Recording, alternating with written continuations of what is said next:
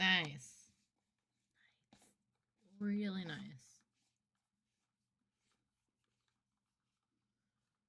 Spill on my water.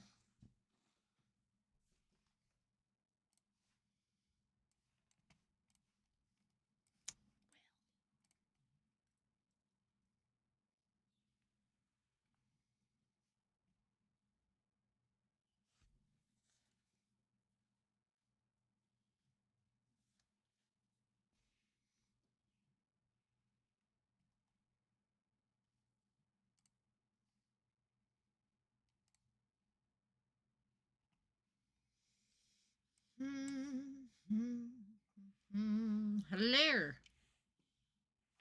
Hi. Hello. How goes it?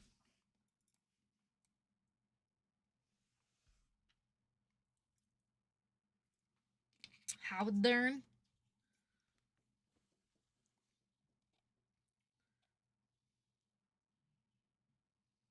Oh. Oh my god. I just saw that I have like 10 text messages from you. Uh-oh.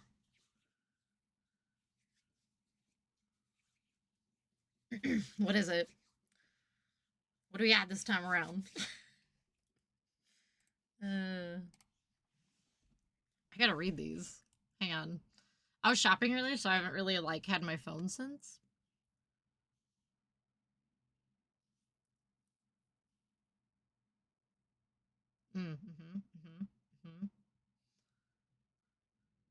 Very bee nesty today. Very 60s. Very, very hippie. Sorry. It is very like all over the place. It's very poof. Very poof.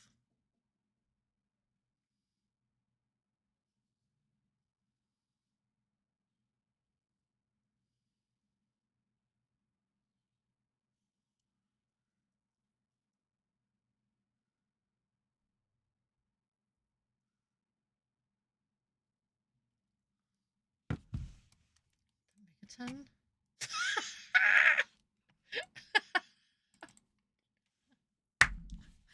Ah, yes. Oh my god. Hang on. Let's get it even more.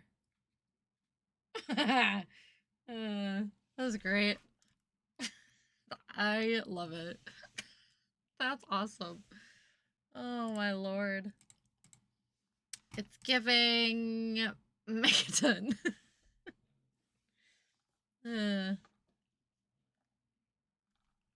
Oh my gosh.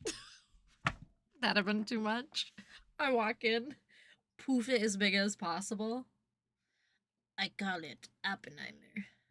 That's bad. That would be bad. Oh no, it's getting all crazy.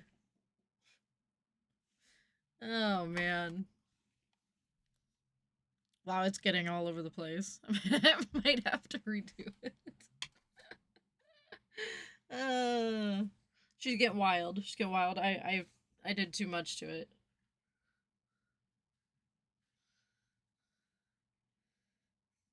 Fake cloud fabric and put it around the base to make the smoke spread. Be like, what? I'm getting into character for the film. Oh man, that's hilarious.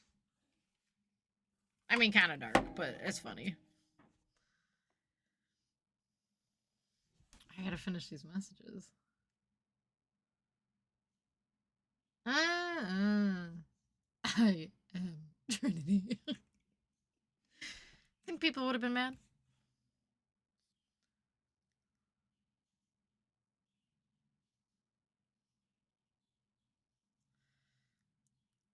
Spot on. These messages, spot on.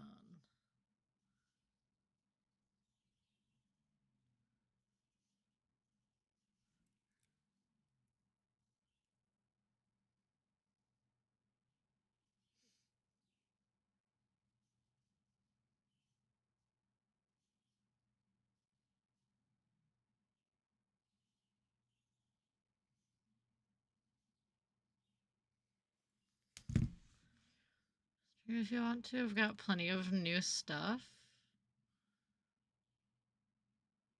Oh, wait. Oh, I don't know why I like tornado hyperfix. Okay, that's why I was like, what's the new hyperfixation? Tornadoes. I don't know why I thought you were using tornado as like a term for this hype. Like, no, you literally mean tornado hyperfixation.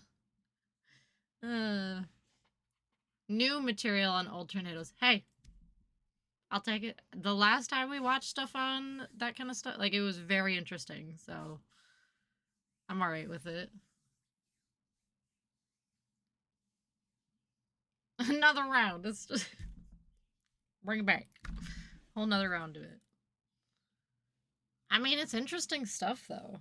Like, very, very intriguing, very fascinating.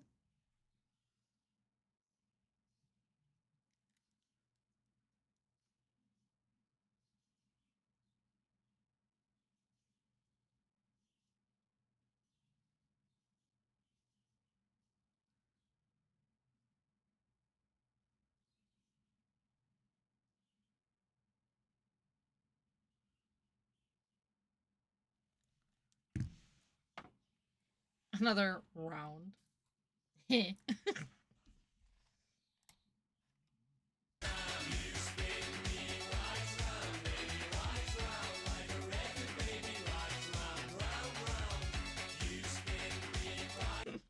don't play too much.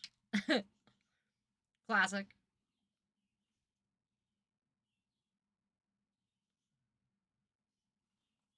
What's this? Oh, I already forgot. I'm like, what's this other window?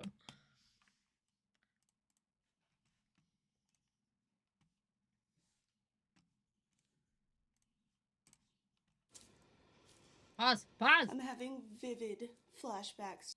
Girl, not yet. I'm just opening. These are emo scene kids, but if you're over 20... Shall we? Ah! I cannot click on anything. Okay. I've got them. I've got the videos up and ready. Which one should we start with? Which one are we doing first? We got her. We got her. Which one are we doing first? Which one are we doing second?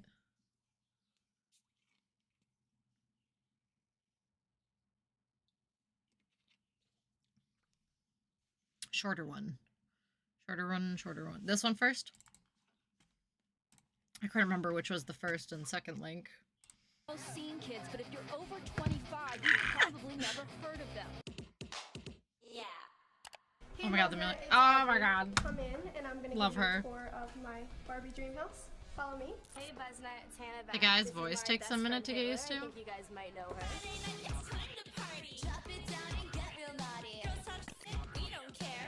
Jeffrey! How do you feel about that? Some of Oh, yeah, kids are pretty captions. Sweet. Some of them, like if you don't answer their message, they How's that? freak out. Tell you that you're and you're ugly.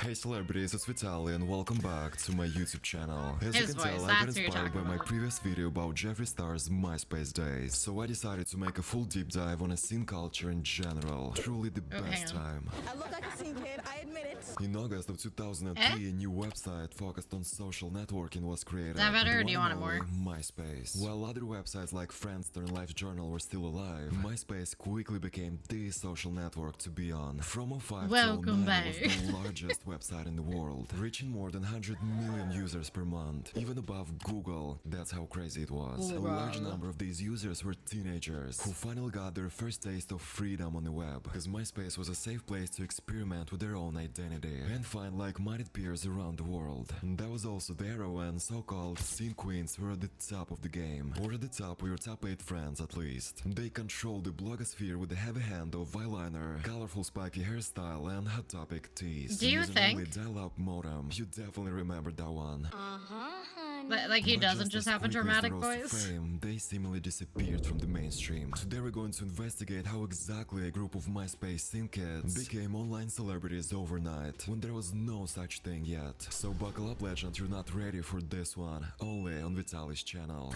Don't forget to like this video so that Now don't be I'm gonna. shady. Also, we're so close to 50k subs. Subscribe if you haven't already. Now I'm gonna watch his mouth. Let's start from the very beginning. What exactly is a scene? This scene is a huge subculture that emerged from the existing emo subculture. Members of the scene were usually nicknamed scene kids, sinisters, or trendies. Although scene kids were associated with musical styles like metalcore, grindcore, and neon pop punk, there was never a scene genre like there was for other subcultures like emo, punk, or goth. Because of this, origins of the scene are not as clean-cut as other parts of alternative music history. Although the scene is not really a type of music, here's what sinisters typically enjoyed. Broken Side, Great Carolina, obviously. Speaking of, please tell me that you Obviously. remember this song.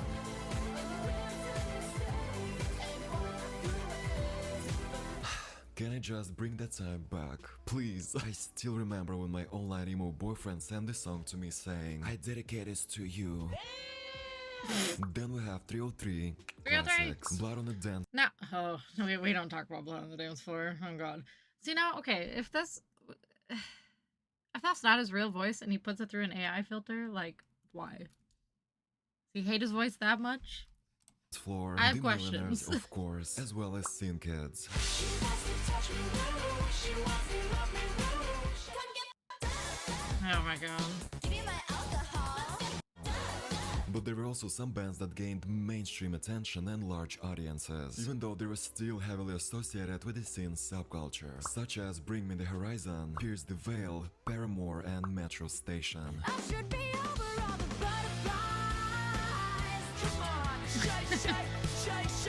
Happy.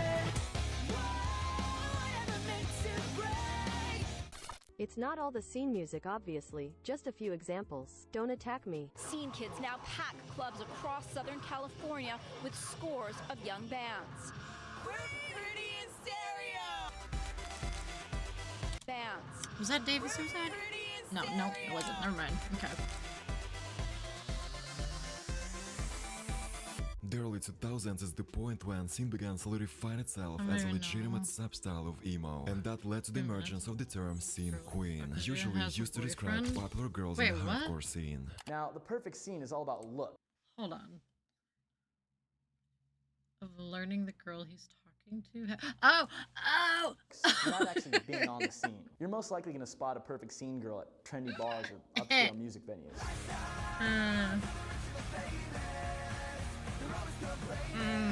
Scene kids feel that their style is If not you know, only a you know. fashion statement, but a whole ass lifestyle. Major They if you usually know, you tend to know. have choppy layers and side bangs in their hair. Oh, and don't forget to tease your hair to make it poofy at the top. Many girls would wear at least one bow, headband, or tiara on a daily basis. Makeup is another big part in a scene realness. Both boys and girls would wear a generous amount of black eyeliner. And don't forget the brightest eyeshadows and fake eyelashes. What are Audrey Kitching's makeup must-haves and name them? Lip gloss. What kind? obviously. I like NARS.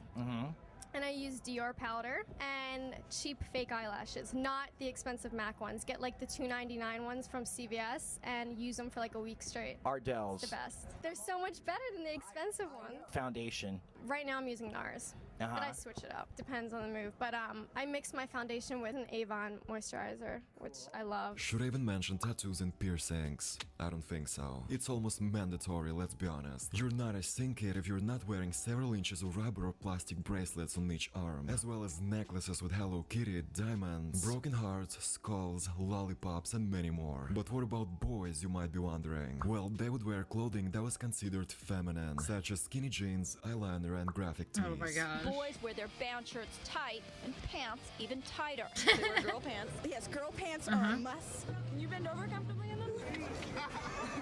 Hair, straight or modified mohawks. Multicolored hair, the spike, And makeup from powder to eyeliner. a lot of eyeliner.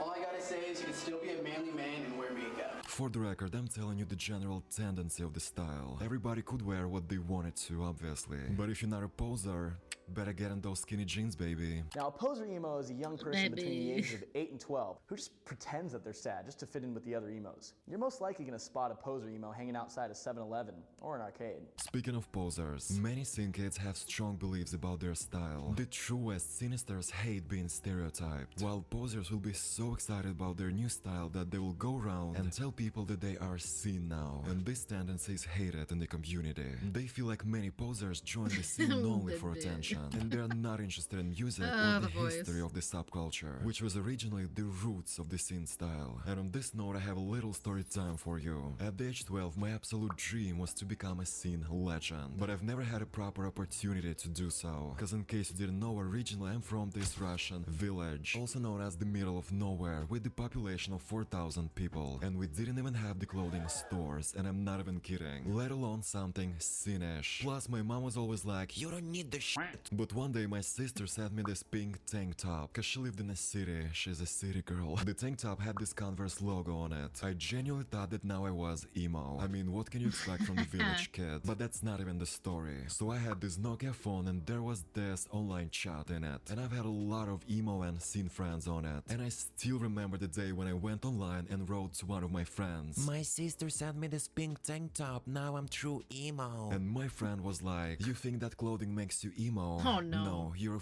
poser. I'm deleting you right now. To say that I was devastated would be an understatement of the century, you guys. I mean, I was a poser in the end of the day, but I just desperately wanted to be like those cool kids. Okay, back to the video.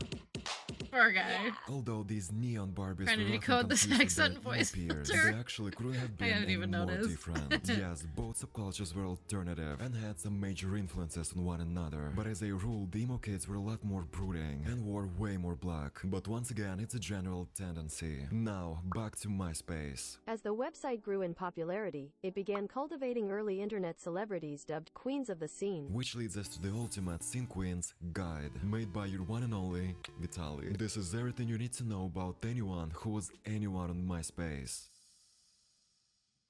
Hey Buzznet, it's Audrey. Come in and I'm gonna give you a tour of my Barbie dream house. Follow me. If you didn't know who Audrey was during your MySpace days, I've got some bad news for you. You probably lived under the rock. She was essentially the queen of the queens, and every girl wanted to be like her. I'm the real Audrey Kitchen. I think you're just a genius. I'm the real Audrey Kitchen. I only date dudes and bands, and I like my metal like I like my coffee, black. She began modeling when she was only 14 years old, and even had a brief moment in which she dated Brenton Urie from Panic at the Disco. 2000's gold, to be honest. At the time, she also had her YouTube reality series titled Trash Love, with her MySpace pal Zoe Suicide. I call it the scene version of The Simple Life. My hair is getting wet, dude.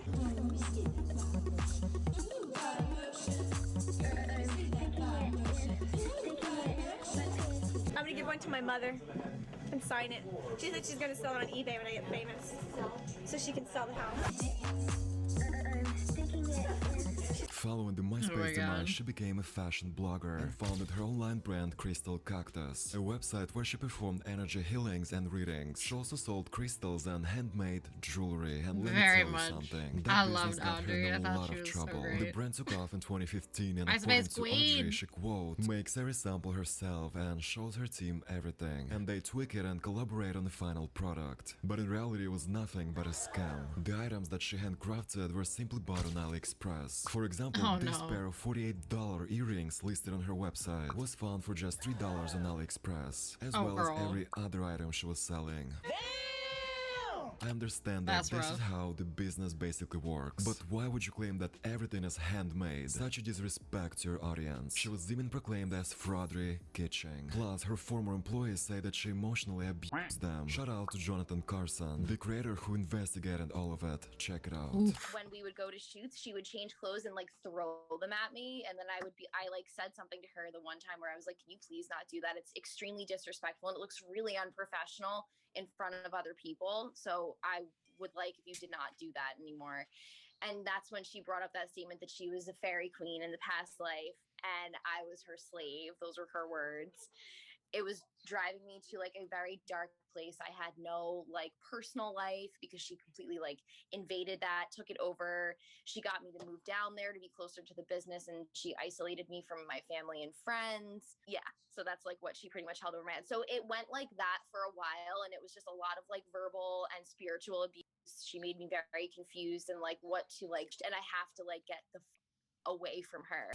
Now I'm sorry if I ruined all of your teenage memories by this expose, but I had to bring it up. After the severe backlash she received, she disappeared from all the social media, as well as closed her business. The next scene queen is Hannah Beth. Let's be honest, Hannah laid the blueprint for the influencer model we have today. When she first signed up for MySpace at the age 15, she initially began her journey as Audrey Kitching's partner in crime. The rest is history. Hey everybody, it's Hannah Beth, and a lot of you have been asking me to do a makeup tutorial, so ta-da! I was either 15 or 16 years old, and I remember people talking like, yeah, there is this new platform. I was super into the whole emo vibe, so that's when I got on it. There was already Friendster, but I wasn't into that. I started to notice my count going up after 6 months or so. I think I got up to maybe 4 or 500,000 back then. So basically Audrey and I are very competitive against each other in certain things, so I only hang out with Hannah because she's so internet famous. yeah, and basically that's the only reason I hang out with her. So we thought it might be kind of funny to go to Disneyland and see who can take the most photos of each other. Or who gets more comments. Basically, I collect toys. I get most of them at Kid Robot. These are all my dunnies. At the time, being an influencer was not a thing. I would find anyone that was a photographer and meet up with them, which probably was not safe, but I survived. People were always into my weird fashion and makeup. That's how I got a lot of my followers. That was a whole new world for me. At the time, I became really close with Audrey Kitchen and Jack Vanek. We'd always go to a bunch of shows, and we always connected through that. Also, Jeffree Star, he was in Orange County. Oh. What's up? Like kind of her looks. Oh. I don't know if I ever thought that I would see Jeffree and Hannah sitting. Jeffree. Yeah. I feel like they definitely share features. Ah, they do. Good call. Weird. That's kind of weird. Sharing a plate of french fries again. This is like not happened in a long time. On Valentine's Day, we ran into each other at Swingers. Me and this girl, Crystal, had a Valentine's Day party, and she's good friends with Jack. So at the party, Jack called and was like, oh my god, I can't believe you're with Hannah. And then I called her on the phone and I was like, listen, I don't want you on anymore. So me and Jack totally like reunited. And then I go to Swingers, and then Jeffree walks in. I was like, oh. And I went up to him, I was like, it's like all the stars were aligned that day, right? And then Crystal's like, I want to go say hi to Jeffree. And I was like, I do too, whatever. So yeah, and then right when I saw her, there was no like weird feeling. It was just like, oh hey, I haven't seen you in a while. Yeah. Like there was no weirdness at all. I just felt like there was always like a lot of other people like in our lives that were like jealous of how close we were. So they're always trying to like break us apart, like bring us down. I don't know, there was just drama and like, you know how friends take breaks and like I feel like in back at it again? the long time that we've known each other, we've both grown up What's so happening? much, you know. Like in the beginning, I felt like we both were kind of immature and we let people affect us. Now we're just like, that's never gonna happen again.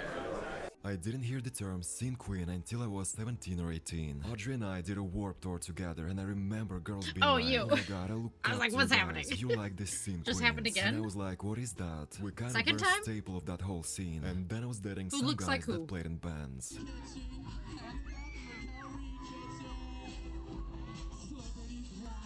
And this is what she looks like now, still stunning. This leads us to another scene legend, Jack Vanek. Even if you are not into following the lives of strangers on the internet as an alternative teen, you may recognize Jack from her iconic graphic tees. In the beginning, she started selling her own bracelets at the Warped Tour, where she was previously a band Oh god, I miss Warped Tour. Oh, whoa. Okay. Okay. No, you got it. Your brain doing brain things? Wow, that's like a lot. Very similar. photographer. Oh, and by the way, she and Audrey Kitching have something in common. No, not Scamming fans. They were both dating musicians from Panic at the Disco at the same time. Goals, not gonna lie. By the way, now she has a full-blown entertainment career as one of the hosts of the Lady Gang podcast. Good for you, legend. Zoe Suicide. Zoe was another one of Audrey's model sidekicks. Back in the day, they teamed up together under the name Trash Life, and were making a lot of content together, with Hannah Beth included. So first off, what exactly is it that you do? Well, I'm just a scumbag. I don't really do anything. Yeah, like hang out, models hanging out. How do you feel about the internet and today's youth? Oh no, it's fucked up. I think it's gone way too far. Like when I was 12, I was playing with dolls and playing kickball. Yeah, climbing trees. Nobody goes outside anymore. Sending people hate mail. They just sit by the computer all day and talk. Consumed with the internet. It's disgusting. We don't even own computers. No lie. Apparently, Zoe loved the idea of being someone's BFF so much that she even participated in Paris Hilton's My New BFF show. She's currently married, has children, and seemingly enjoys the ordinary lifestyle. Mr. Jeffree Star. I'm not gonna say a lot about him cause I have a full video on Jeffree's early days, so definitely check it out after this one. But he was the original scene legend, point blank, period. Oh my god, Jeffree Star is so ugly without makeup on. Oh god, I mean it's actually pretty true, but I feel like if I didn't have makeup on anyway, I think every girl would still want to sleep with me. Or maybe not. Kat Von D. Although Kat is a celebrity in her own right, thanks to her successful TV show Lay Inc., she was still a source of style inspiration for many alternative teenagers. Her iconic tattoos, immaculate makeup and hair extensions made her an absolute icon in the eyes of many. Jeffree! My name's Jeffree Star. In case you've never heard of me, I do music, I DJ, I model. I met Kat and we hit it off. 5 years later, we're best friends. Looks like cotton candy. Today I'm getting a portrait of my best friend and my dog, Diva. Here you go. Oh my god! I love his dog. I think now that I have 80 tattoos, this is like one of the most painful ones. You have 80 now? Yeah. That's so cool. I've seen you go through so much in all this time and just... Right, we've both been through so much. Yeah. You're one of the only people that came out and like supported me during my book tours, and I'll always be really thankful for that. Speaking of which, I got a 3rd book deal. While talking about the scene queens, how could I ignore the millionaires? If the lyrics "Let's get off top, give me some alcohol" mean something to you, you are a legend. We'll take off our underwear, drinking cocktails with fun. All these guys will be fine. The sisters Melissa Marie and Alison Maria Green formed the band by accident after messing around on Garage Band. The rest is history. How did you get so popular on MySpace? That's a good question. We had big MySpace accounts. You did. I didn't. So how'd you guys come up with the name Millionaires? Where'd that come from? It totally, yeah. It was just randomly, like, yeah, when we put up the song, made the song before we had the band name, and then I randomly just put Millionaires, and then it was like too late to ever change that. So then here we are. So you guys just recorded stuff on your computer and like it became big, or how did that happen? Yeah, we were just around on GarageBand and made some loops, made some lyrics, and that's awesome. All of a sudden. Side to side, left to right. Flip your lips, flip your hair, watch them sweat over there. Oh my god. Welcome back.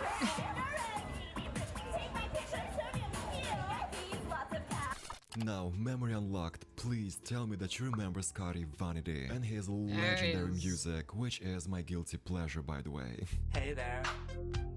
I like your hair. Who does your So ridiculous. Oh lord. I wanna do your makeup. I haven't heard this in so long. He recorded his first single, I Like Your Hair, at age 15, and it became an instant hit. It quickly put him on the radar.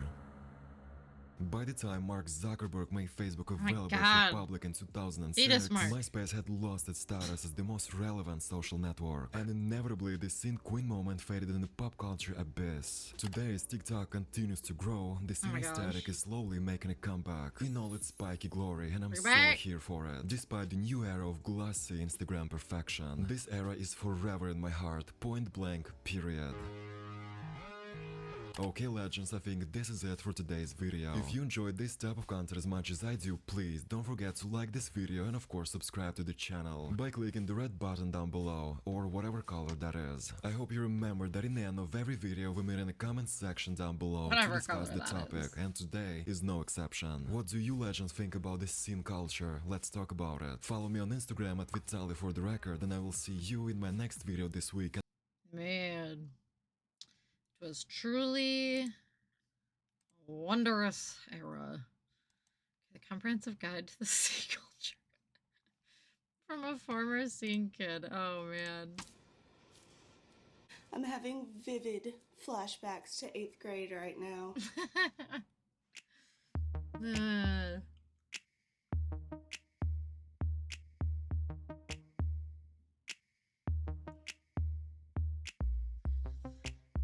It's really unfortunate. Really sad. You hate to see it. Got the Bring Me the Horizon shirt that I got on eBay. Oh my gosh, the pop I made tab. all this candy myself. This bow is from 2011. And this is all the energy drink tabs that I collected when I was in junior high and high school. I actually have a box of more, but this is all that can fit right now. So if you hadn't guessed from my outfit or the title, this video is all about scene subculture. Scene kid in about 2010, 11, and 12. So I can tell you firsthand kind of what it was like in that time period. So my emo phase started when I was in 6th grade, so like late 2009 and 2010. It's everyone. And I was very much an emo kid, and then summer like it just took of over. 2011, I met a girl who introduced me to the world of scene. I saw girls and guys with huge teased hair, colorful hair, raccoon eyes for makeup, the skinniest jeans you can imagine, and arms full of candy bracelets. In 2013, I moved on to kind of my indie soft grunge phase, and I considered my scene phase cringe.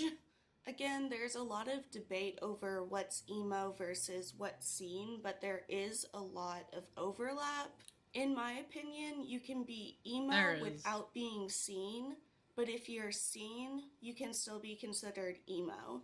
So scene is almost like a subcategory of emo, in my opinion. Emo and scene are both subcultures though, because instead of it being just fashion, like a modern day aesthetic, it is very much based off music and it has its own belief systems.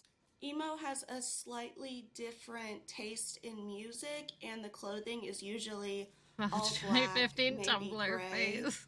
and scene is much more colorful. Emo makeup is usually simple and hair usually isn't teased. So let's talk about the culture of scene.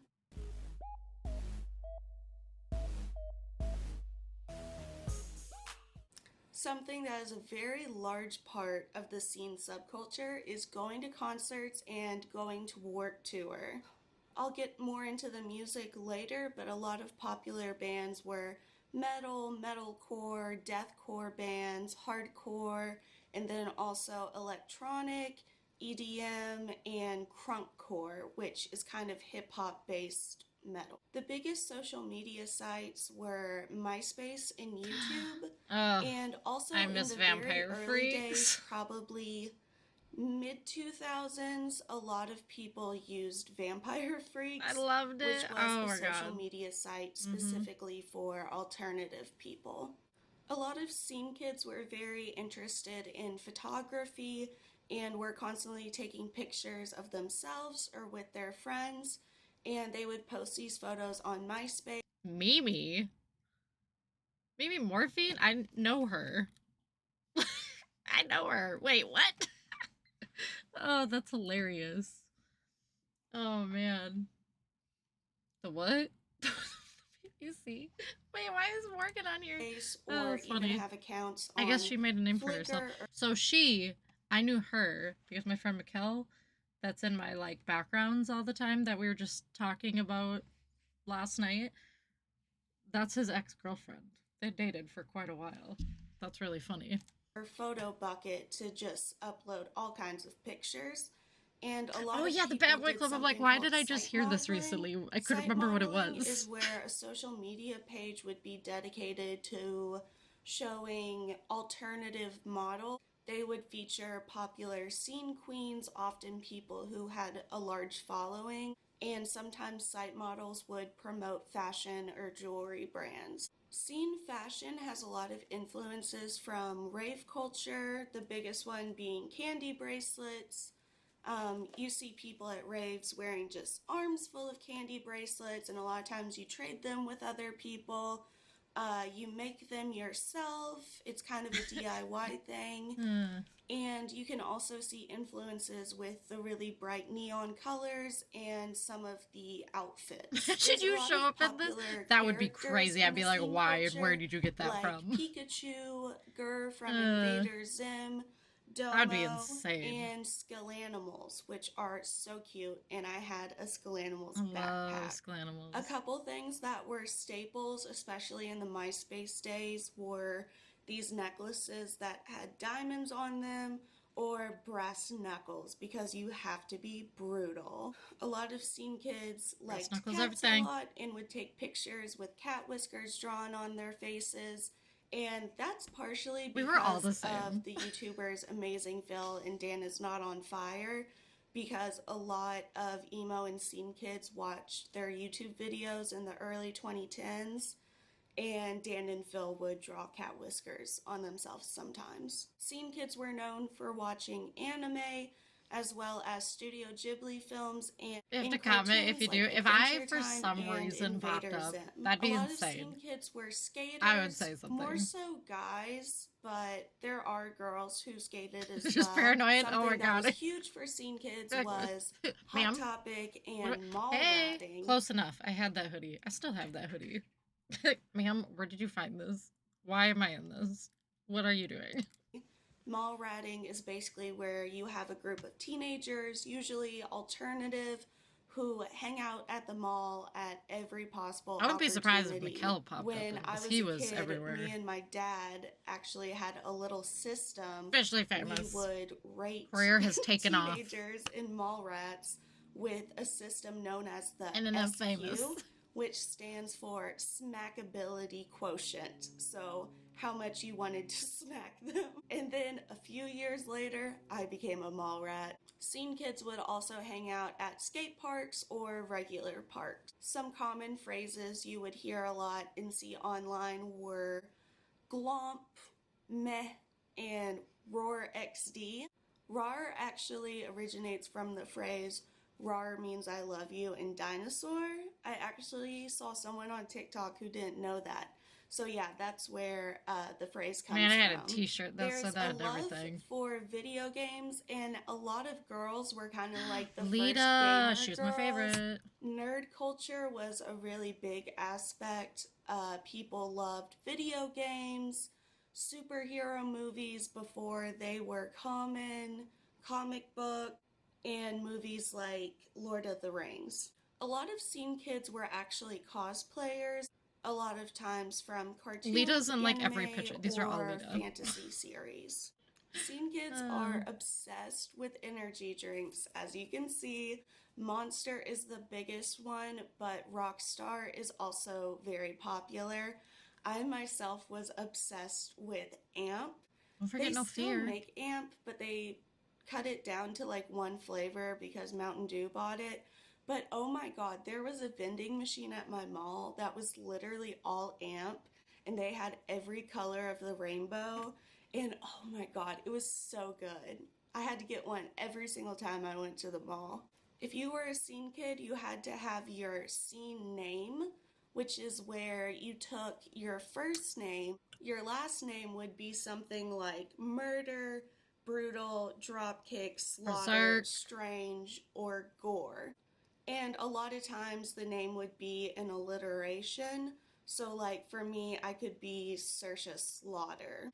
Because scene culture was popular in the late 2000s, in the early 2010s, Dude, it's gotta be there was definitely it's gotta a be a lot thing. of There needs to be a random study. humor, which was really popular at the There's time. so many energy People drinks would make consumed. It was random jokes about ridiculous. tacos, pancakes, cats, and dinosaurs.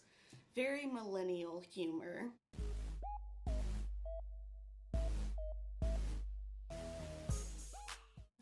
I have the history broken up into 5 eras, historical periods. So the first section is going to be what I call the Golden Age, or the MySpace era. The Golden Age. The first section I'm going to talk about is the first wave, the MySpace era. Cannot be or I healthy. like Cannot to be good refer for to the it as heart the at Golden all. Age. This took place around the years And we just thrived on 2006 to 2009. MySpace was established in 2003 and was one of the first social media sites. It was a precursor to Facebook, where you could add friends, post updates, and customize your page with graphics and music. Many scene girls who became known as scene queens amassed large followings on MySpace. Some people did use vampire freaks, but that was more so at the very early days of scene. These girls who were known as scene queens Vampire were Freaks was usually great, though. late teens or early 20s. And true scene queens went to concerts, local shows, bars, clubs, and parties. The term means a girl or woman who goes to a lot of metalcore, emo, hardcore, and crunkcore shows. The term scene means the music scene, so like they're active in the music scene. Men often accuse these women as being sluts who only wanted to sleep with band members.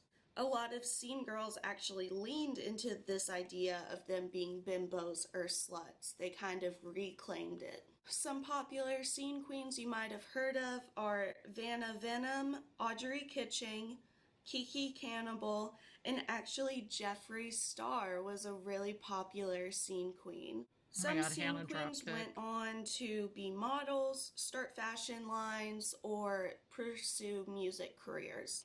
Most of the photos you saw were just taken with a digital camera, and sometimes they modeled for fashion lines, and most of them were site models.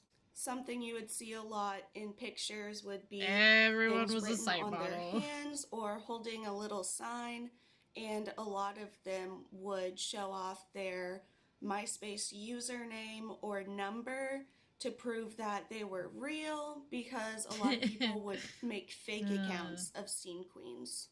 Again, some scene queens went on to make music, like Jeffree Star. A really popular music group was the Millionaires. They are so iconic, and they made music about partying and having sex. Yeah. Millionaires. That's right. Friday night, it's time to party. Drop it down and get real naughty. Girls talk shit, we don't care. We'll take off our underwear. Men hated the Millionaires for being open about their sexuality and acting obscene. Their fan signs. Oh my god. Ridiculous. Huge. Huge.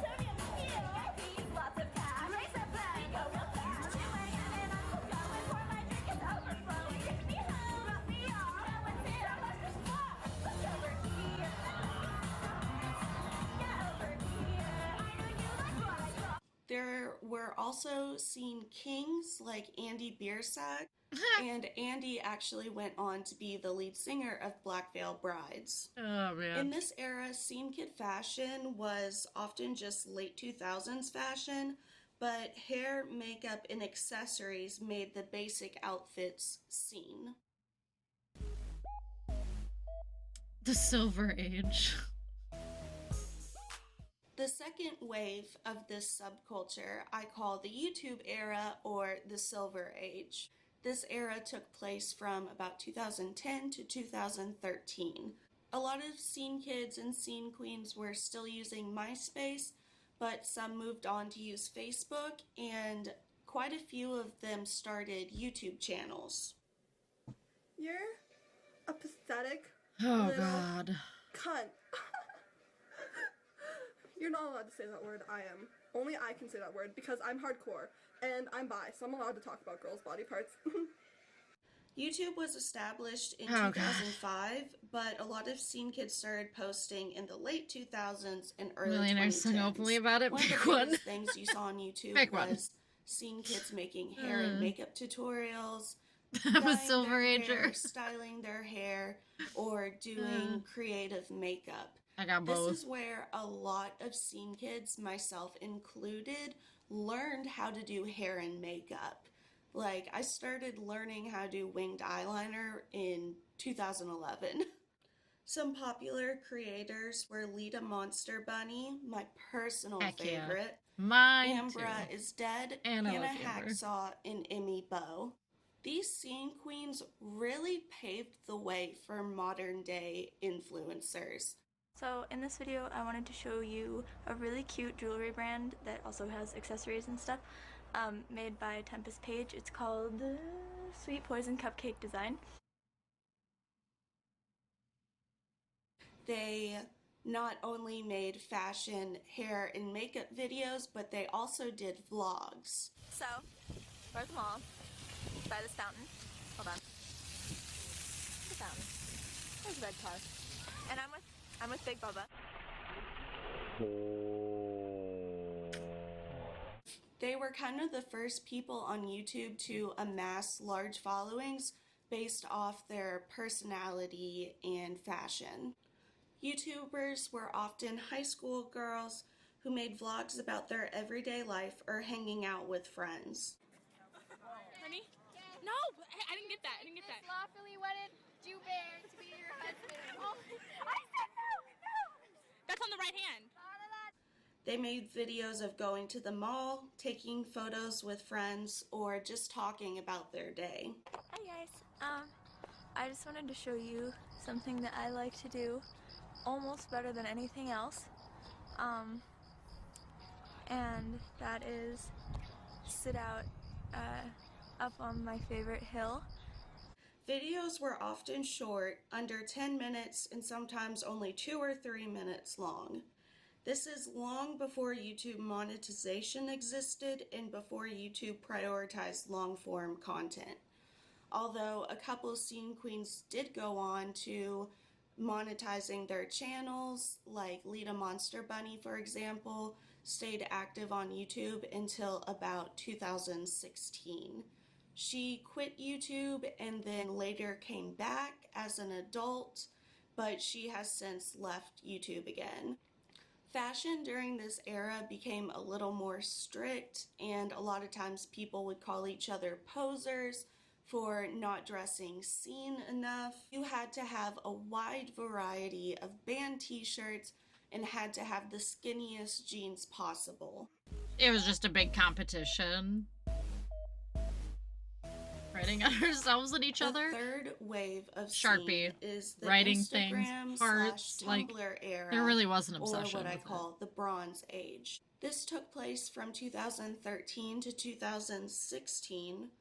Popular creators on Instagram were Alex, I never know how to say her last name, Alex Dorami, I don't know, and Sarah Monster Kitty. I still follow a lot her. of these scene influencers were also YouTubers, and there was actually a YouTube collective known as My Digital Escape that started in 2014.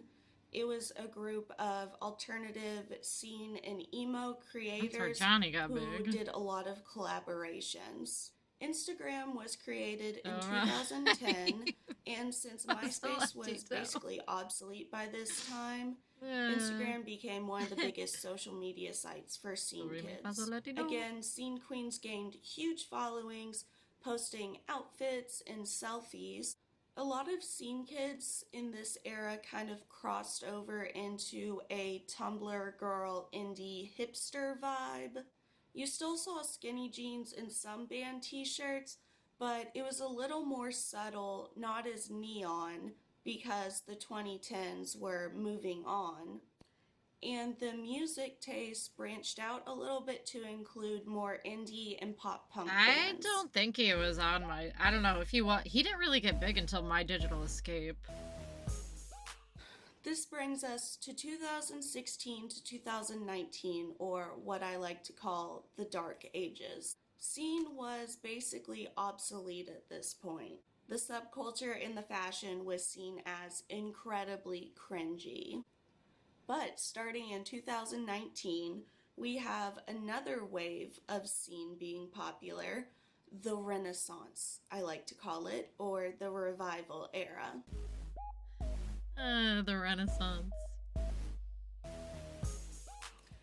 There's been a revival of a love for scene culture starting in about 2019. Oh gosh, it probably on was TikTok, eyeliner. and I'd say the revival is still going It's on black, to today. smeared on there were a everything. few hashtags that became popular in 2019, like calling the year 29 scene, and then once 2020 rolled around, a lot of people used the hashtag roaring 20s as opposed to the roaring 20s, the roaring 20s. Get it?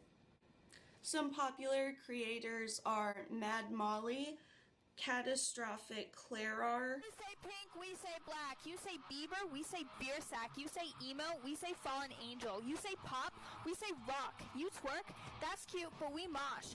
And Trash Mob.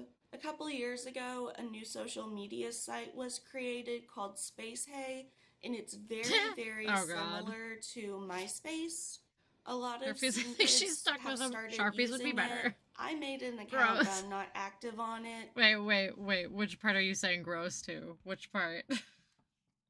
So there's a lot of alternative kids on it, but it's not limited to just them. During this revival, The Space a Age lot shout of out, yeah. popular Heck bands from the early 2010s actually have started making music again. I can guess. Was it the girl doing the lip syncing thing? That one? Is that what you were saying it to? I'm not sure. Pierce the Veil and 303 have started releasing new music again.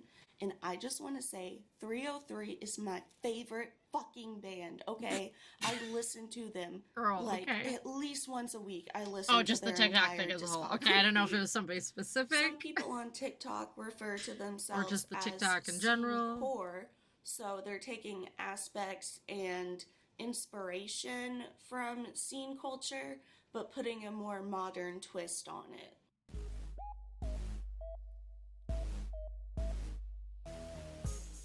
Let's talk about the fashion. Each era kind of had its own spin on the subculture, but there are some items that are popular in all eras. And again, a lot of people were very strict about what they considered scene, and they would call people posers for not dressing scene every single day. For shoes, you had to have Converse. Knee-high Converse were the sign that you were super cool, as well as Osiris sneakers and skate shoes like Vans. Accessories and jewelry were probably the most important part of the outfit. So accessories were tights, knee socks, studded belts, sunglasses, shutter shades, and spirit hoods. I had this shirt too. I think I still have it. Vader Zim. Sunglasses, Vader Zim shirt. Shutter shades, and spirit hoods. Dude, spirit hoods are so expensive. I was never able to get such as one. Wolves or bears. They're but so the term expensive. Spirit hood is actually problematic, and we should not use that. It's referring to how a lot of Native American cultures have something called spirit animals. And by using the term spirit it's hood, the brand. we I don't are know, girl. appropriating Native American They're culture. so expensive, though. So if you are interested in wearing one of those, just refer to it I guess, as I don't even know the last time animal they made hood. music. The most popular jewelry was candy, as well as these bands right here, these little rubber bands, which are called sex bands.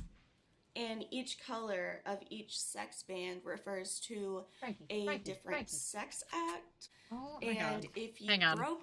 Give me 1 second. Frankie's getting into some. I gotta go see what's going on. Sorry, pause. 1 second. 1 second.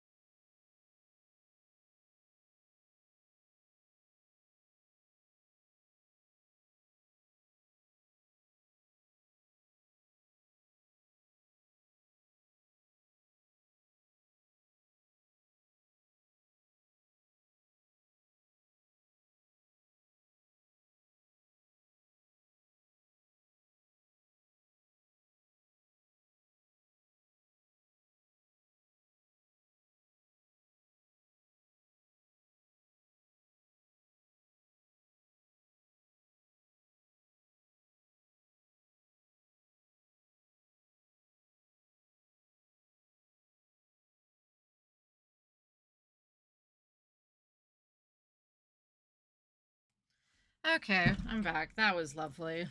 Little devil. I thought she was chewing on something because I have like a table back here, and she went underneath. And I thought she was chewing on something, and nope, I went over there and there's a giant pile of puke. So she puked, so that was fun to clean up.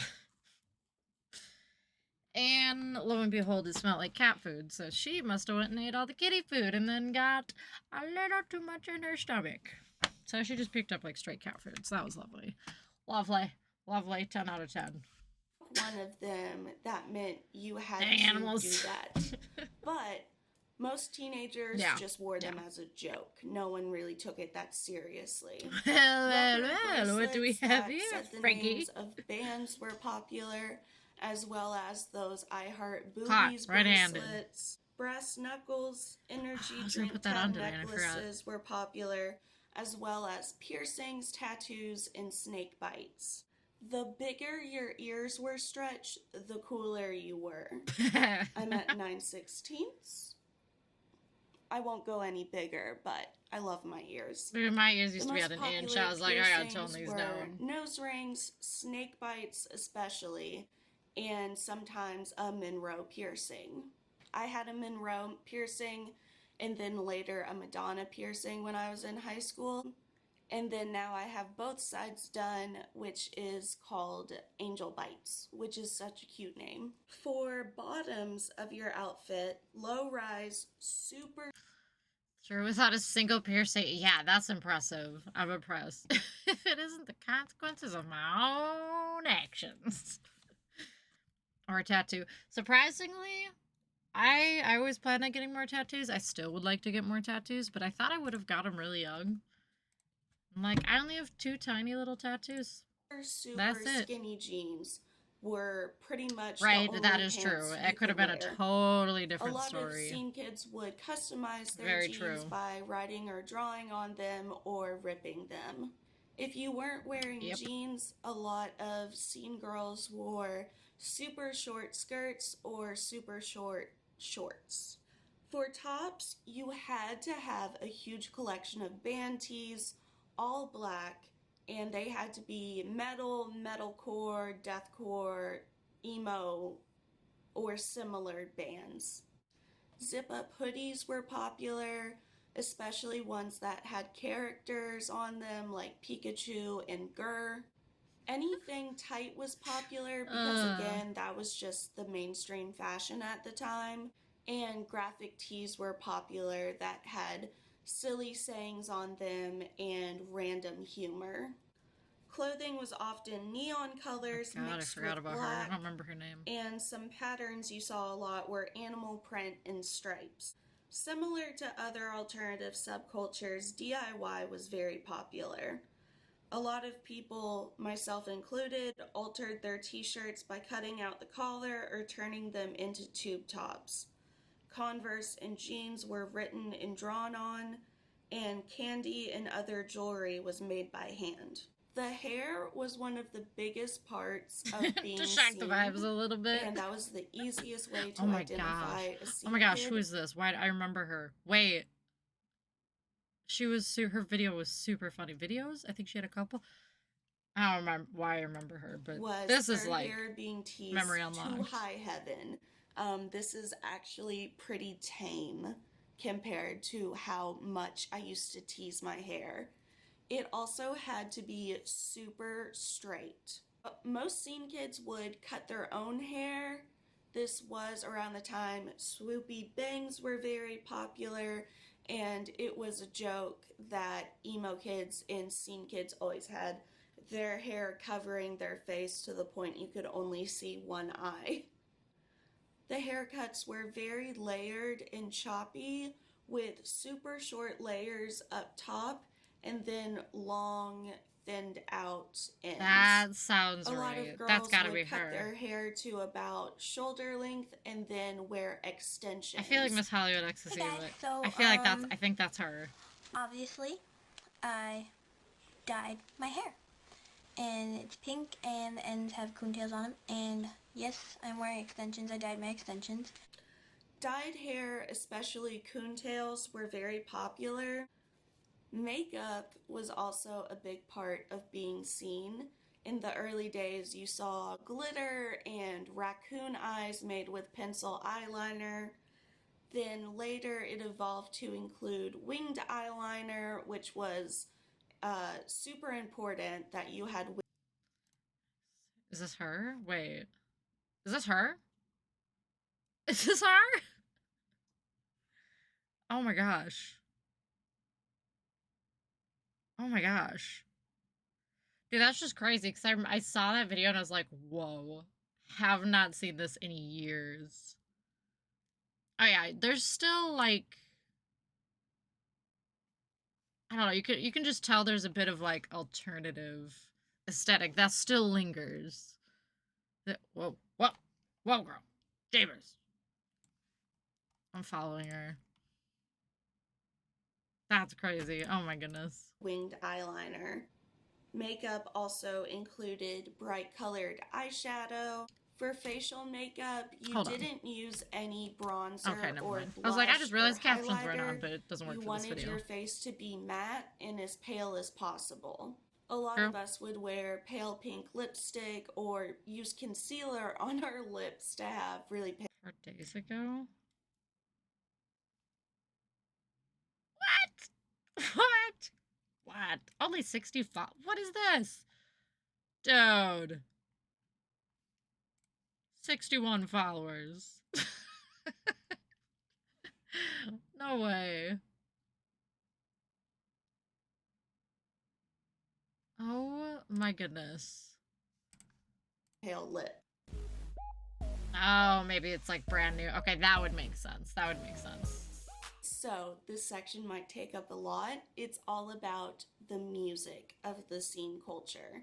And music was one of the biggest parts of this subculture. Scene kids always had their earbuds in, listening to their iPods with the volume turned all the way up, probably causing permanent hearing damage.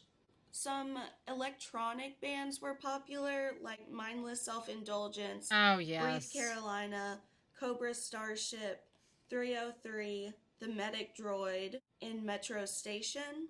Crunkcore bands were Curve and Broken Side. Some people consider Hollywood Undead crunkcore, but I consider it like rap metal. Crunkcore basically took influence from hip-hop and electronic music, but then would feature screaming vocal and metal influences. Oh my gosh, now I'm wearing an old Blood on the Dance Floor shirt.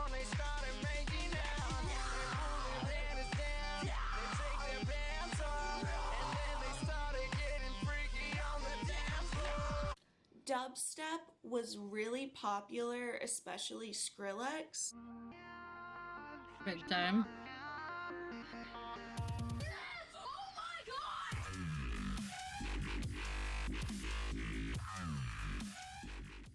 And a lot of us listen to Nightcore, which is like super sped up EDM.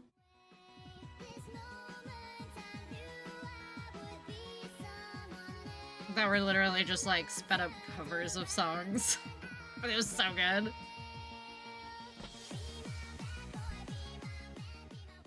Yeah, also, oh my god, dubstep also just blew up. And deathcore and people just couldn't get enough. As well as some hardcore and post-hardcore. Some of these bands were Asking Alexandria, Bring Me the Horizon, The Devil Wears Prada, which is one of my nostalgic fave bands, and I've actually seen them 4 times. Escape the Fate and Falling in Reverse, but we fucking hate Ronnie Radke. Fuck that racist bitch. Bless the Fall, I Set My Friends on Fire, A Day to Remember, Black Veil Brides, Crown the Empire, Pierce the Veil, Sleeping with Sirens, and Issues. Something I think is interesting is that on TikTok, I see a lot of people, younger people, refer to these bands as Screamo, which I find hilarious because Screamo was a huge insult back in the day. Like, that's what normies and preppies would call our music, was Screamo. Or sometimes our parents would call it that. And it was just such an insult. That was never insulting to us. It's not just screaming, it's real music. A lot of scene kids would list their favorite bands in their Instagram bios. So you'd have like the whole motherfucking alphabet in your bio. Some other popular bands were more emo bands. I don't really know what genre to call these, but Fall Out Boy, oh my god, yes. NCR is one of my faves. I saw them back in 2011. Panic at the Disco and Paramore. Some more traditional emo bands were popular, like Hawthorne Heights, Alisana, and From First to Last. From First to Last was like my favorite emo band, and the lead singer is actually Skrillex. Before he was Skrillex, he went by, I believe, his birth name, which is Sonny Moore. During the later days of scene, less heavy bands were popular, like Never Shout Never, The Ready Set, and All Time Low. In the 2010s, pop punk bands like The Story So Far, Neck Deep, and The Wonder Years were popular, especially among Tumblr users. Some metalcore was actually really misogynistic, like Asking Alexandria comes to mind. So I'll get into internalized misogyny later, but some of the lyrics were pretty iffy.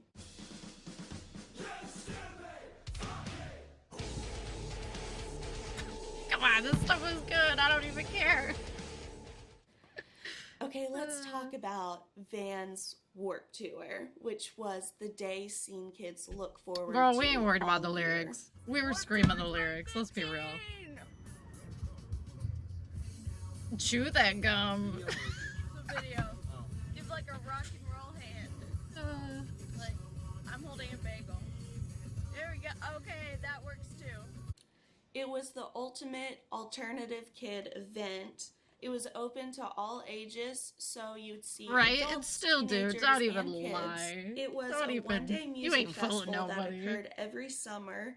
It was actually started in 1995. 100%. Like, that was it not ran all the way to 2009. It was not like an issue. It was never.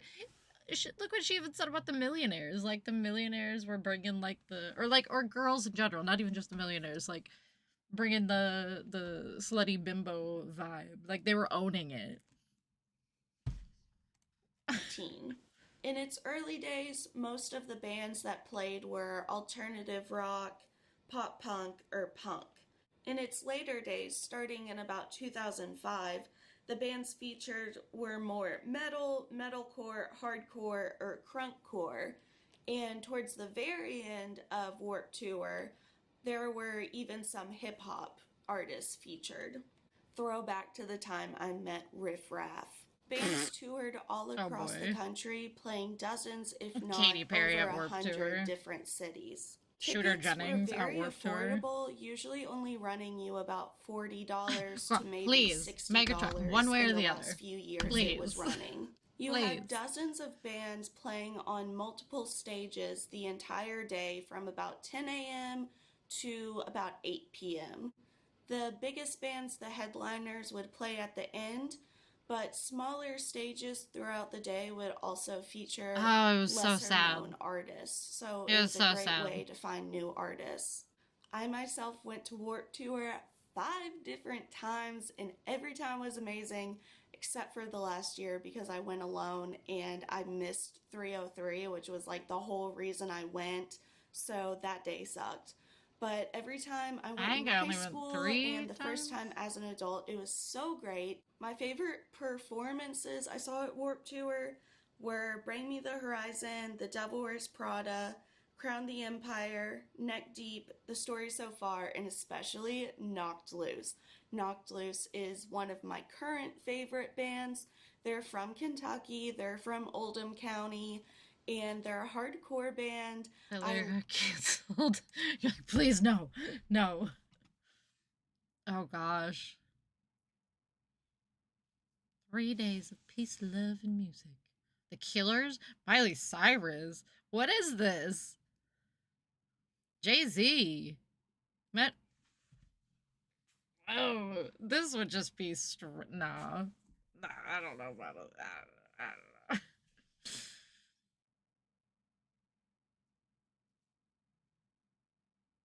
Right? Like, what's going on here?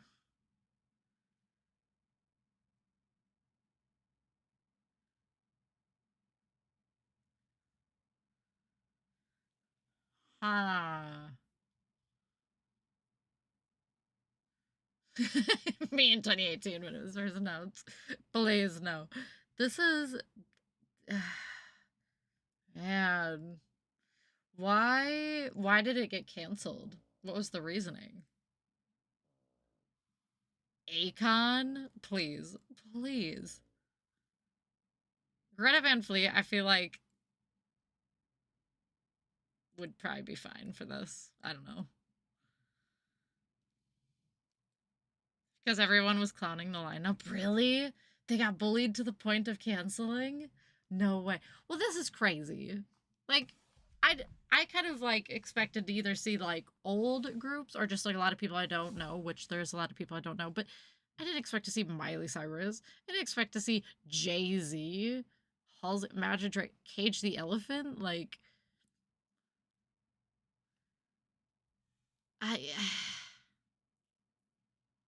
yeah, this is strange.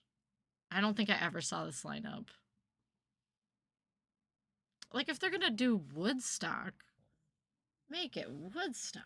Come on, don't bring Jay-Z. What is this? That's crazy. Loved watching from the back of the crowd, just fucking skinny white dudes getting pulled out of the crowd with broken arms and bloody noses. It was amazing. So to end the music section, I just wanted to show a few ticket stubs that I have. This is from a show October 27th, 2013, Sleeping with Sirens, Memphis Mayfire, and Issues. I have that one. This was actually my second favorite show I've ever been to. It was August Burns Red, Bless the Fall, Defeater, and Beartooth. This is November 4th, 2013. This was before anyone knew who Beartooth was. I saw them in a crowd. You're like, oh man, we got throwback. It was awesome. This is from when I saw My Chemical Romance, Blink-182, Matt and Kim opened. It was the Honda Civic Tour, September 10th, 2011. And then this is from another one of my favorite shows. It was really small. It was I Set My Friends on Fire. And I went because it was for my boyfriend's birthday because Greeley Estates was supposed to be playing. My ex-boyfriend. Greeley Estates was supposed to be playing and they ended up not showing. But Yikes. Also A Bullet for Pretty Boy and someone else. I didn't really listen to them. but that's from April 5th, 2012. Got my Warped Tour ticket July 24th, 2013. So. Believes. What is this gonna be?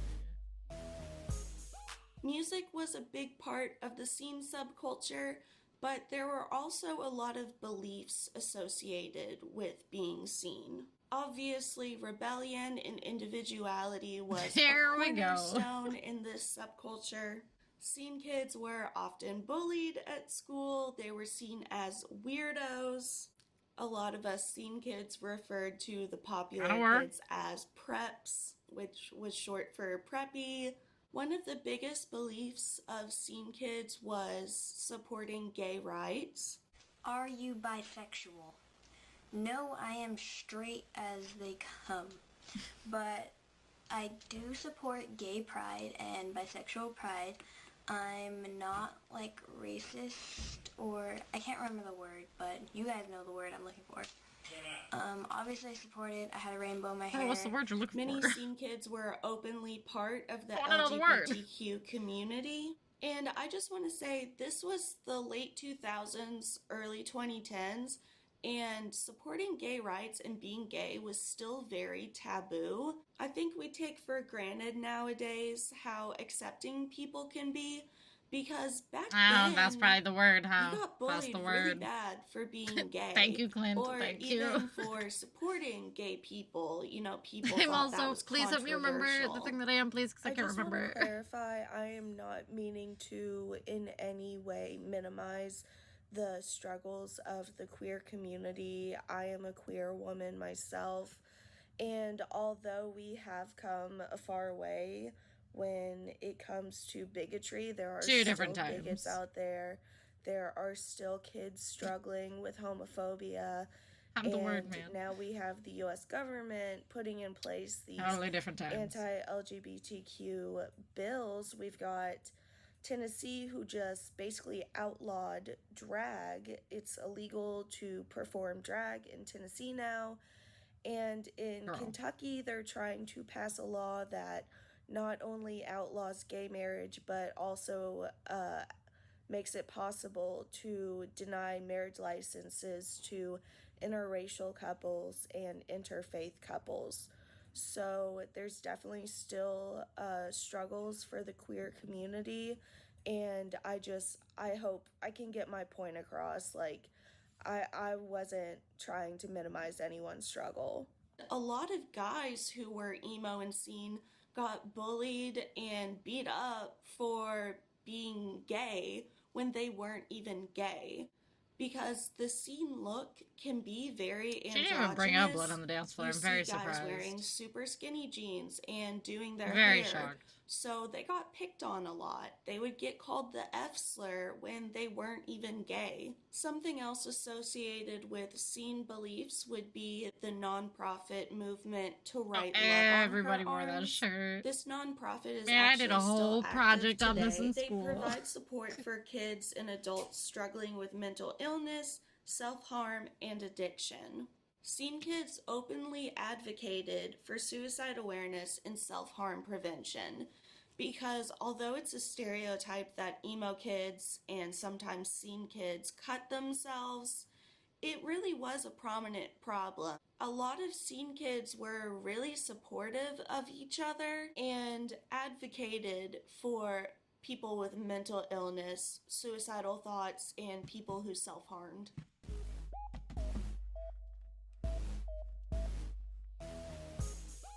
This last section, I'm just going to touch on some of the negative aspects of the scene subculture. In the late 2000s, toxic diet culture was very much present, even carried over some into the 2010s. The biggest insult you could give someone was calling them fat. Girls got called sluts a lot, and there was a lot of cyberbullying. Diet culture told us we had to be super, super skinny, and there were some people who had eating disorders. A lot of scene kids were super active on social media and the internet, so a lot of people did fall victim to cyberbullying, because 2010, it was the wild, wild west on the internet. Adults didn't really understand cyberbullying. A lot of it flew kind of under is. the radar because we just wouldn't tell our parents how much we were struggling. There was also a lot of elitism, where some scene people would call other ones posers if they didn't listen to certain music or didn't dress scene enough. Being People called are a still like poser that. was also a huge insult. This scene subculture was also seriously lacking in POC representation.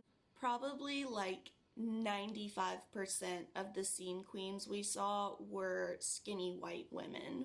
During this revival we have going on TikTok, we see a lot more people of color that are active in the scene community, and I love that because scene is for everyone. Subculture and aesthetics are for everyone. I think there was a lot of internalized racism if black people didn't straighten their hair, if they wore their natural hair. It was just they a weren't different considered seen, because to be seen, there you was had to have still super a presence. straight It hair. just wasn't There was definitely majority. internalized racism as well as some straight up racism when it came to cyberbullying. Many scene girls had a lot of internalized misogyny. Exactly, it just wasn't a thing. It wasn't themselves in not being like other girls. It wasn't like a thing, like it was being like no, it can't be a thing. No, it just wasn't there. The presence wasn't there as much. Basic clothing or interests. I feel like this Nobody said ideology no. of I'm not like other girls was really prominent in the early 2010s, and a lot of scene girls just put down other women. Again, self-harm was actually pretty common among emo and scene kids, but others did encourage people to seek help and tried to provide support themselves. Although this was kind of an issue sometimes because people wouldn't respect others' boundaries and they would kind of take on someone else's problems. Like, you'd be talking someone down from committing suicide at like 8:30 a.m. over kick. I think a lot of the negative aspects were the same ones we saw in mainstream culture, like internalized misogyny, racism, cyberbullying, and toxic diet culture. I don't have a conclusion. So that's the video. I hope it was informative. Maybe you learned something.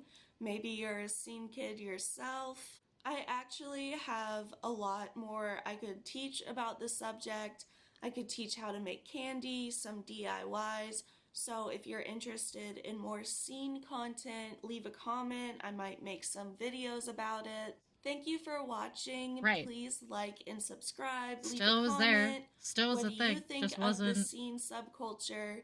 What do you think about wasn't the as much of a revival thing. on TikTok? Just not what you saw. Were you a scene kid yourself? Oh my god, I'd love to hear your experiences. So doesn't mean it's like happy to have offensive or a another bad video thing. That's essay just how it is. I'll put my social media on the Nothing wrong screen with it. and in the caption. Again, thank you so much for watching, and we just hit 500 subscribers! Oh my god!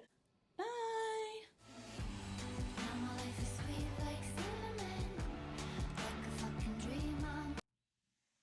Interesting video though. Definitely a lot of throwback things. Oh man. I just didn't connect with it and didn't interact in large enough numbers to notice the ones that did. Oh. Yeah, overall good video. It was good. It was very interesting. I love that it was like, she basically did like what would be a school project. Seeing kids, which is awesome. Wonder if any kids in school ever do projects on like emo kids or like emo culture, scene culture. Like I want to see that presented. I want to see that in a PowerPoint.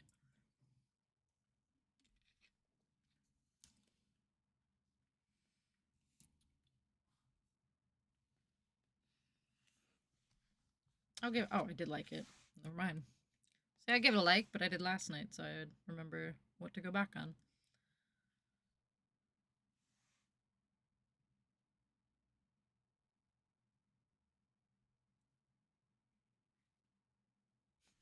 Graduating now. High school was so lame. This is what I was missing out on, dude. Please make more scene content. I'd love to see it. Born in the wrong era.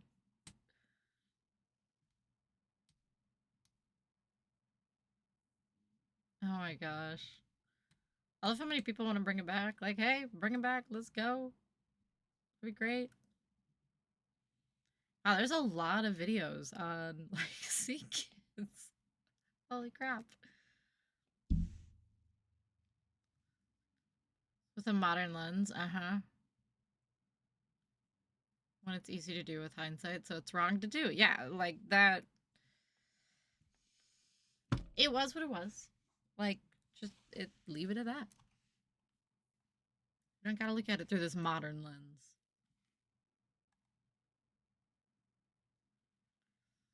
Do what people did to start it. Literally start doing it. Which I think some people have. I'd love to see just like, I don't know, you used to see people out and about here and there, you know? Go to the mall, go wherever. Just don't see it anymore. Very rarely.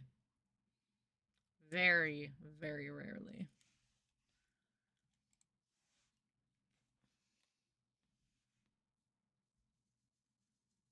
Bring it back.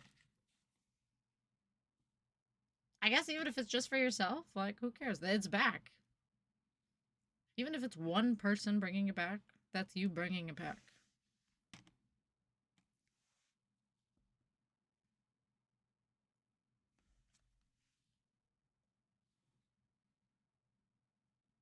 So yeah, I mean, that counts, right?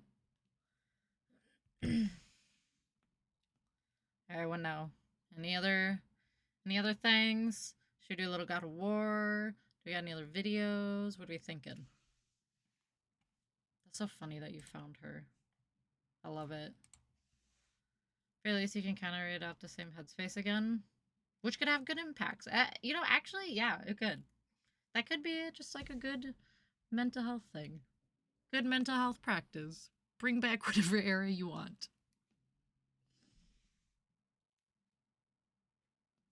Little good tidbit of advice.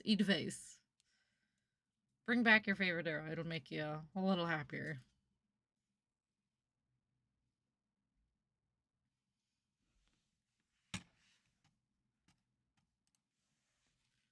Therapists, take notes. Tell your patients.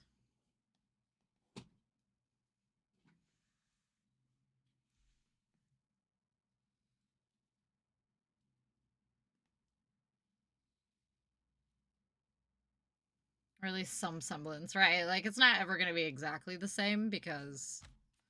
I get it, though. You know, like, a certain era is a certain era, and you had a lot of fun doing it. I think a lot of it is, like, memories and stuff, too. But, like, you can bring back things to an extent. A tidbit of it, you know? Just a smidgen. Enough to, you know, bring back the vibe, anyway. The style.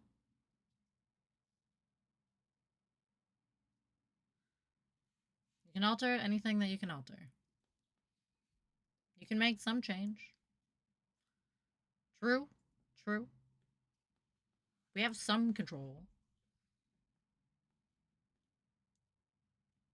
With some things that aren't time, obviously.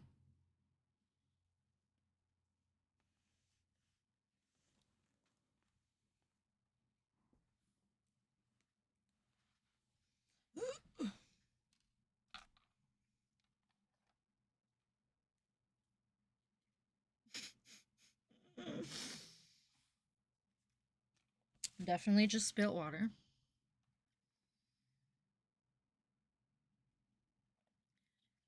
Putting yourself through undue stress. Which is fair, because, I mean, like, worrying about things you can't change, like, no sense in worrying about it, because what can you do? She's bitten.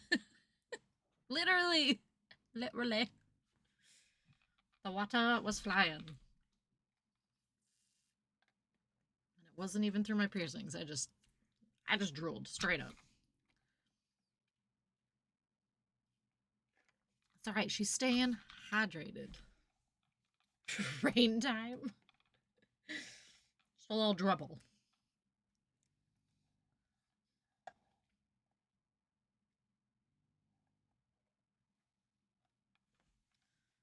All right, what now? What do we want to do? We either got other videos or game a little or oh, you didn't mean to say rain time? Was this supposed to be a emote? Rain time. Ah, there it is.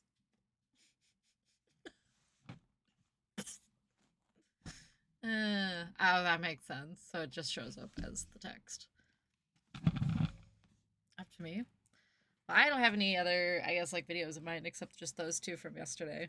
Unless you had anything else. Otherwise, we could do a little bit of God of War for a couple hours. And then go from there. Don't matter to me. I'm pretty flexible, you know? I'm open to ideas. Play that. Whoa. What's that? What's that biz? Why do I feel like this is messed up? Maybe not. Yes, but doesn't matter when. Oh, we can watch them.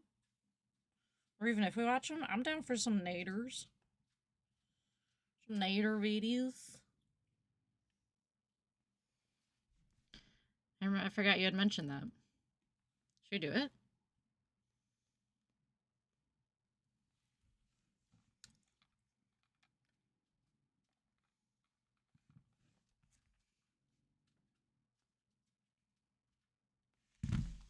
Oh, I gotta check.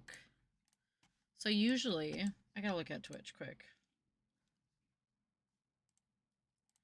So usually I just like upload my VODs to YouTube. But the last like 3 days, I gotta see if it'll let me. I try to go to my past broadcasts, manage videos, boom, it shows I have nothing. Wait, oh my god, is it working finally? Hold on. Now that I say it, they're finally back. I don't know what Twitch did. They're changing their storage limits after April 19th, whatever. But I haven't been able to upload squat. Hang on, let me, oh shoot. I'm gonna do this quick. They're finally showing up.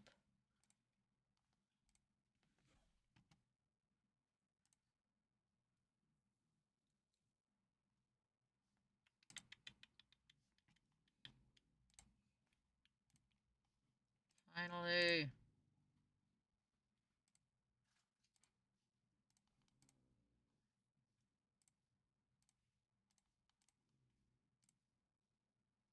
Okay, cool. We're golden.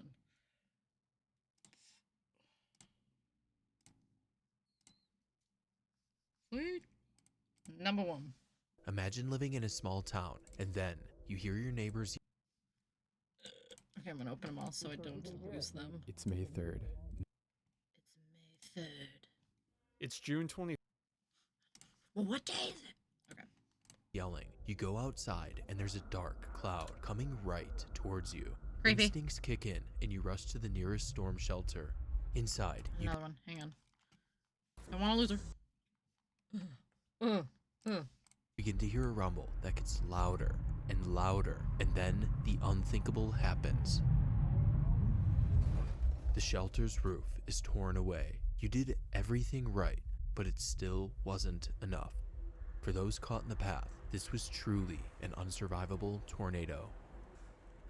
The story of this monster began the day prior, on the 26th, when forecasters at the Storm Prediction Center were aware of a dangerous pattern aligning in the southeast. Extreme shear would overlap an area of unstable air. A rare high risk was issued over Alabama and the surrounding states. Later that night, storms swept over the region, producing over 100 tornadoes and a large swath of severe winds. While this system never produced any violent tornadoes, it did, however, knock out most telecommunications in the area, which would have huge implications later in the day. Over the next few hours, the atmosphere rapidly recovered as winds from the south transported warm, unstable air from the Gulf of Mexico. And in response to these worsening conditions, the Storm Prediction Center further increased the tornado risk to a whopping 45% chance of tornadoes over Alabama. And to make matters worse, another storm system in northern Alabama left an outflow boundary that supercharged the tornado ingredients. By 2 p.m., storms had already initiated across the region, and numerous strong tornadoes had formed. In Mississippi, the very first EF5 of the day touched down near the town of Philadelphia, and in central Alabama, a tornado was plowing right through the heart of... Halt! Hold! I've halted.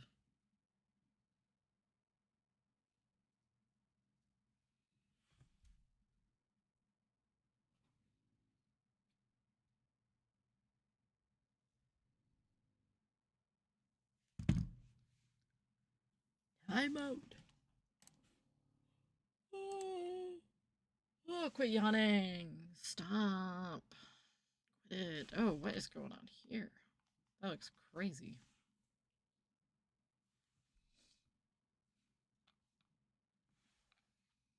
Chug-a-lugging through the water.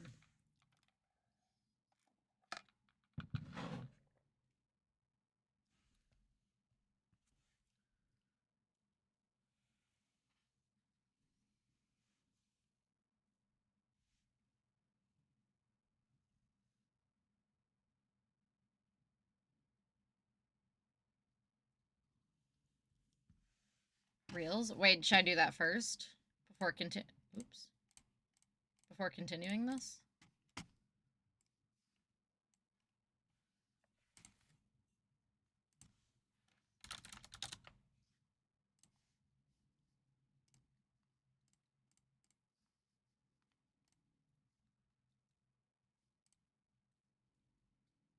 Vid. Oh my god. Ooh. Way longer? Okay. Yeah, we can do that first. Oh boy. Alright. Child's brought to tears, can't hold his back.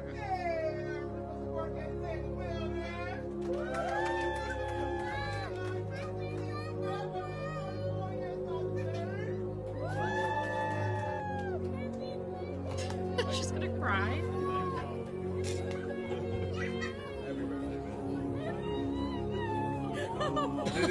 Dude's like, what? Thank you, buddy.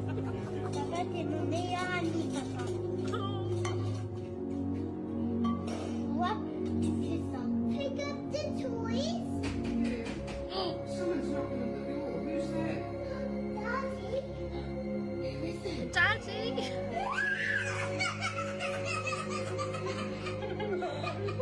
Aww. Did this man just get home from tour? Like, he looks like he should be on a tour bus somewhere.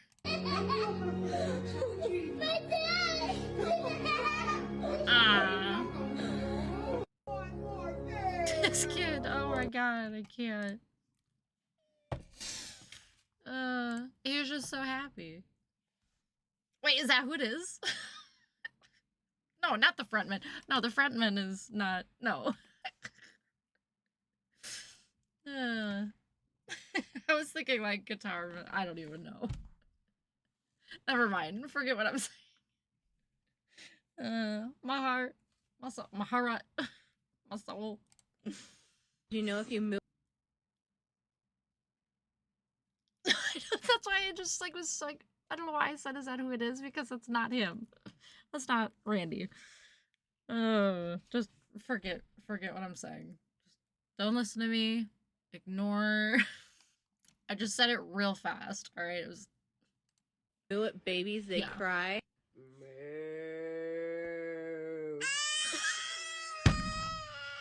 Moo. Moo.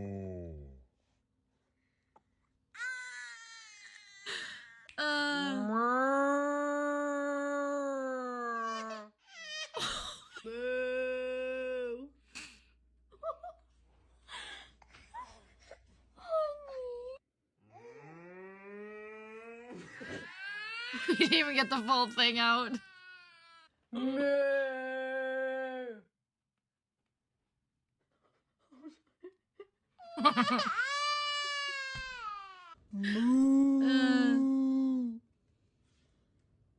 lip. It's probably scary sounding. Oh, hey. Do you know if you moo it, baby? Oh my gosh. Marty's on the right. Oh man, that's great.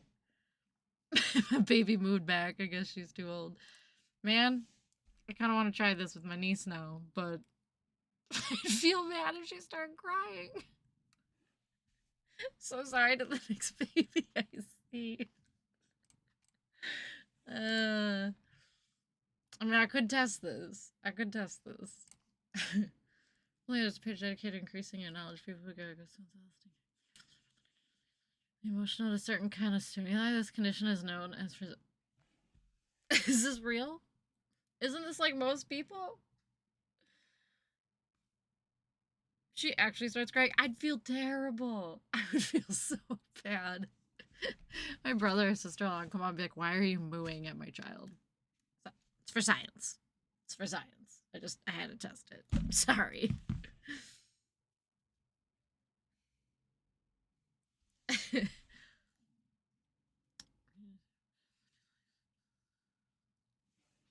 Free song.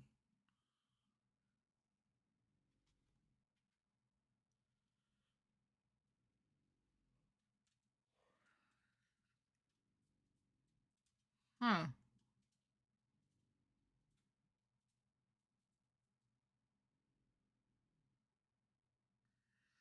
Responsible for feelings of pleasure and motivations. Also thought that this response could be tied to personal associations with the music, such as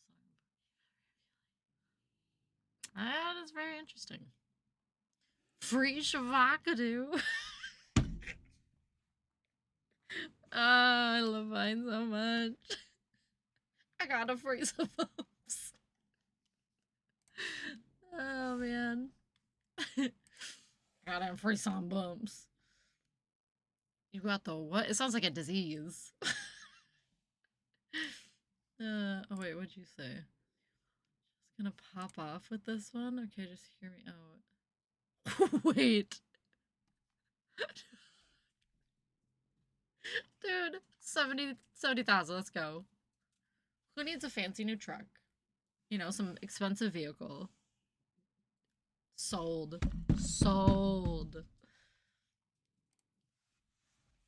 Dude.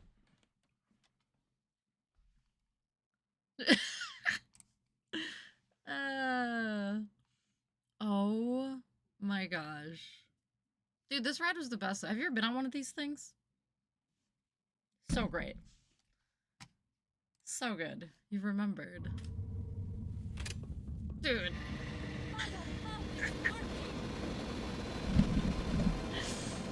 Oh man. I mean, like ready in case. I love that you're always so quick with the links too, you know? Like, most of the time, you need the link. You already know me. Oh, yes. Shut it down!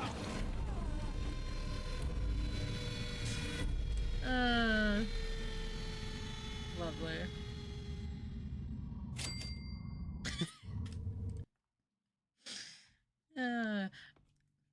Gotta be there for each other, you know? You gotta. At this age, at this ripe old age. That's awesome, though. I can see. Figures that he refuses to skip his adventures, and now he's a little burrito in his way.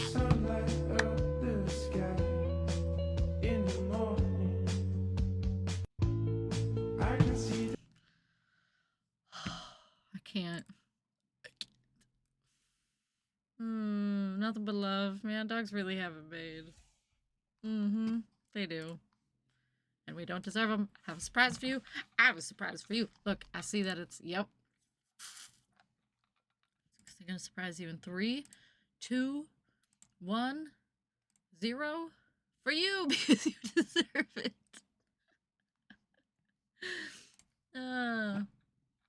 Thanks, pal. I drank water today. That's me anytime I see the duck. I swear. I'm hydrated. I swear. All I see is shadow. What am I missing? Was that something in here? I'm so confused.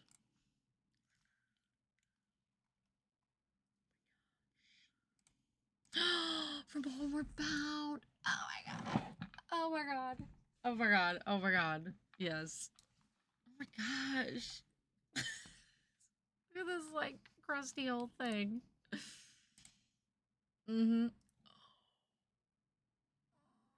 I love old dogs. Oh my gosh. Oh my goodness. Oh, the treat.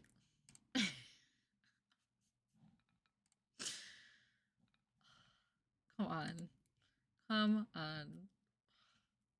They're just so cute. Great. Look, he's like, I'm not even going for the tree yet. Oh my goodness. Oh, the little smush face. The salt and pepper. Locked in. Big time. He's like, I'm not even gonna get the tree yet. With this video, my bunny.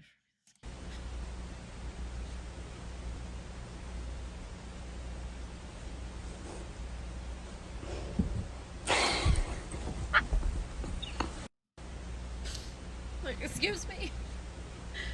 Oh, startled. The stance. The ears. Oh my goodness. So sweet. Wish I knew what was going through your head. What's going through my head?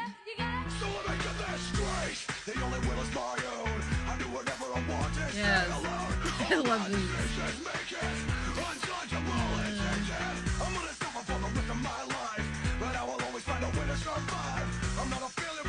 So good. That's so good. Alright, Spice Girls Slipknot tour. When? Gosh darn it, every time. That's good though. Can't even lie. 14 on me in 2006, rocking out to a song about domestic abuse.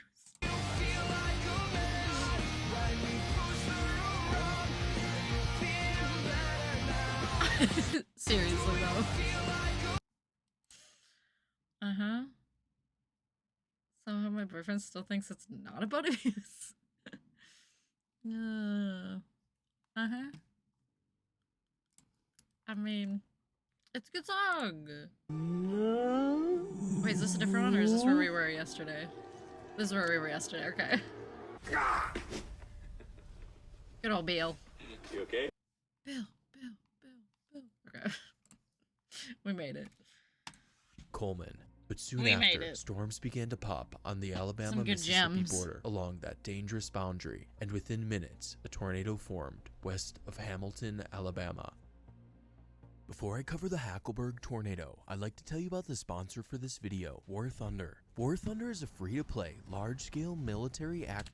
Thank you very much. For better to Advanced Plus, MP, PlayStation, and X will receive OS and going across the southeast. And right on the Mississippi-Alabama border, a group of new updrafts form right along that boundary. For the video, wait, what do you mean? Soon after, the southern updraft took over, and a large hook formed on radar. Yes? Jason Jarrett saw the rapid rotation in the clouds. He captured these 3 photos of the storm's wall cloud as the storm moved northeast away from him.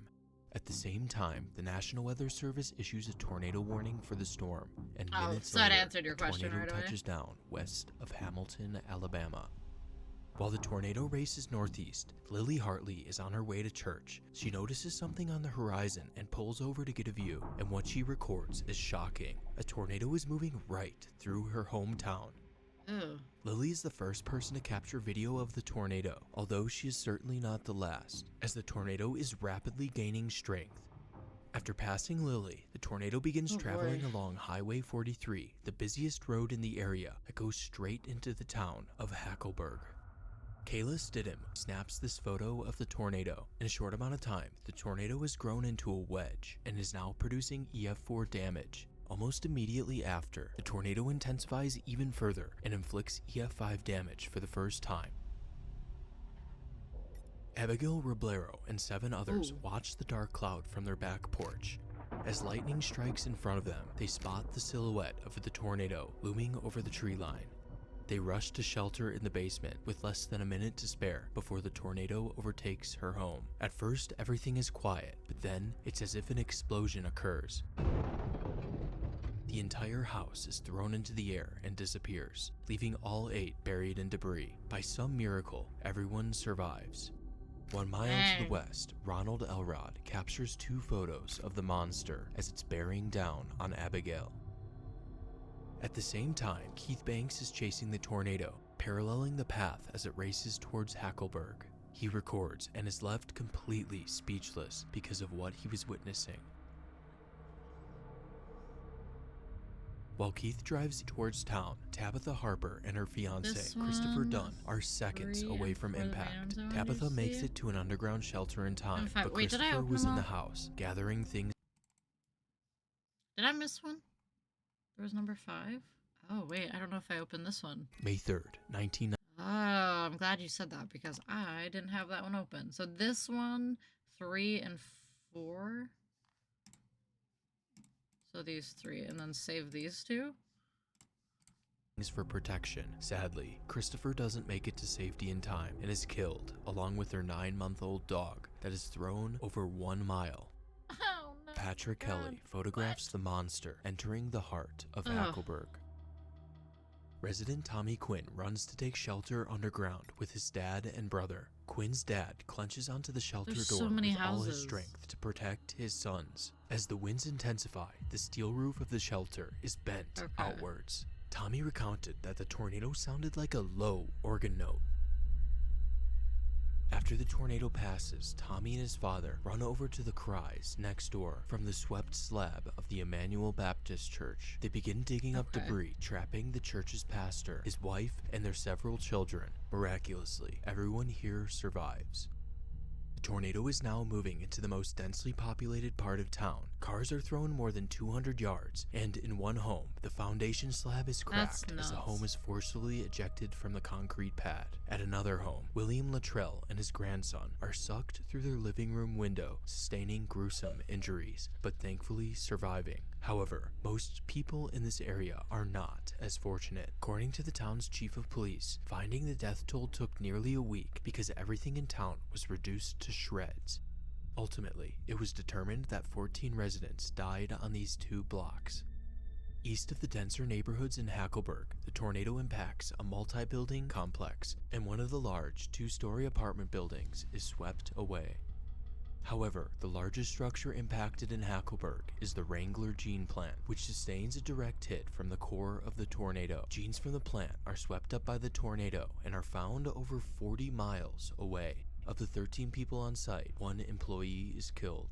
After devastating Hackleburg, the tornado continues by mowing down the dense forest while moving at a blistering pace of 52 miles per hour. Despite moving through rural Alabama at this point, local Beretta Saint is just east of the tornado and records as the beast passes by.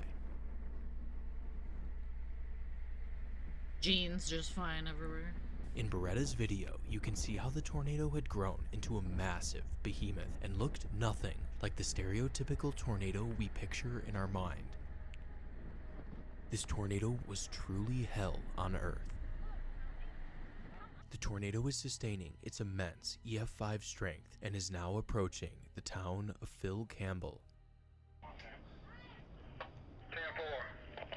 Phil Campbell 3 to 911. I got rotation coming through Phil Campbell right now. The first block in Phil Campbell struck are the homes on Woodard Drive. Nearly every home here is leveled in EF5 fashion.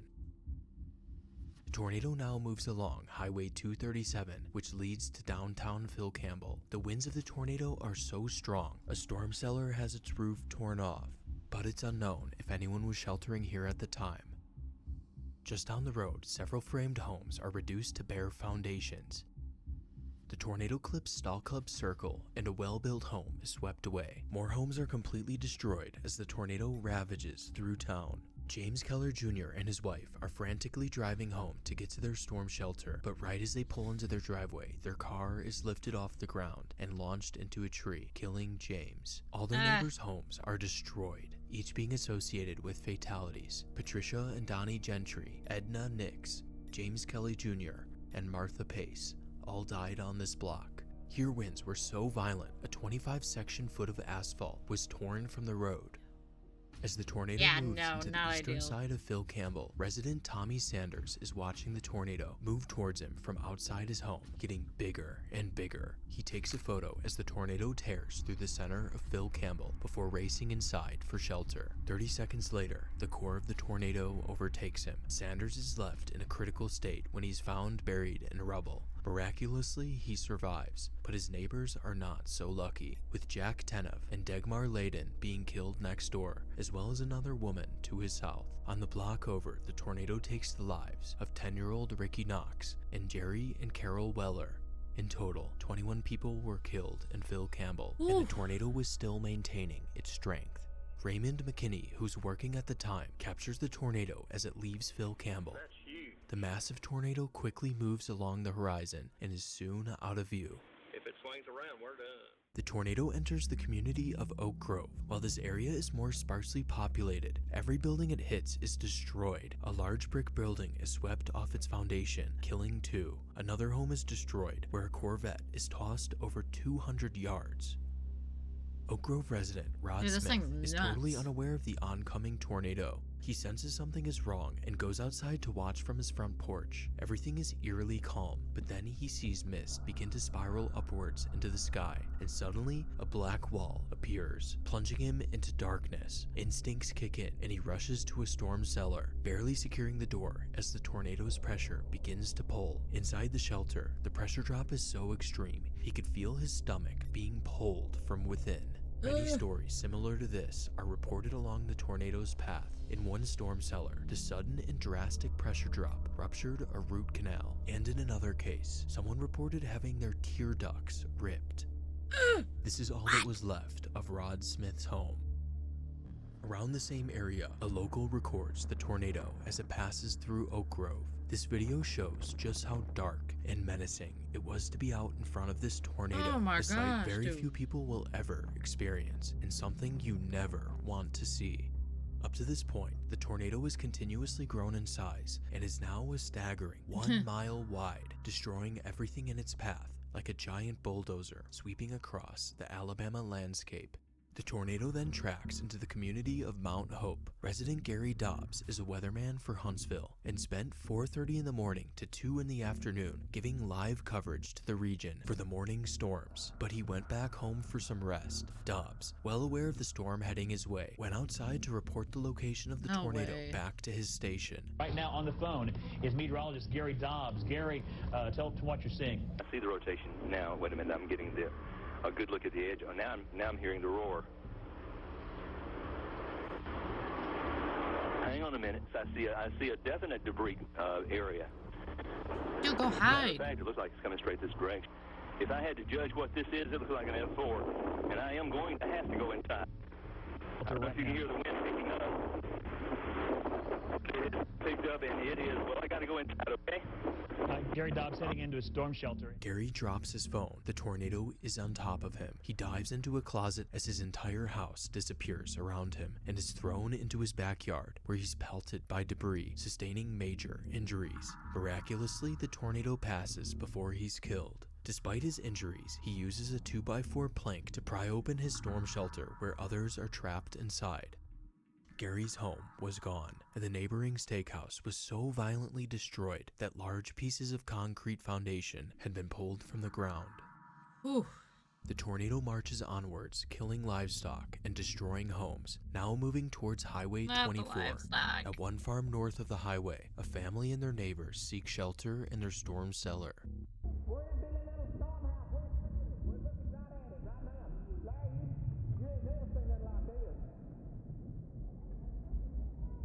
They film, waiting, not knowing what was going to happen. Oh boy, oh boy, oh boy.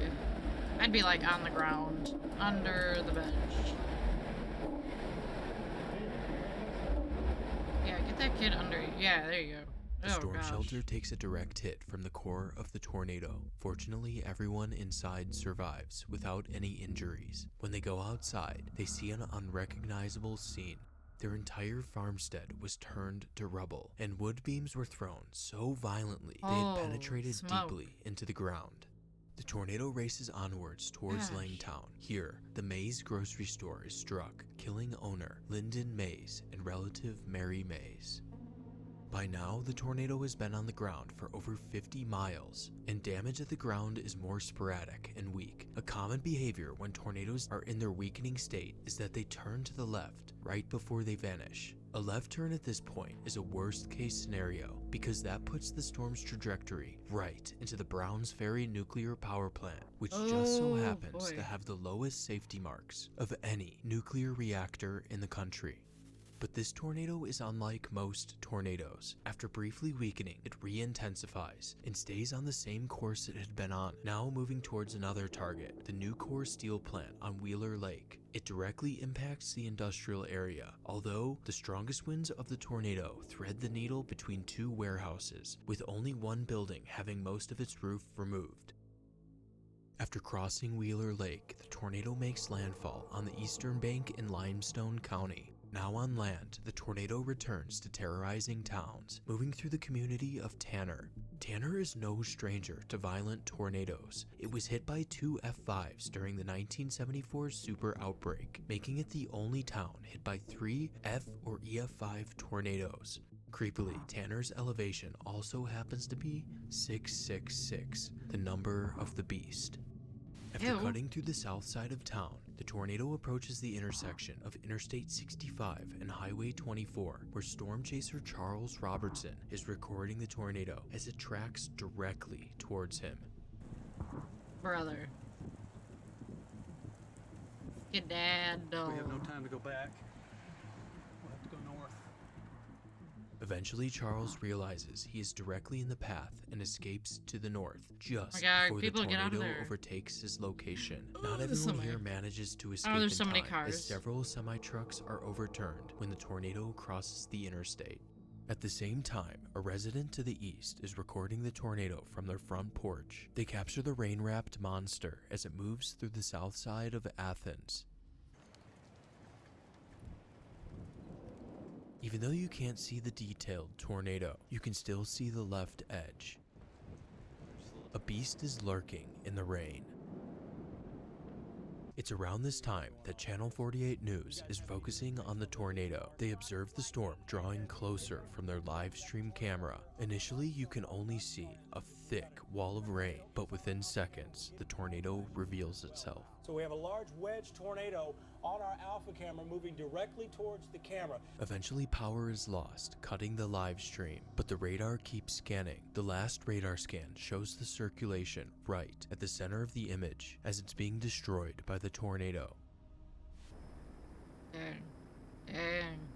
Even though it's only mid-afternoon, the storm is turning day into night. A prison guard videoing from the Limestone Correctional Facility captures how dark the sky gets and how close you need to be before you can actually see the tornado. There it goes.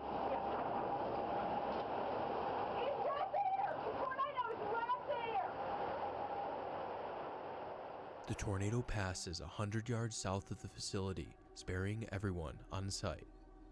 The tornado then moves into the town of Harvest, Alabama, where the Ricks family records the tornado.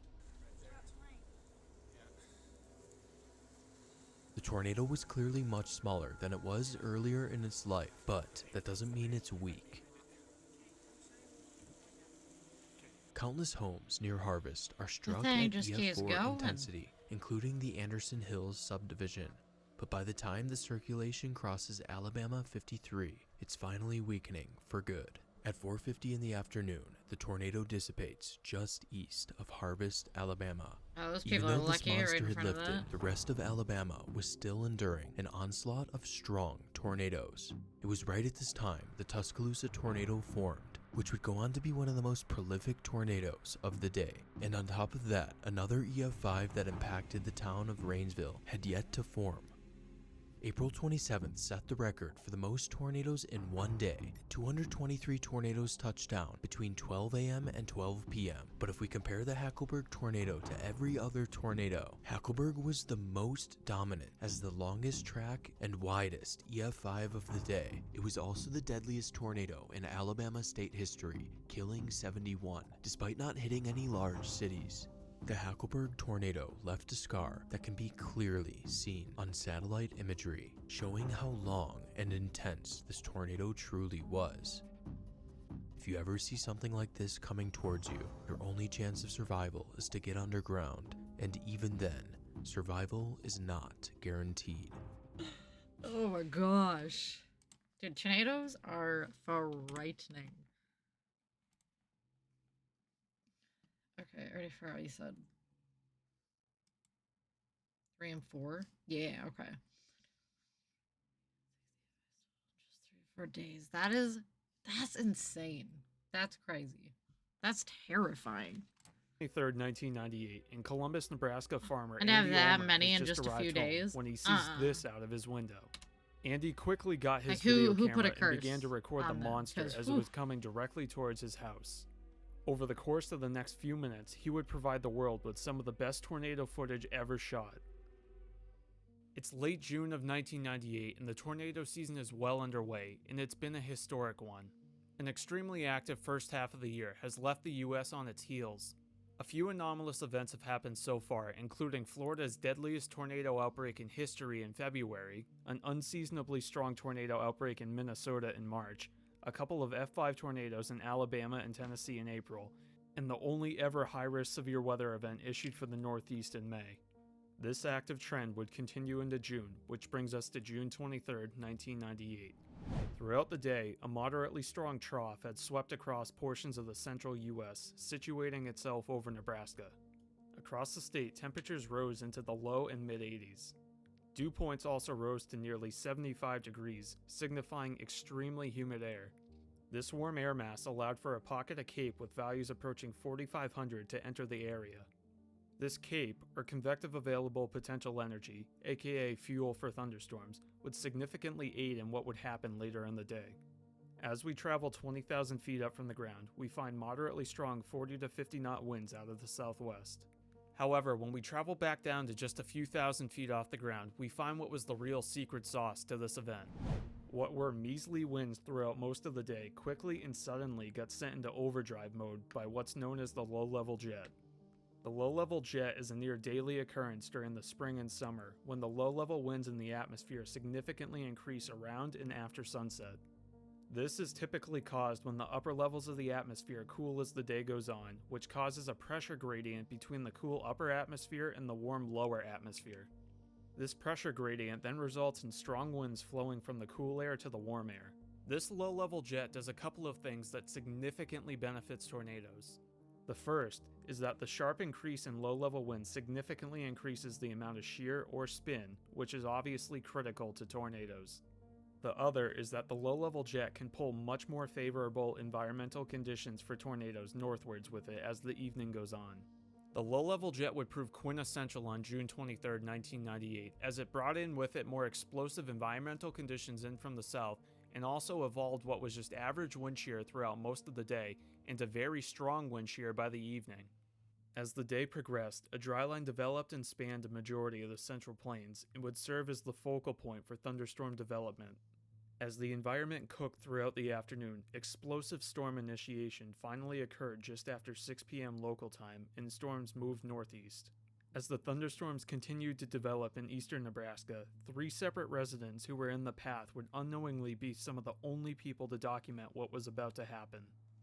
The main storm of interest developed just barely to the southwest of the city of Columbus, Nebraska, and slowly moved towards town. Just before entering town, the storm put down its first tornado.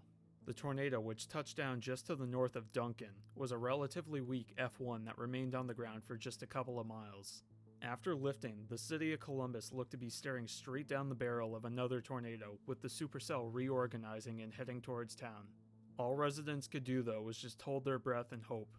Luckily, though, and even though the storm was spinning like a top, it passed over town without producing. Just as the storm is exiting the Columbus city limits, Kent Sunderman, who is just north of town, begins to record.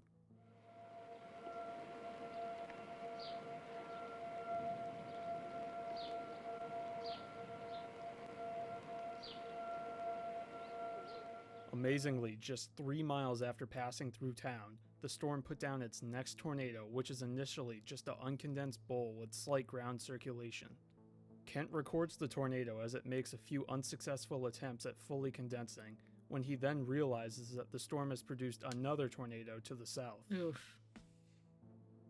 This satellite tornado is another relatively weak F1 and is also moving northeast. Just a few minutes later, the first tornado would try another attempt at fully condensing, and this one would prove successful.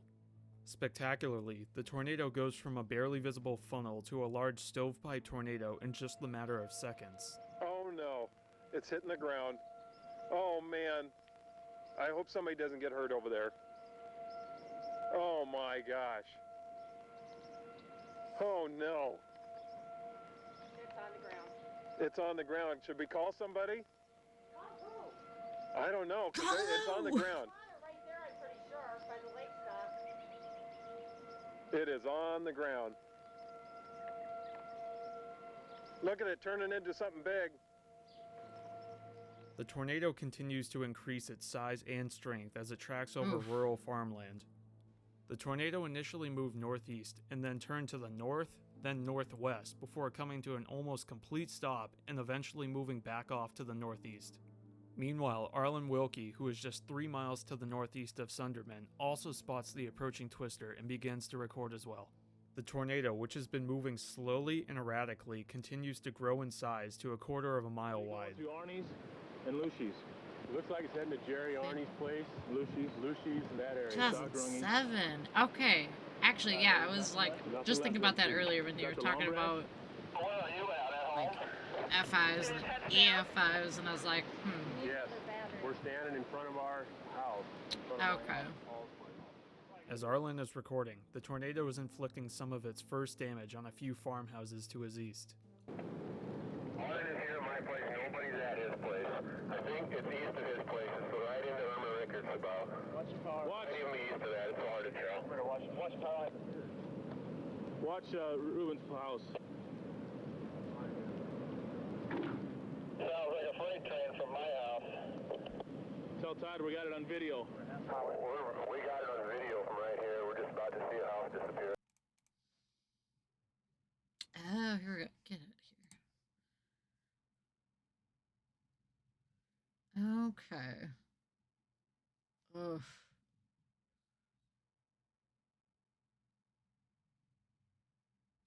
More on damage. I see. Okay, that makes sense.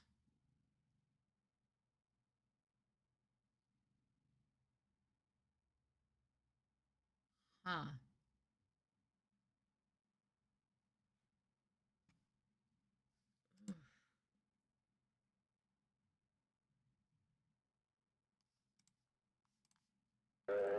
Ugh. It's on the other side of Ruben. It's on the other side. It's on the other side now. I went past Irma's house and we can still see Irma's house. So it's somewhere on the other side of Irma Rickard's house. It didn't touch. It went north of Irma Rickard. Yeah, oh yeah, I recall that. Get Like, some people over to if Lucy's three and Tell because- Arnold's. And Dude, okay, so it did rely went on right through Arnie's place and it's damage. Okay. That's interesting. Right there. Jerry Arnie's place had to be hit, I would think. I don't know. And maybe Long Branch. There's a huge one down there. Long Branch. Yeah, I ain't going out there either. Gosh, I'd be so scared While the to see. tornado is passing to Arlen's east, it's heading directly towards Andy Ulmer, who is about 5 miles further to the northeast. Look at the swirls.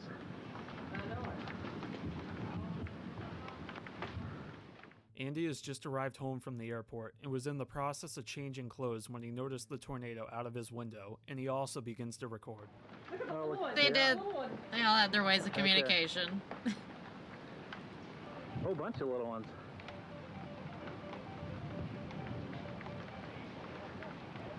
Morning?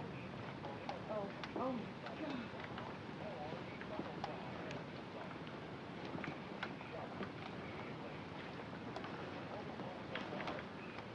I think, What? which way is it going? Is it coming this way? Well, it's just sitting there. Well, it may look like it's sitting there. He mentions in the video that the tornado doesn't seem to be moving, which is a telltale sign that it's coming directly at you. Ooh. For instance, if you look at the left edge of the tornado and use the tree line as a reference point, it's not moving left or right, which means it's coming directly at them. Meanwhile, back at Arlen's location, the tornado passed directly to his east and now has an audible roar heard on the video.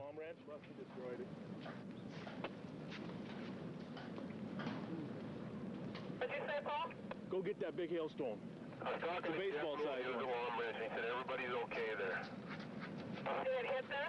Sounded like it. The tornado impacted some of his neighbors' houses down the road, but luckily they avoided a direct hit and the property sustained only moderate damage. The tornado continues on its northeast track directly towards the Ulmer residence. Even though the tornado is still a few miles away from his location, you can now hear the audible roar of the tornado on his video as well, indicating that this is likely a violent tornado. Hope we got insurance paid up, dear. There's some damn big hailstorms coming down. Hi. Come on, Andy.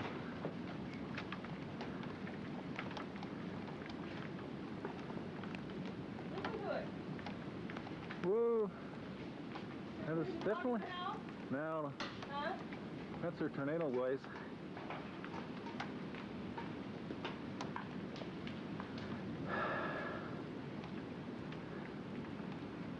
Shit. Ugh.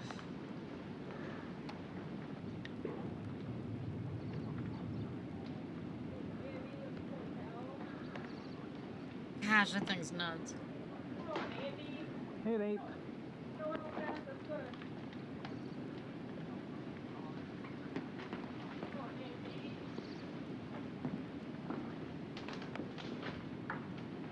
See this thing. Andy's wife Susan very understandably begins to try and convince him to put the video camera down and to seek shelter in the basement, but he can't take his eyes off of it. He's fascinated. This is not good.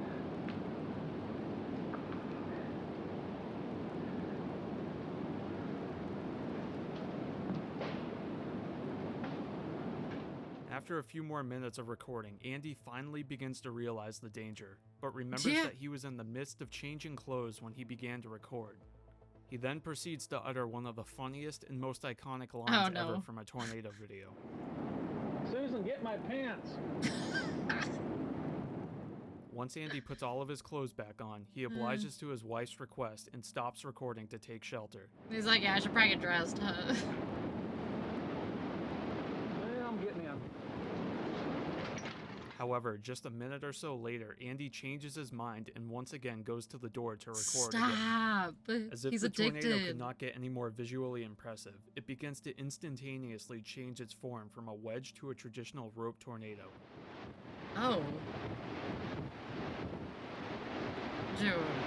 Wow. And he caught that on video. And then, in another instance, it's gone. Oh, went up in the clouds. Andy once again heads downstairs to seek shelter. When Andy once That's again crazy returns that he caught upstairs to that. record some more, he finds that the tornado has dropped once again as a rope. However, by some miracle, the tornado made an abrupt and hard turn to the west and somehow missed their farm. While Andy is recording the tornado in its final stages from right under it, Arlen and Kent are filming it from miles away to the southwest in much safer spots. Back at the Ulmer residence, though, Andy records the last seconds of the tornado's life as it actually turns back to the east after passing by the farm. Eventually, though, the rope finally dissipates. After this tornado lifted, the storm continued traveling northeast, and it would produce another 4 tornadoes over the course of the next 2.5 hours. I couldn't really find any other information on these additional tornadoes. In fact, information and damage pictures from the main tornado are also very scarce. What a legend. Ultimately, though, the main tornado was rated as an F2, with estimated wind speeds between 113 and 157 miles per hour. This tornado was almost certainly much stronger than the official ratings suggest. However, since it mainly stayed over open fields, F2 damage was the highest that surveyors found. The Columbus, Nebraska tornado of 1998 is another classic example of the limitations of tornado ratings, as this one was almost certainly stronger than the assigned rating. But luckily though for locals, it mainly stayed over open fields, causing us in all likelihood to never know how truly powerful it was.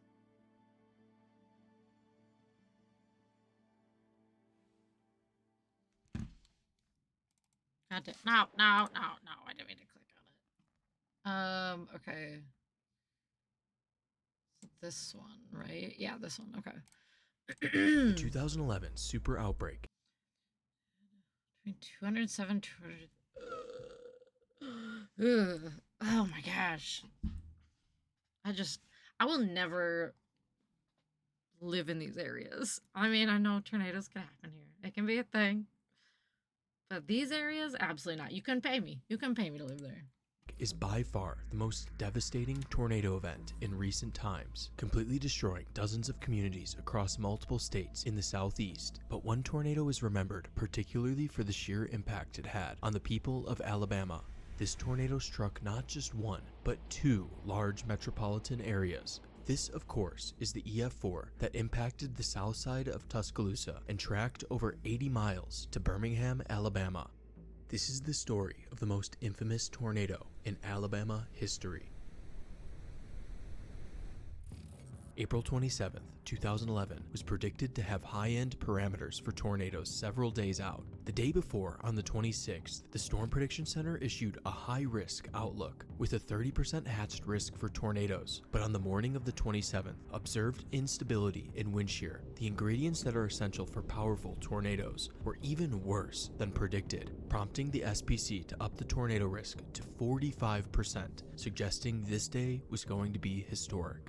Yeah. By 2 p.m., a tornado outbreak was underway. Strong tornadic supercells in northern Mississippi are already producing strong tornadoes, including an EF5. A town just a couple towns over from me had some. They had a couple smaller ones, but yeah, it got real hairy real close. And then I remember because like I was outside and I was like, this storm is great. Like it looks great out here. It's raining. It's whatever, but I knew stuff was happening real close. In Philadelphia, Mississippi. Further south, another supercell formed, but it still needed time to mature. Other storms across the region began producing prolific tornadoes, but the storm to the south was still chugging along, moving into an increasingly favorable environment. James Spann and the ABC News crew are watching that storm very closely, noticing how the storm's path is going straight towards Tuscaloosa, the 5th most populated city in Alabama. A big old valley, so want to move in this direction. So I'm just telling you, if this stays on that same track, that's going to wind up in Tuscaloosa. It's not long until those fears are realized. Oh, By 4:30 p.m., a tornado touches down just northwest of Union, Alabama. Damage is initially quite sporadic, with patches of trees being brought down. As the tornado crosses Wesley Chapel Road, only moderate damage is inflicted, but the tornado is rapidly intensifying as it approaches the small town of Foster's, Alabama. Fortunately, the only structure to experience the strongest winds is an old warehouse, but the tornado is quickly moving towards Tuscaloosa. The tornado was caught on camera by John Oldshoe, a storm chaser live streamer I don't think for I ABC, knew it was an EF4. but his live stream is cut off as the tornado crosses Black Warrior River. The ABC tower cam then focuses on where the tornado should be. Through the haze and rain, the tower cam appears to show that the tornado has lifted. Seems like Tuscaloosa might have just dodged a bullet. Unfortunately, the tornado is only just getting started. Look at the debris in that. Zoom in tighter, Jason, if we can go in tighter. Look at that. Goodness gracious. This will be a day that will go down in state history. And all you can do is pray for those people. James Bond delivers an ominous message, communicating to the people of You're like, Tuscaloosa the urgency of the situation. just so you know. This is a large, It was tornado creeping. coming up on downtown Tuscaloosa. Be in a safe place right now. The live Gosh, I broadcast remember shows that. the large, multi-vortex tornado quickly intensifying, taking on the shape of a wedge, a visual Ugh. cue that the tornado is extremely powerful. As the tornado moves into the outskirts of Tuscaloosa, it clips the Liberty Recycling Center and a small community on Friday Circle, throwing shipping containers and damaging homes. As the tornado crosses this area, power lines are snapped, causing a power loss to much of Tuscaloosa. Man. Before we go any deeper, I want to tell you about Displate. Displate is the perfect way to show off your unique passions. With over 2 million designs, they have a design, so I can't was kind of a no. I got bold and brash. But wait, there's a bright code. Bold Pats and Chris brash. at checkout. Although the tornado is now entering town, the exact path of the tornado is still Tornado unknown, thing but it first appears as if the job. tornado is aimed directly at the University of Alabama, which is truly I mean, a it's worst-case scenario fascinating. It's because fascinating thousands of stuff. students could be caught in this Just extremely freaky. violent tornado. I don't want to be so specific with this one. Again, based on the size of this, if you are in the city limits of Tuscaloosa or on the campus of the University of Alabama, stay sheltered. A man recording the tornado captures the moment a substation is struck, causing another massive power flash. Debris can be seen flying into the vortex Oof. as an industrial district is shredded into pieces.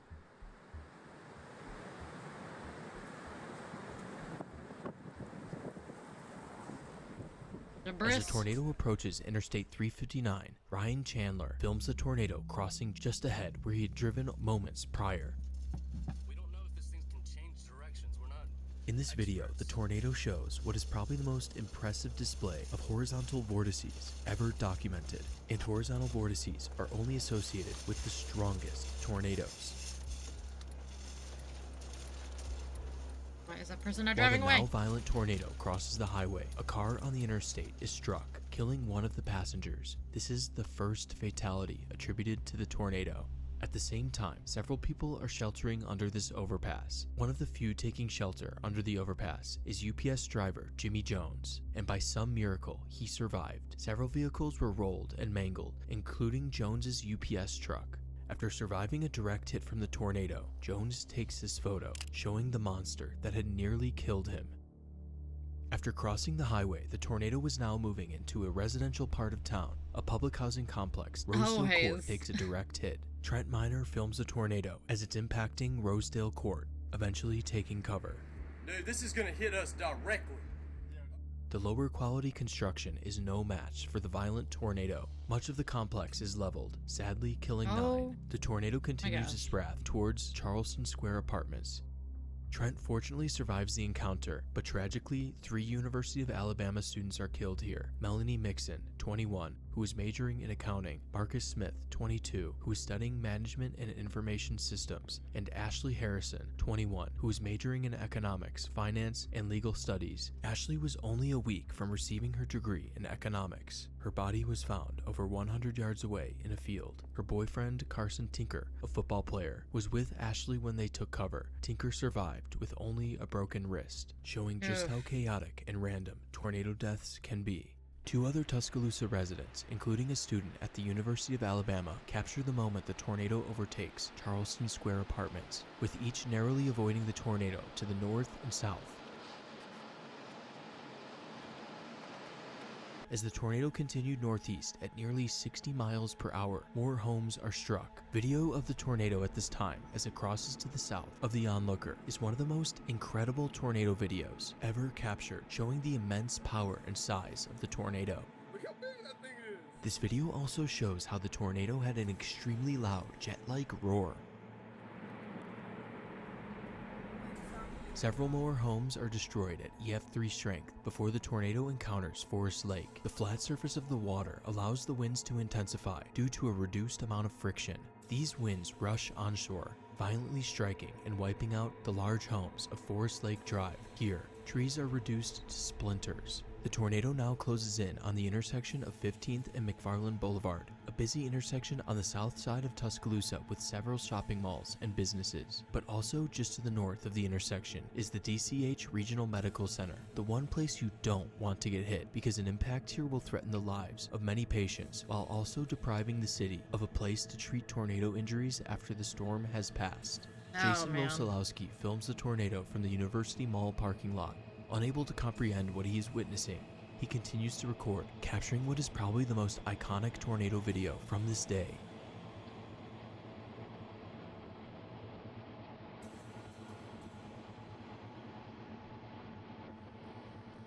The tornado fortunately misses the Regional Medical Center just to the south. Instead, the tornado hits the homes in Cedar Crest, where the neighborhood is completely gutted, killing 3, including another student, Brandon Adderton, a 23-year-old studying economics. After crossing McFarland Boulevard, the tornado rampages onwards, destroying even more homes and businesses. The tornado races across the railroads, fortunately passing just south of the main University of Alabama campus. But the tornado is still destroying large areas of homes, much of which is student housing. One video taken by a student of the University of Alabama shows just how close the tornado actually came to impacting the university, missing it by only a few hundred yards. Had the tornado hit the university, countless more deaths would have certainly occurred. Fortunately, the university dodged a bullet.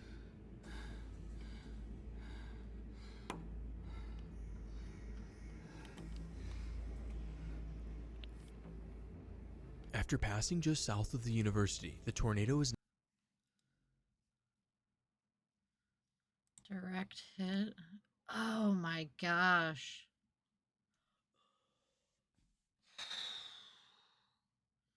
Of all places to get hit, I mean, anywhere is obviously bad, but like the hospital. Oof. Oh man. Wow. Yeah. Now moving towards the eastern side of Tuscaloosa, sweeping through Beverly Heights, killing 3, including another student, Danielle Downs, a 24-year-old who was studying social work. Inside one of the buildings on University Boulevard, Gomez Perez is filming the darkening skies while everyone else inside is oblivious to the approaching danger. Within seconds, all hell breaks loose as the core of the tornado passes overhead. Oh.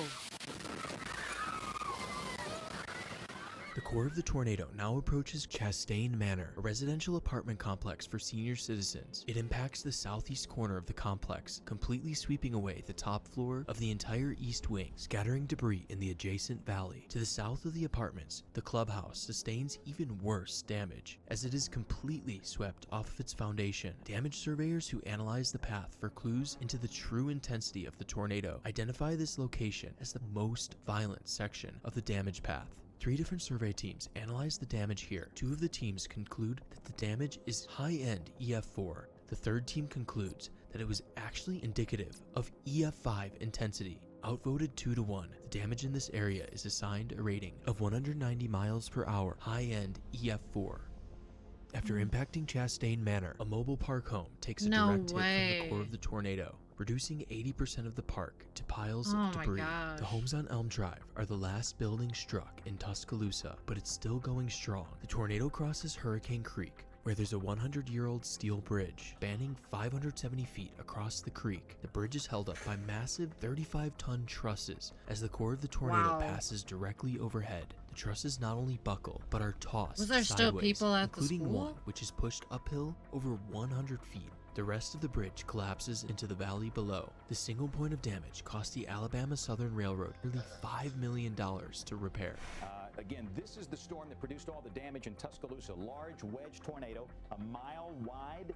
Even though the tornado had left the dense suburbs of Tuscaloosa behind, sparsely populated rural communities still exist in the path. The surrounding mature forest is shredded. Here, the tornado demonstrates what is perhaps its most violent form yet. Manufactured homes impacted by the tornado cease to exist, while a very large house south of the core is completely swept off of its foundation. On Recreation Road, several more homes suffer a similar fate. The National Weather Service notes another 190 mile per hour damage indicator, once again just shy of an EF5 rating. At nearly a half a mile from the center of the tornado, the Eagle Cove Marina on the Black Warrior River is subject Subject to damaging so winds, sad. several boats sink, while warehouses are shredded to pieces. Lakeside homes are scattered into the water, while a quarter-mile to the south, homes are swept by the apocalyptic winds within the tornado. Since the tornado was now over less populated areas, there's a lack of any tornado footage. However, the KBMX Doppler radar is scanning the tornado at 2,000 feet above the ground, and now, at 520, the strength of the tornado reaches an apex. The sum of the opposite velocities, known as gate to gate, is 280 miles per hour, giving a rotational velocity of 140 miles per hour, tying the previous record held by the 2007 Greensburg, Kansas EF5.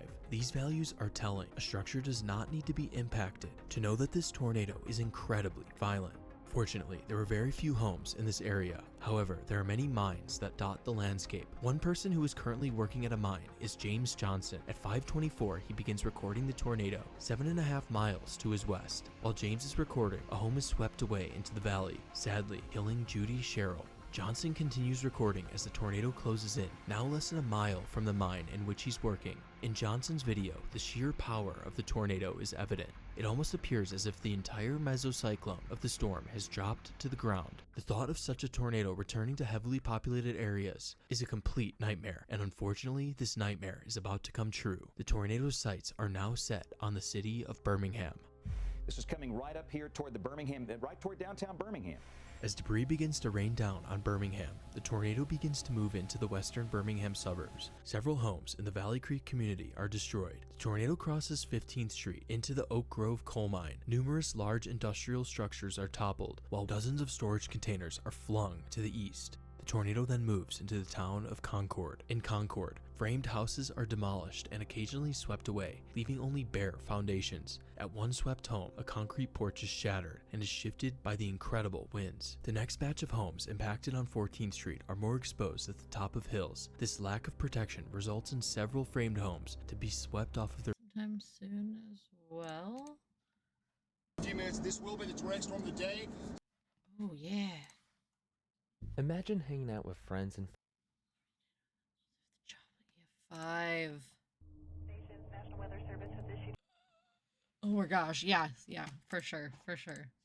their foundations, with their debris thrown into the valley below. Oh my The tornado gosh. then moves into the densely populated neighborhood, Pleasant Grove, a large suburb of Birmingham. Here, hundreds In of the homes US. are reduced to piles of rubble. And as the tornado crosses Oh. 11th Avenue, a 300-yard convergent streak of granulated debris is smeared across the ground in a process called windrowing. This damage pattern is only created by the most violent tornadoes. These intense winds are powerful enough to sweep and shift the foundations of even more homes in Pleasant Grove. Sadly, 5 more residents were killed here. Residents to the south in Birmingham record the violent rain-wrapped tornado as it tears through Pleasant Grove. This 1-minute period forever changed the lives of countless people. After ravaging Pleasant Grove, the tornado shows another incredible display of its strength. A collection of railcars, each weighing nearly 36 tons, are lofted into the air. One car is moved over 100 yards from its original position. The amount of power needed to throw a massive rail car is hard to imagine. The tornado's power is shown yet again as 2 large warehouses are completely swept from their foundations. However, the smaller core was now struggling to maintain itself, inflicting less severe damage to a water treatment plant and several warehouses. But still, the tornado refuses to die and surges back as the tornado enters the town of North Pratt and Smithfield Estates. Many homes suffer damage as the tornado crosses Highway 78. The industrial area of Hooper City is hit before dozens of homes have their roofs torn away. But as the tornado crossed I-22 and I-65, it was dying. The tornado Dang. musters up just enough That's power hu- to inflict roof damage to a few more homes, but soon after, the tornado is gone. Like Even it though just the it like historic cut through the tornado whole had thing. lifted, the storm that birthed this monster was still ongoing and would go on to produce several more tornadoes, including another long track EF4. And that was just one storm. Across northern Alabama, Georgia, and Tennessee, dozens of tornadoes were ongoing, destroying homes and businesses, while injuring and killing hundreds of people who were completely powerless in this situation. This day was truly a tornado apocalypse. In the overnight hours, the system that spawned these tornadoes would pass, and the chaos in the southeast would come to an end. A 6th student, Morgan Seigler, would succumb to her injuries while being treated at the DCH Medical Center. The tornado had left 64 people dead, 6 of which were students at the University of Alabama. The tornado had also caused more than 1,500 injuries, many of which were critical despite not being fatal. In the days following this tragic tornado outbreak, President Barack Obama would visit Tuscaloosa to take a ground tour of some of the affected areas. Obama said he had never seen devastation like this. Oh. Ugh.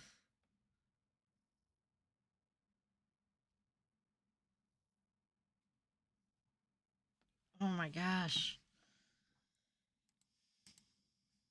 And declared a federal state of emergency in Alabama. Yikes. And I've got to say, I've never seen devastation like this. In total, the tornado was on the ground for 90 minutes, and during that time, the tornado caused a staggering cost of $450,000 worth of damage per second, totaling about $2.4 billion in damage over its entire path, surpassing the 1999 Bridge Creek Moore F5 as the costliest single tornado in United States history. But the record wouldn't last long, as less than a month later, this number was surpassed by the Joplin EF5, which caused an even more substantial $2.8 billion in damage. Aside from the damage caused, the other thing the Tuscaloosa tornado is remembered for is its frightening appearance. Multi-vortex tornadoes are tornadoes with pronounced subvortices circulating around the main vortex, and Tuscaloosa is the best tornado for visualizing this concept, as it had the most insane horizontal vortices ever recorded. This appearance is very indicative of a violent tornado, as it suggests high levels of vorticity aggregation, which helps strengthen and mature the tornado even further. The final rating of EF4 assigned to the Tuscaloosa tornado is still a source of controversy, as one of the survey teams suspected EF5 damage. But the thing is, just by looking at satellite imagery of this tornado, fully swept homes were few and far between. Personally, I believe this tornado had winds right around 200 miles per hour. If this tornado was ever solidly above the EF5 threshold, it likely happened between Tuscaloosa and Birmingham, because this is where there was the widest swath of tree damage, and also this is where radar showed the highest winds within this tornado. However, it didn't produce solid EF5 damage for one reason. At an average speed of around 60 miles per hour, it simply didn't have enough time to produce the highest level of damage, compared to a slower moving tornado, which is much more destructive. Ultimately, the tornado was given a rating of high-end EF4 with winds at 190 miles per hour. The Tuscaloosa tornado will be remembered for a very long time, as it is clearly the defining tornado of the most prolific tornado outbreak in recorded history. Ugh. Oh, so creepy. Okay. Get rid of a couple of the...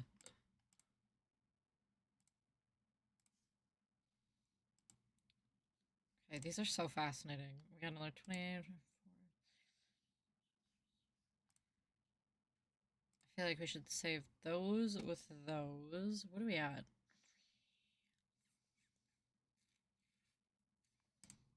One more? One more? Maybe one of these, and then, like, we can save all those together? That's so fascinating.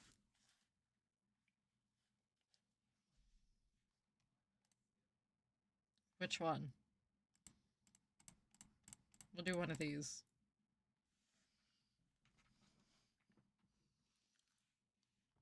Is one of these better than the other? Or recommended? I don't know. We'll do one more of these, yeah, then we'll save all these 4 together for whenever, but I'm hooked. Bridge Creek? Okay. I'm hooked. 1999, and reporter Dan Anderson is sitting in Moore, Oklahoma. Actually, wait. Hold on. I'm out of water. I'm gonna get some water quick. I'll be right back. Hold on.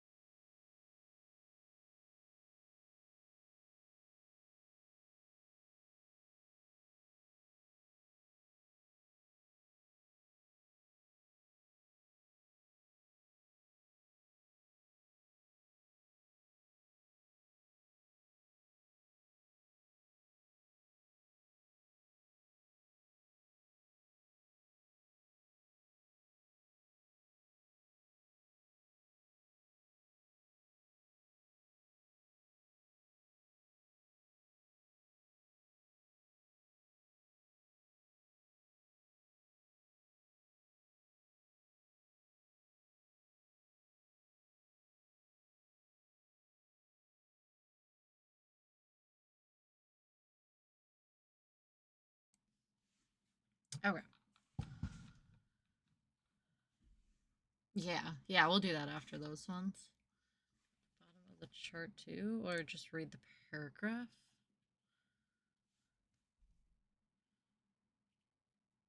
The span of 4 days, 37 EF3. 4 were rated EF5 behind only the. Whew.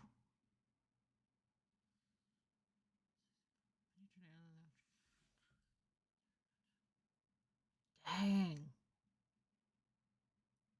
Wow. Wow, that's just holy smokes, man. 367 tornadoes is. Ugh.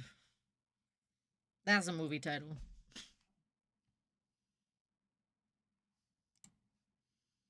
Wild.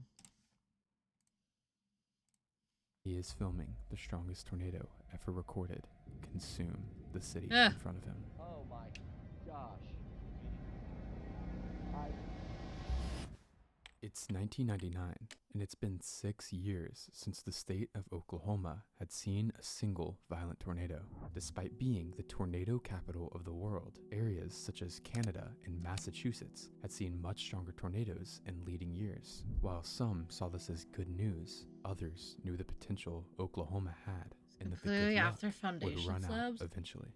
May is peak season for tornadoes in No, Oklahoma, that's and even though the state had been on a good horrifying. luck streak, forecasters at the National Weather Service, coincidentally, Why do in people live in Oklahoma, these were areas? still on high alert. In the first week of May, looked I don't like get it. nothing out of the ordinary. A strong low pressure system stretched across the western edge of the United States, but this system actually seemed like a bust for tornadoes.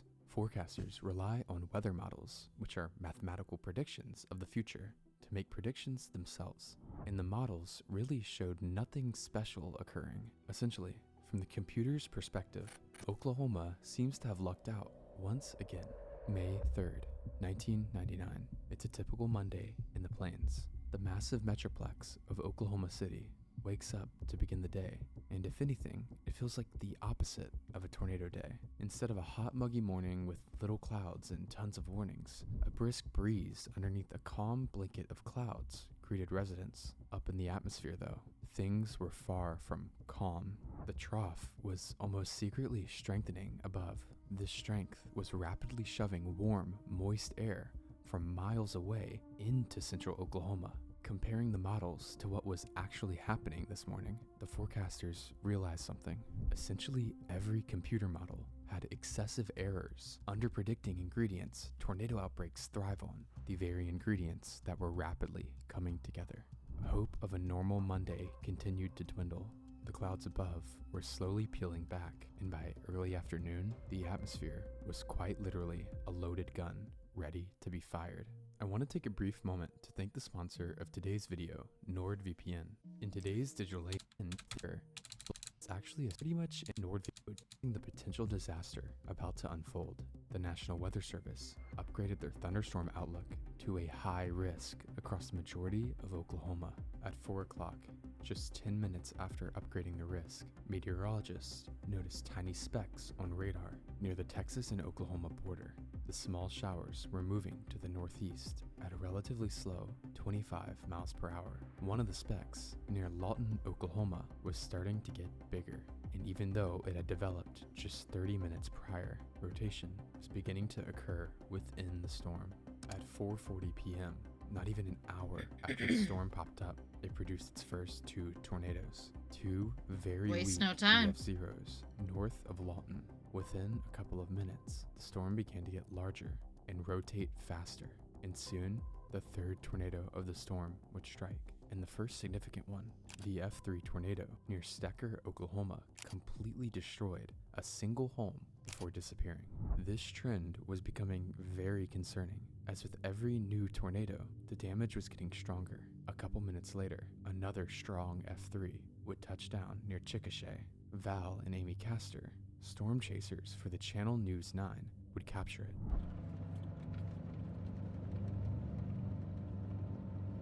I see big pieces of debris flying through the air. Visual of it, it's only about a half a mile down the road from us. It is definitely a wedge. I mean, based on visual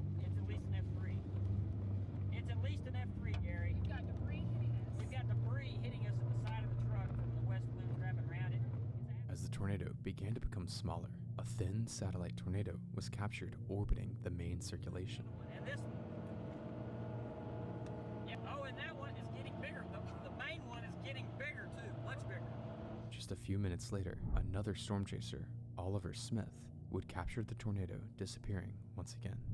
I mean, not Highway 81, but the Bailey Turnpike. We're just looking at it. It's packed with cars coming southbound, Mike. I don't know where this is a crossover. But of course, just as the F3 dissipates, the storm spins up a new area of rotation. This time, it was quite disorganized. A thin, wispy F2 over the Chickasha, Oklahoma airport.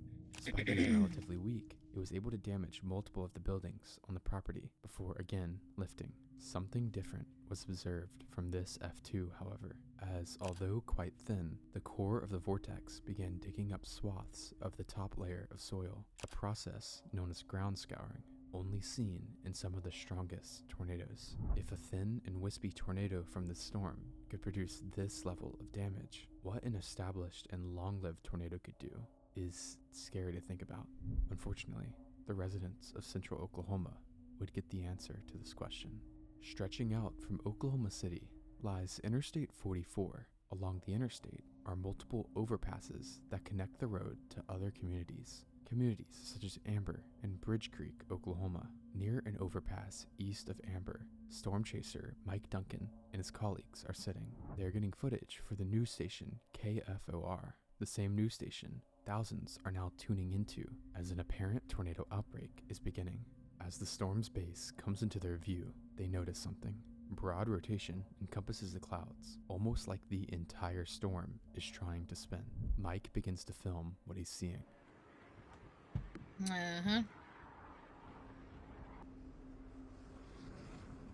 Cloudy tentacles of dust begin to swirl sporadically under the clouds before a thin funnel takes over. It's not long before the funnel lifts up, but as Mike zooms out, something terrifying is seen. Dust is swirling underneath the entire cloud, as if the circulation is the entire cloud, which would be over half a mile wide. The rotation gets stronger as it becomes clear something is very different about this tornado. The new tornado's track is already incredibly wide as it begins east of Amber. It strengthens slightly as trees are ripped up and small farm buildings are destroyed. David Payne is chasing for the news station KOCO. As he and his partner drive down the interstate, they notice a sudden change in the tornado's look. Near Amber. To the ground again, and what you're looking at there is a violent, rapidly rotating tornado, estimated width there about an eighth to maybe a quarter of a mile wide. And again, winds in there approaching 200 miles an hour. Where we are, we have winds flowing into the tornado right now at about that. Within just a couple of seconds, the wispy tendrils conglomerate into a massive and violent wedge tornado. At the same time, the tornado begins to strengthen rapidly. Ground scouring appears once again as the grass is dug away in a swirling pattern underneath the tornado. Except this time, it's not in the middle of fields. It approaches its first target, a small subdivision of homes along Dewey Edwards Drive. As it approaches, houses not even in the core are damaged, and as it crosses over the road, 4 homes are leveled to the ground. Their debris is thrown into a tree line to their east, which is mangled and shredded. Within just a few minutes, the tornado had become incredibly violent. Mike Duncan is still filming. He watches as the wedge tornado morphs in shape while quickly rotating. Soon, another shift in the tornado's appearance occurs.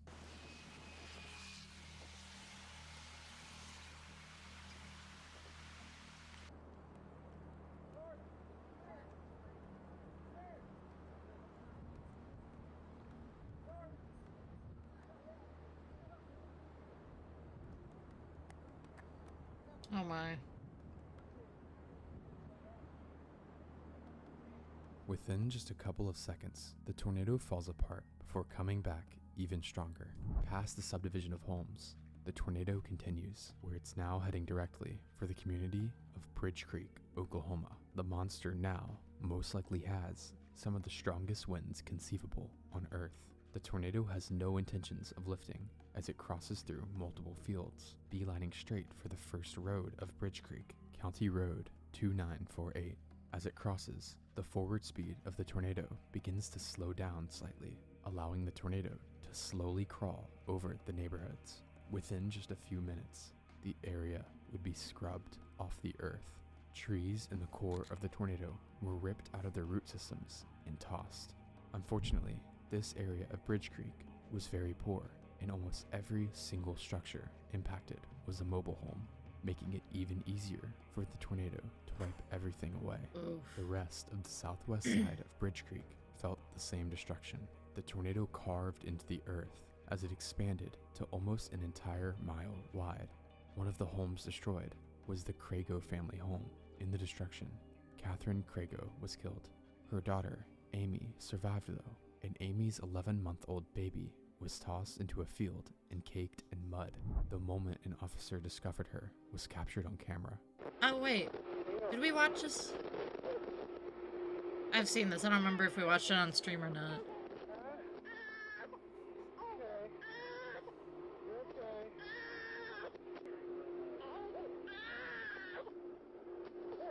It exited the first neighborhood of Bridge Creek, crossing through fields and slowly crawling towards its next neighborhood, a subdivision along Red Rock Road. The damage here was almost insurmountable. The tough red clay that covered the area was completely dug up. Every single home in the neighborhood was swept cleanly away. A large portion of the asphalt road, over an inch thick, was ripped away here as well. Moving to the northeast, more rural subdivisions felt the wrath of the winds. Large homes were continuously swept away, and mobile homes practically disappeared. The most striking damage was not just the homes and structures though. Some of the most extreme vehicle damage ever documented occurred near the southwest area of Bridge Creek. One truck had all of its insides gutted before it was wrapped like a blanket around a telephone pole, all the while being caked in copious amounts of dirt. Practically no grass remained in the core of the tornado, making the damaged areas appear more like a drought than a tornado. Tree lines were mangled down to the ground, stripped of their bark, and sprayed with bits of cars, homes, and buildings, leaving behind piles of unidentifiable shrapnel. Val and Amy Castor are now watching as they parallel the wedge tornado across the interstate. We're just about to get hit with debris. It's got to be on the turnpike now. It's, there's all... Continuing, the tornado impacted a large brick home. This home was very well anchored, and as the vortex passed, it was turned into dust. The only thing remaining on the property was a slab swept perfectly clean, and small bushes and trees sandpapered of their bark. These images would depict some of the worst tornado damage ever documented. Continuing through Bridge Creek, home after home and field after field was reduced to nothing. Mike Duncan films as two large vehicles pass him. These vehicles are nicknamed Dow 1 and Dow 2. What? Dow standing for Doppler on wheels. Oh, there it is. A Doppler weather Right radar as I was reading it. attached to a moving vehicle. The vehicles allow researchers to get radars incredibly close to storms, which in turn allow them to collect the important timing. scientific data, such as wind speeds Spot inside on. of tornadoes. The Dow trucks are currently scanning the air, and what they see is terrifying. Sustained winds of over 200 miles per hour are being logged, some of the strongest readings ever seen inside a tornado. As the tornado exits Bridge Creek, meteorologists begin to realize the severity of the situation. The tornado has shown no sign of stopping and is now beelining straight for the Oklahoma City metro, a massive city with hundreds of thousands of people. With death and damage updates slowly trickling through from Bridge Creek, the potential was realized. Something more dire than a tornado warning had to be issued. Oh, At okay, so that would just be, 6:57 okay, that would be like the first highest ever to the peak. tornado emergency is issued for the cities of Moore, Oklahoma City, and the surrounding metro. The warning read, tornado emergency in South Oklahoma City metro area. At 6:57 p.m. Central Time, a large tornado was moving along Interstate 44 west of Newcastle. On its present path, this large damaging tornado will enter southwest sections of the Oklahoma City metro area between 7:15 and 7:30 p.m. People in Moore and South Oklahoma City should take immediate tornado precautions. This is an extremely dangerous and life-threatening situation. If you were in the path of this large and destructive tornado, take cover immediately. Ugh. This wording is some of the most frightening ever written in a tornado warning. Mike Duncan and the Dow trucks are still following the vortex along Interstate 44, and notice it becomes increasingly wrapped in rain and debris. The tornado here is now practically invisible. As it engulfs more and more dirt, it begins to turn into a murky brown. Suddenly, a funnel starts to emerge from the rain. Something strange from within the storm is occurring. The path begins to shrink and People become just gonna more run out in front of the erratic, car? and as the smaller vortex emerges from the clouds, its violent motion becomes apparent. Oh my gosh. This is not sped up.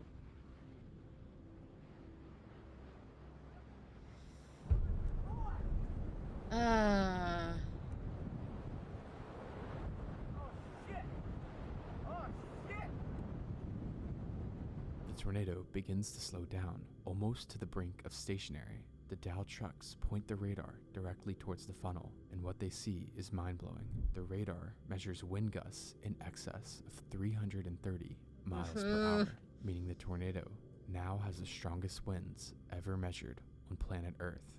Unfortunately, this would occur in the absolute worst spot, as the tornado is now sitting directly over one of the overpasses on Interstate 44. Underneath the overpass, two men, a mother and her son, climb underneath the girders to shelter from the winds. The mother, Kathleen Walton, feels the winds accelerating upon them, and as the metal girders bend and squeal, she shields her son Levi with her body. Kathleen would be sucked from underneath and killed. She was described as a loving mother and generous to a fault.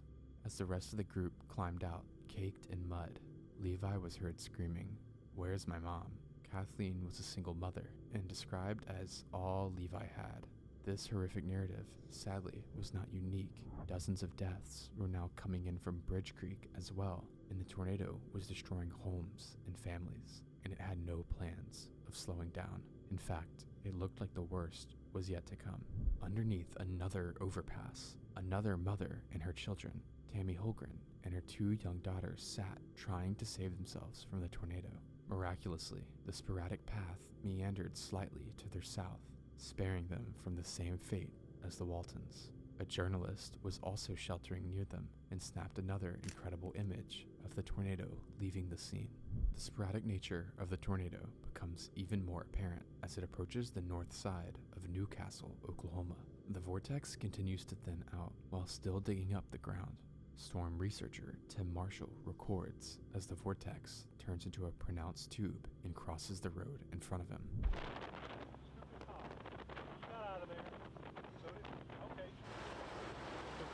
Turn it this way, turn it this way, turn it to the other way, please, the other way. He's like, remain calm. Think of the camera.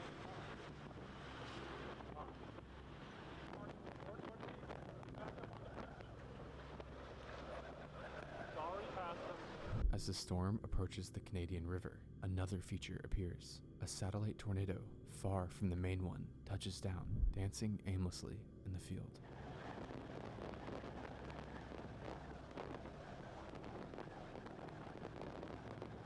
The strange behavior from the storm could hint that it's getting ready to dissipate, but in reality, it's doing anything but dissipating.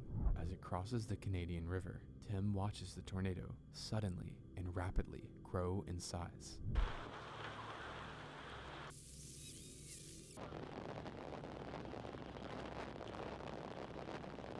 The water and mud it picks up from the river fill up its entire windfield, creating a wall of darkness. Simultaneously, Jim Gardiner, the helicopter operator for K4, ascends his helicopter into the sky, and despite the strong winds and dark conditions, he's determined to broadcast the monster to the people of Oklahoma City. As he finds his bearings and tilts the helicopter towards the south, he sees the monster in its entirety approaching the city. We're getting a lot of turbulence here, Mike. We're right on the edge of the winds are just incredible. When we went into Westheimer, there's no power at all. Mercy vehicles running around. There is no power on the southwest side by Oklahoma City Will Rogers World Airport. At the exact same time as Leroy, reporter Dan Anderson finds an open area off the interstate in the suburbs of Moore in Oklahoma City and begins to film the tornado from inside the metro. South of Crossroads Mall, you're looking toward the south, and there's the large tornado on the ground now moving through. The people of Oklahoma are now watching the strongest tornado of all time as it begins to devastate their communities, the first of which was a group of homes on the outskirts of Moore. The tornado never ceases to carve the ground, and it continues to grow in size, crossing the intersection of Drexel Avenue and Southwest 149th Street. Multiple large, well-built homes are cored directly and destroyed.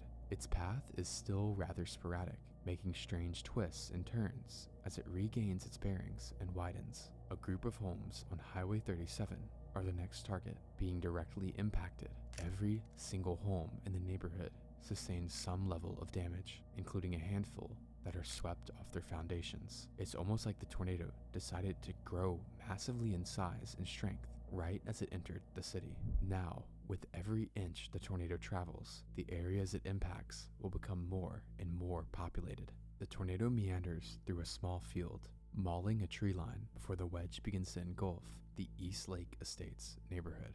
Rows of exceptionally well-constructed homes are wiped away, in some cases, heaving up pipes and plumbing from within the foundation.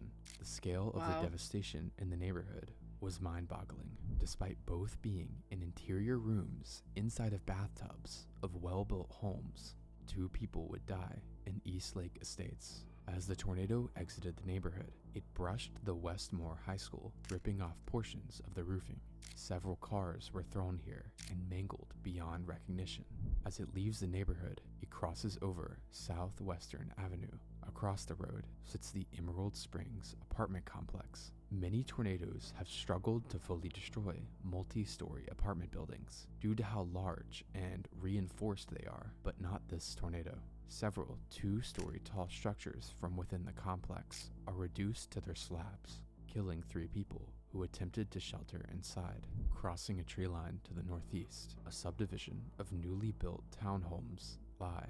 The tornado does not spare these either, again wiping multiple off their foundations. Back in the sky, Jim struggles to capture the entire tornado from his helicopter, but power flashes near the base indicate electrical lines and transformers exploding, creating zero doubt that the tornado was consuming the neighborhoods. Past a field, the vortex crosses over North Santa Fe Avenue into more large residential areas of Moore, Oklahoma. Damage still does not falter. Hundreds of homes were destroyed or swept clean away, and the tornado's funnel filled more and more with granulated bits of cars, homes, and dirt.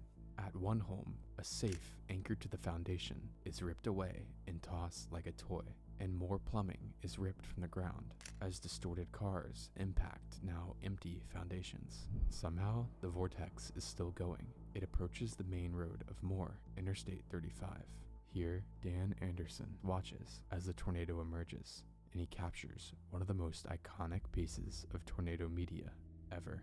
Outages because these storms are moving into the metro area. We're going to have Let's stay with that shot. Look at the debris. Look at all the debris. Look at all the debris in the air. Folks, please, we plead with you. You absolutely have got to get down. Get to the lowest level you possibly can. We plead with you. Do not take the extra minute or 2. We plead with you. Space, please. We plead with you. Go to your safe spot now. Take your radio. Forget the live pictures. Go get safe. Oh my gosh. Wow. Folks, we plead with you. Just go to your safe spot if you possibly can. That's an F. Look at the horizontal vortex. That is an F4 to an F5 tornado. That's winds of 250 miles an hour. All right, we're asking our crew right now to shut down, get out, and get out of there. This is a dangerous situation. Across the interstate, the neighborhood of Highland Park was enveloped the same as every area previously. At this point, the tornado was full of so much debris that it was more akin to a massive blender than just tornadic winds. This blending allowed large trees to be sandpapered once again, leaving them as a skeleton of bare wood. Cars were perpetually tossed like toys, and some of the worst vehicle damage occurred here. Near the edge of the neighborhood, a very large home was completely swept away, with essentially nothing left. The photo became one of the most iconic tornado damage images, but reports are conflicting on if this was done by the tornado or a rumored house fire before the tornado. Whatever the case may be, it seems likely this level of damage could have easily been done by the vortex. By this point, the tornado had traveled over 30 miles straight and had caused consistent, mind-blowing damage to everything it touched. However, the worst of the devastation was possibly just to come. Just a couple miles to the northeast, the projected path was now aiming straight for a large trailer home park. If Oof. large brick homes were failing to sustain the winds of the tornado, the death and destruction to a packed community of mobile homes would be indescribable. As the tornado continued to approach, a miracle seemed to occur. The path began to slightly curve to the north. However, the new track was now heading potentially towards something worse. Along Highway 240 to the north, several industrial warehouses and metal buildings were placed. One of the buildings, American Freightways, held dozens of employees, all hunkering down as the tornado approached them. As the winds impacted the area, trucks and metal equipment began to be slammed and tossed violently. Mud splattered against the debris as the ground continued to be dug up. Unfortunately, 2 employees would die in the impact. The tornado continued to the north, curving towards the community of Del Air. Just like every community that came before, the neighborhood was obliterated and 6 people died. To the east sat the Tinker Air Force Base, where hundreds of Air Force residents stayed. In a stroke of luck, the tornado continued to curve to the north, just barely missing the base. After the base, the tornado began to shrink once again, but it also began to weaken slightly. The first time we had seen a substantial weakening since the tornado touched down. It crosses over more industrial buildings, only partially destroying them. As it crosses Interstate 40, a neighborhood to the north of the highway would be the next target, and the destruction remained devastating, killing 3 people. Finally, without any warning, the damage would cease. The tornado had lifted, and the carnage ended with it. Over 36 people would be found deceased, with over 500 significantly injured, making it the deadliest Holy tornado crap. in over 50 years. One survivor was uninjured, but unfortunately died from a self-inflicted gunshot wound in reaction to losing his home in the tornado. Oh. The storm continued to the northeast. It produced a weak and brief F2 tornado before completely fizzling away, as if it had expended all the energy it had into the earth. On your FM dial on 104.1, 107.7, that is damage. Okay. Yes. Go ahead, Jim. Mike. Yes. You got to look at this. This is phenomenal. It's gone. The neighborhood is gone. We are over a neighborhood just west of Tinker Air Force Base. It is gone, Mike. I'm just following the swath of where this went. It's probably at least a quarter mile wide. Oh. Here, look at this. It's the whole neighborhood, Mike. The whole neighborhood is gone. Those that are listening You're on looking at radio, we're looking at damage of what was a neighborhood. Unfortunately, it looks now. It's totally destroyed. It is, boy, I'm almost speechless. It's absolutely incredible. These are homes that are no longer homes. No roofs, just scattered no walls. debris for miles and miles. Dangerous situation. The tornado outbreak as a whole would be one of the most extreme ever, including an F4 tornado that, despite missing the town of Mulhall, was still wide enough to completely level half of it. May 3rd, 1999 would become one of the most infamous days in tornado history and would seal central Oklahoma as a tornado hotspot. Thank you for watching. Never moving to Oklahoma. Never, ever, ever, ever. Oof. Insane. Okay, got that one. Should I throw these in my liked videos so I have them? Or I could save them? That'll do for now. Whew. Wow. Mother Nature's scary. She's scary and angry. They're scary. Wow. I never get to see one of those. Never want to be in the path. Oh, it's crazy. I mean, that's just... like, it doesn't even look real. That's something you see in a movie.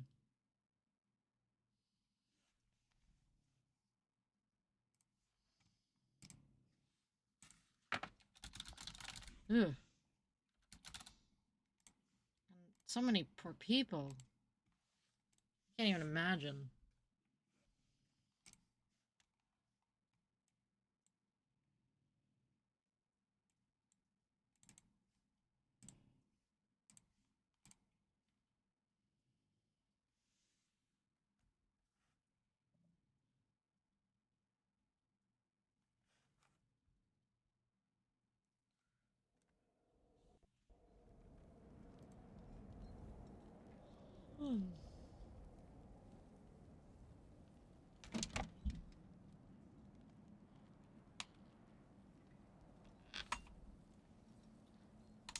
Continue.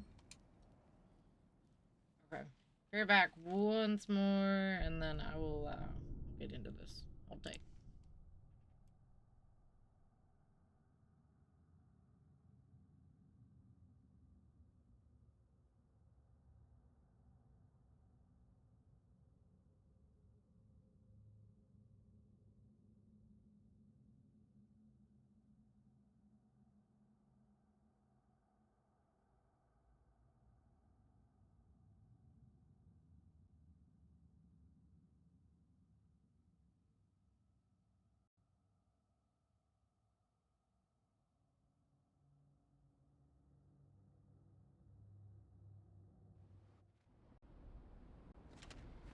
My shop!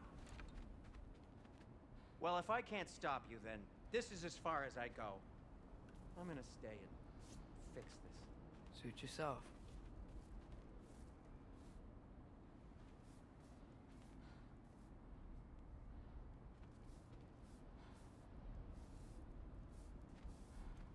All right.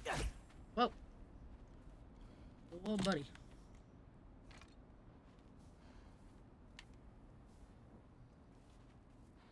Ah, I forgot we were playing as him. Totally forget.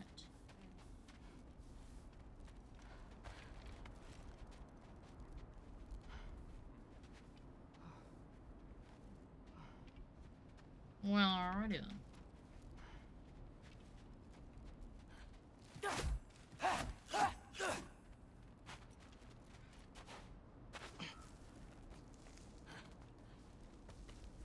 Oh man, crazy stuff. Crazy stuff. I don't think I can break this. Need to find another way around. Right. You sure you want to go in there wearing the very arrow tip that killed her son? I'll hide it under my shirt. And besides, it's a reminder to be better. You need a murder weapon to be a better person? It makes me feel brave, okay?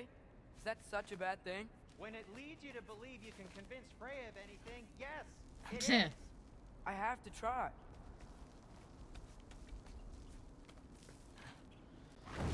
Oh, alright. Shoot the fire pot! Okay. Sweet. Oh yeah.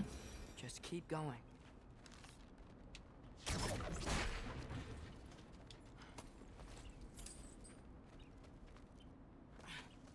Are you sure this is a good idea? You haven't got a plan. Brock says some people run better on chaos. I think he's right. What makes you think that applies here? Just yelling from like a mile away. And this is Ragnarok. We can't just do nothing, and we're out of options. Living is an option.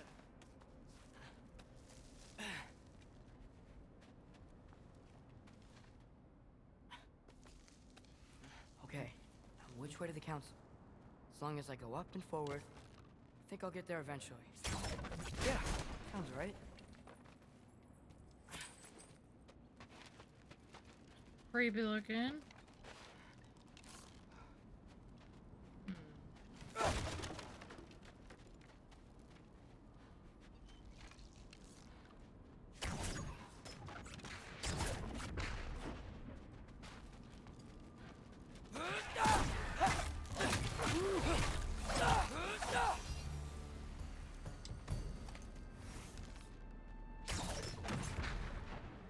That one's alive. Yep.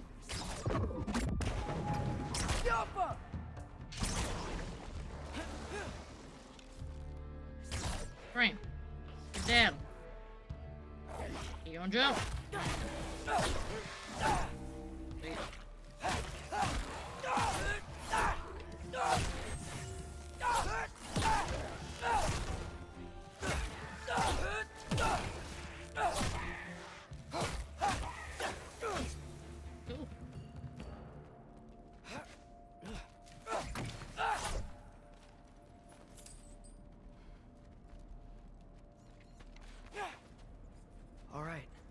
soundstone.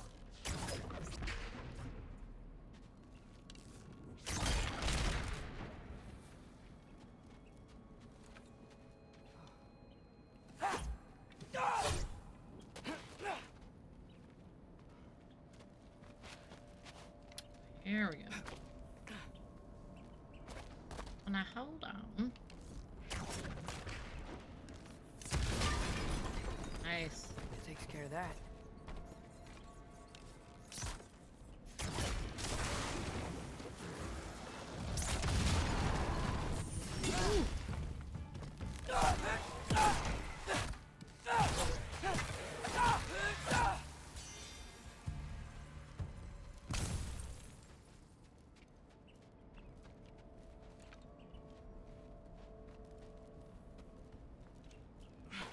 Man, if Father could see me now, he would lose it. Yeah, he'd kick your butt, dude. I wouldn't have to hide things if he'd just trust me. How can I trust you if you lie? Actually, that's a good point.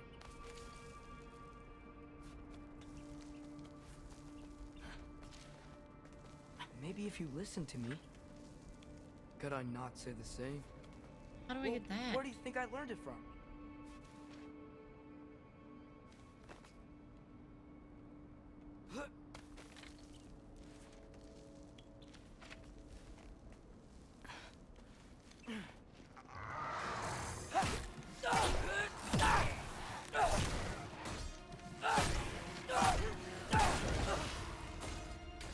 Okay.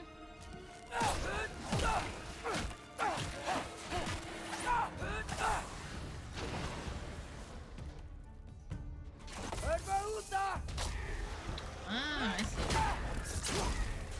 Sick.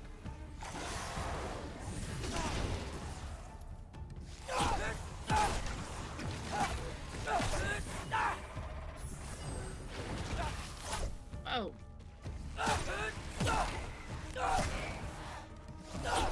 Hey, that'll do. Oh, whoa, whoa, whoa. Health, give me health.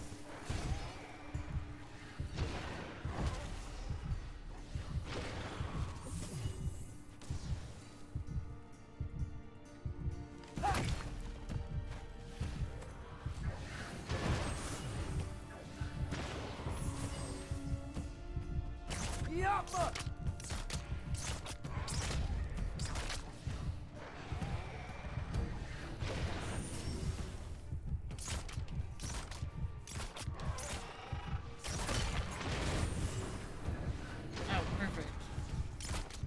Did that earlier. Okay. Alright. Gotta keep going up. I want that thing. Wonder what Mom would do. Why don't you trust her? Why won't you tell me? I feel like I missed that somehow. Gotta go look.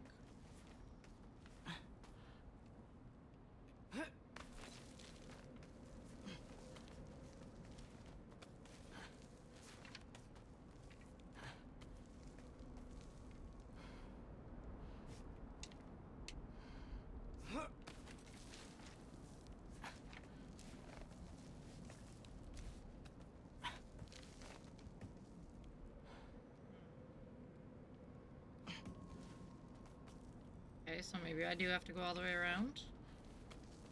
Somehow. Just keep rolling.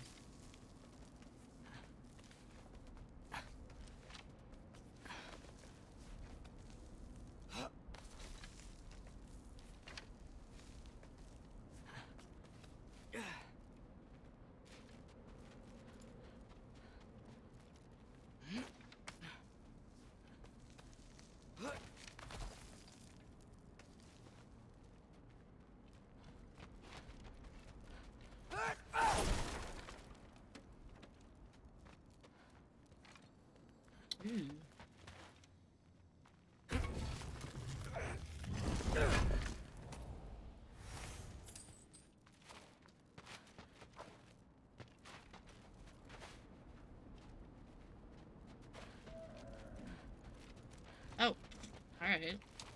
Here. Whoa! Okay. Jump up! There you go. Oh no. That's fortunate.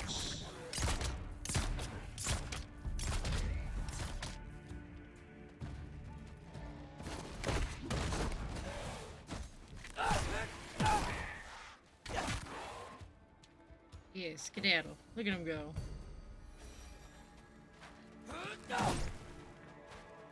Trust these things.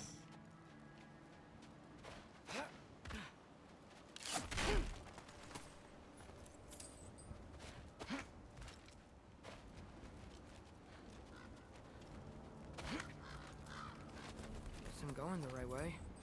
Really wish I had a compass. Who needs one?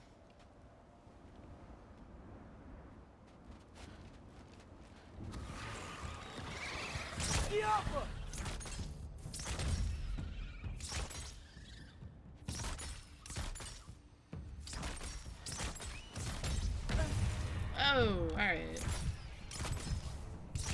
No, thank you.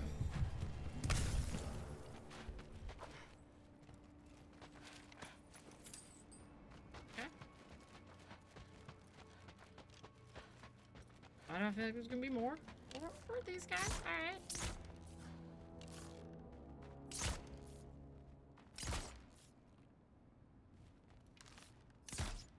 Ones are alive.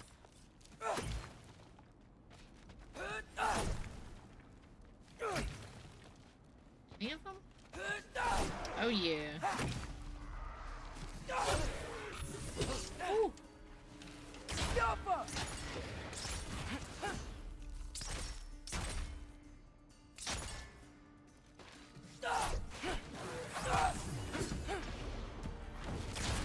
Okay, tough guy.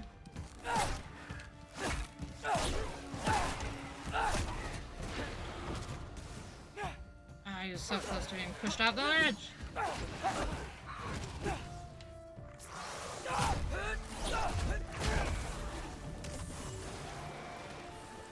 Great, more.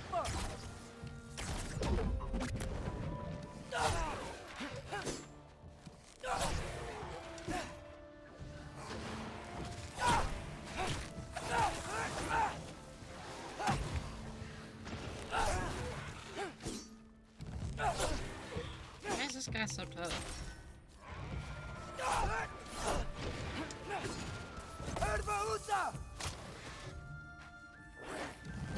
Absolutely. Oh yeah. Love to see it.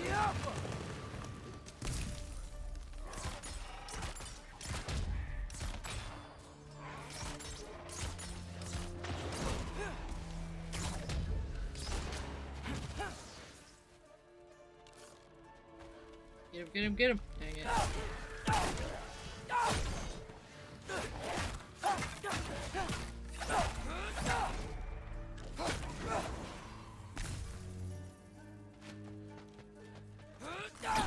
Trust you.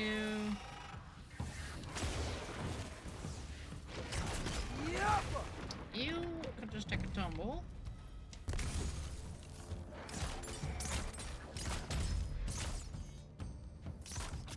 Oh my god.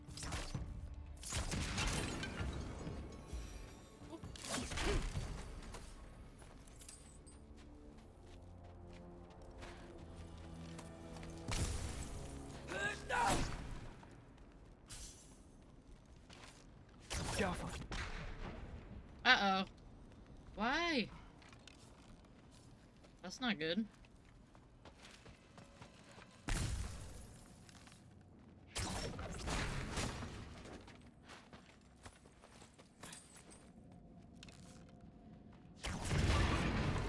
Nice.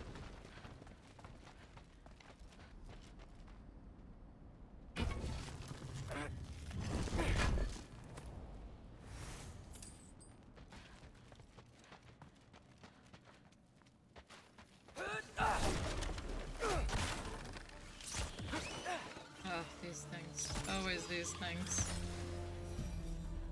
I got this, right? Yeah, I got this. Yeah, we got this.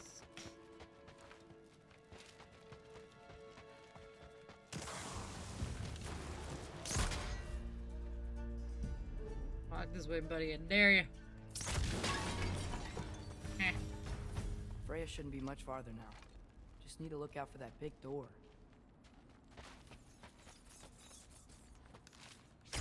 Get off us!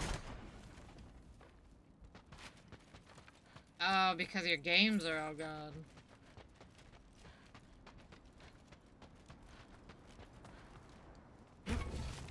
Are they all gone? Is everything gone? Is that you up there? Yes, it's me. Down here. Down here. Up here. Hello down there. Hey! Come to your senses Yeah, yet? because of the game Yes, sharing I thing. mean, I'm not changing my mind. Ha! You do have doubts. Oh. Hey! Like you never do? Better than having regrets. Gosh, Not yeah, sure I that agree sucks, with dude. that. By That's like all a means, huge bummer. Keep going, and you might find those too. I wish I could.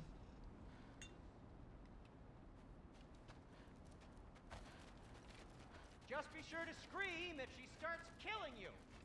Hey, Thanks. Mom. I feel so. Yep. You love That's me? the door. Please? Where am I supposed to go? That's the door.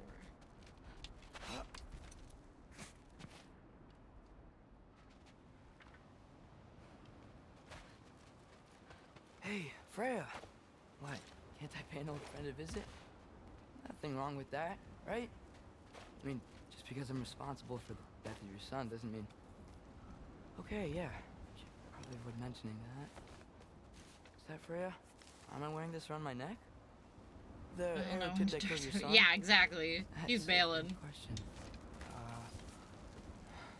I'm so What's he gonna do? Come to the rescue?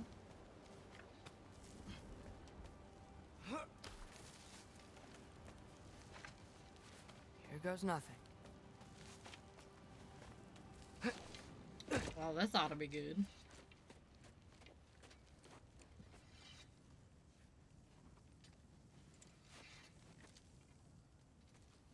Yeah, tuck that away.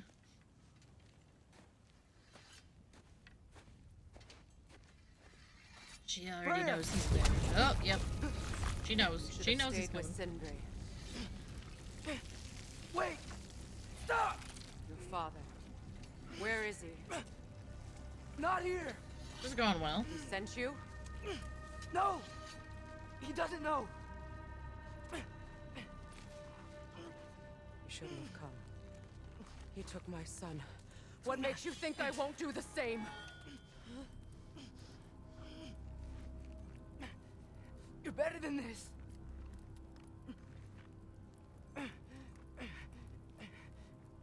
This is going good. Oh, yep.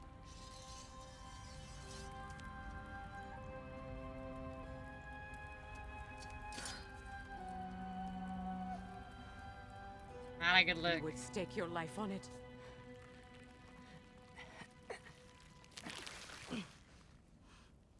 What do you know of me? I know you haven't killed me yet.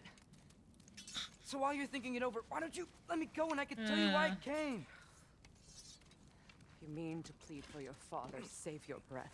His fate is sealed. But you know who's to blame for everything. I cannot get to Odin. Nor do I need to. Ragnarok will take him. Yeah? Well, what if I told you that he came to Midgard? He came to us. Offered peace if we don't move against him. Claims Ragnarok's already been averted. He lies. Maybe. But if you know Groa's prophecy, you know it depends on an army of giants. The giants wait for war in Jotunheim. No. I've been there. There is no giant army. There are no giants at all. Just me. You.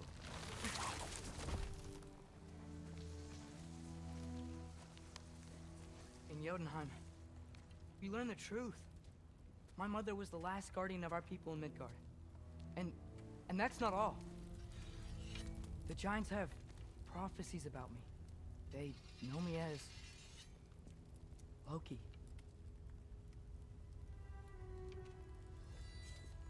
I think maybe I'm supposed to help stop Odin somehow. But since all the giants are dead and you won't fight Odin, then you'd already won. Why aren't we working together? Now that you can fight again! I am far from whole. Okay. Okay. But we found Tyr.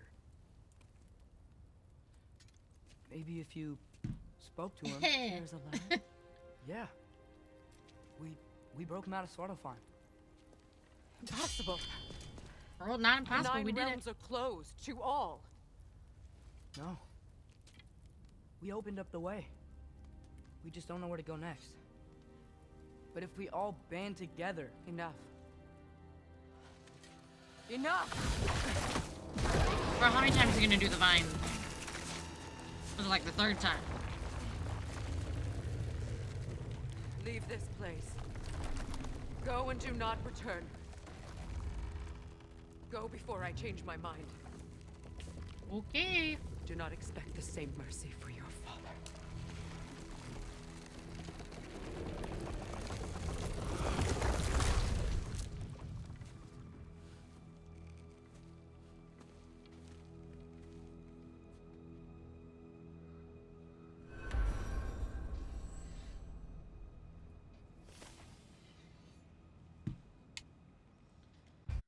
Well, that was... Oh, oops.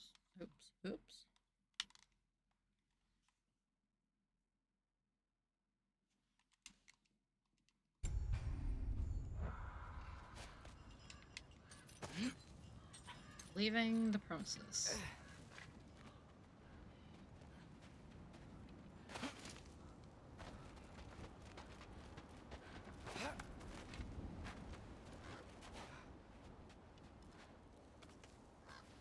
Okay, so I'm not dead. I didn't get any answers.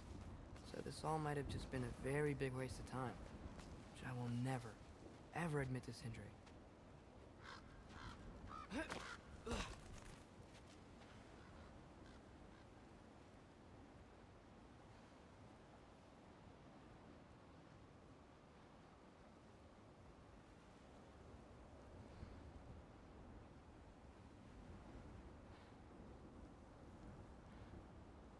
It's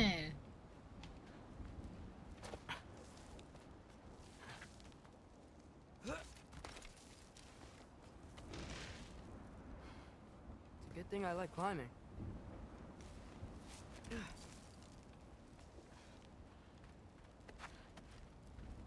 Are we missing anything?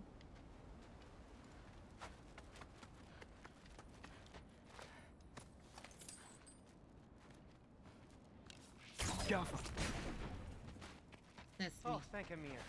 You're all right. Our Let it go. fine. I was starting to think. Sindri, I told you I could handle it.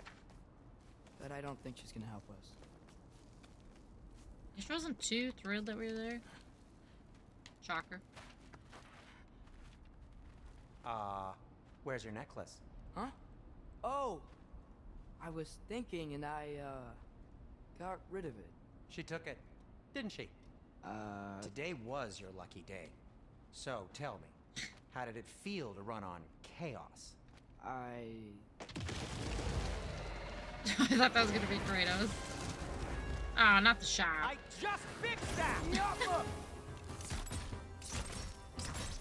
Oh, that's a big boy.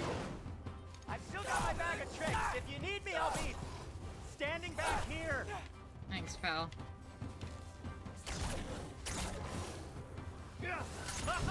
Oh, look at that. Nightmares. I'm gonna be sick. Hey, hey.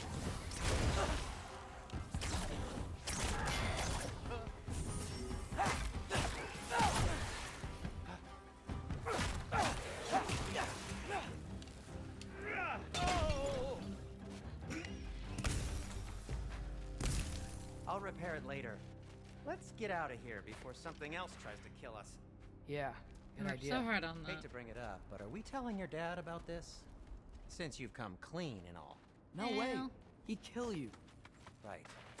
Well, speaking of coming clean, I need your opinion on something. What? Something I've kept from my brother for a long time. Oh? Spill the beans. I'll tell you on the way back. Come on. Is this not the way back?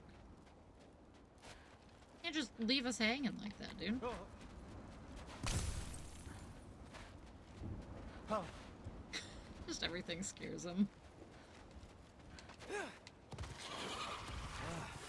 Did they ever quit?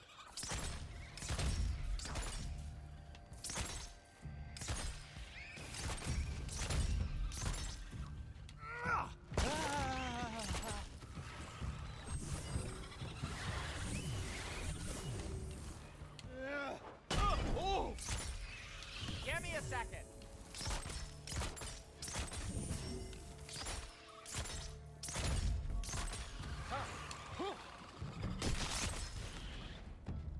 That'll do.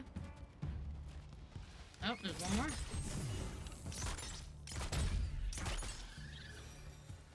Okay, back to Alpine Tower. You were saying? Long How do we get before to you that? were born, there was an accident at the forge. Brock died.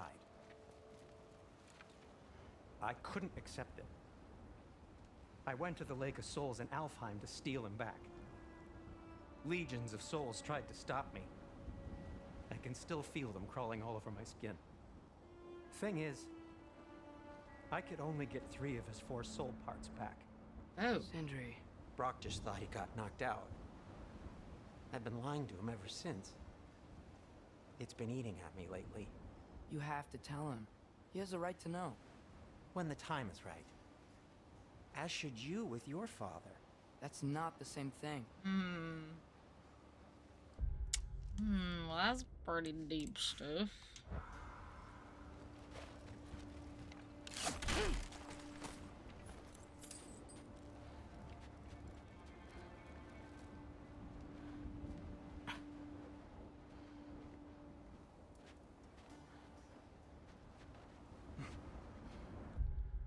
Absolute fire. Bump Up Extremes? Super Sour Blue Raspberry? 2 to 3 at a time. I've never even heard of these. I only knew just like the original Bomb Pop. These look good. These look bomb. Those look really good. Are they actually sour? Or just like super tart, I guess?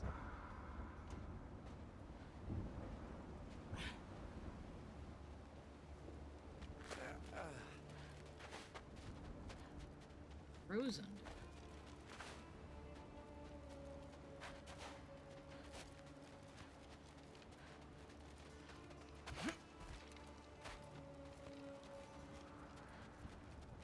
Oh. Oh, look at him go. Those look really good. Really? I have to now? keep an eye out for those. See if like Walmart has them or something.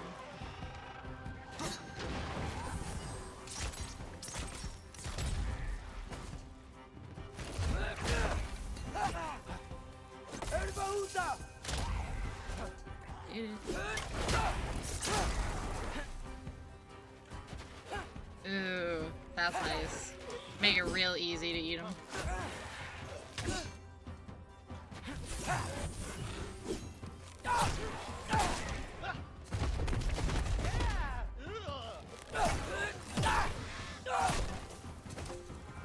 Right. Anyway, Going well. you did a Anyway. good thing. You saved Brock's life. I caused trouble. No. I made a choice. One that wasn't mine to make.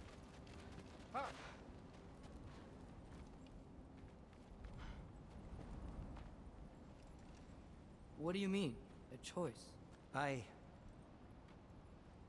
couldn't be alone. The other dwarves, when they saw him, they shunned us. So we left. Made our own home. Well, You can't change the past, but it doesn't have to be who you are. Let's go home before Father wakes up. That might Riley be the already best awake. idea you've had all night. Trey. Trey? It's an... Shut up. Nickname.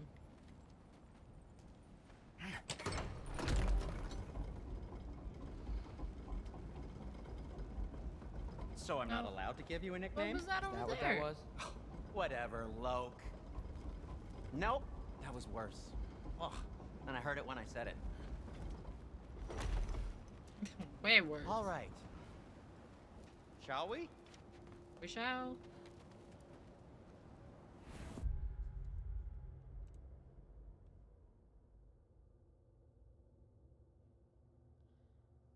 I've been dancing on for 20 years. Now I know why people are fat. That was amazing. Already take it. No, it's all good. Wait, is there more context that I'm missing out of this? She be his wife. Okay, there it is. There's the context. I was like, huh? She bought a box of Cinnamon Toast Crunch randomly. Now I know her people are fat. That was amazing.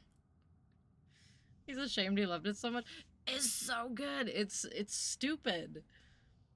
Hence the pic of him. Right. Oh, I just realized I wasn't on screen. Oh well, that's fine. It's shamefully good, unfortunately. All the terrible things are delicious. It sucks.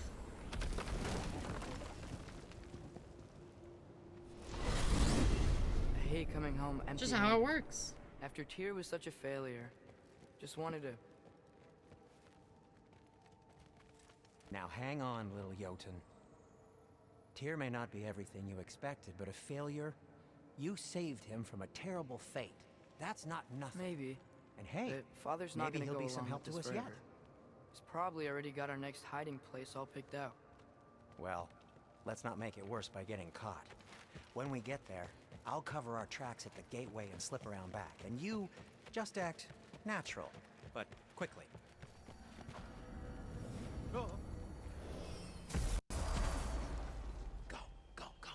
So he wants to play outside color and take a nap. I mean, call it a day. That's a good day. That's what we all want to do. That is not the risk that concerns me. Oh. Do we trust the path they would put us on? I trust their wisdom, and this is the closest thing to hearing directly from them. You are certain the Giants would not counsel war? I said that they were wise. In my experience, that goes with being peaceful. Oh, little brother. Told you we needn't worry. Atreus, where have you been? Nah. Peeing? Hope you're all hungry. I could eat. Is everyone as well rested as I am? Be right down. Super well rested. Just scooches him around on the table. Is this sausage? Yes. Sure. Why not? Even better. I remember food tasting better. I suppose you'd like to try cooking for this lot. I accept. What? What? Atreus, we are planning our next move. Oh, so where are we going? Alfheim, home of the elves. Alfheim? You hate Alfheim. Why would we move there? Who there? No, we are seeking information. The Shrine of Groa, young one. Your father tells me you found it there. Groa? The Knowledge Keeper? Oh, maybe there's a secret there I can unlock. Aye.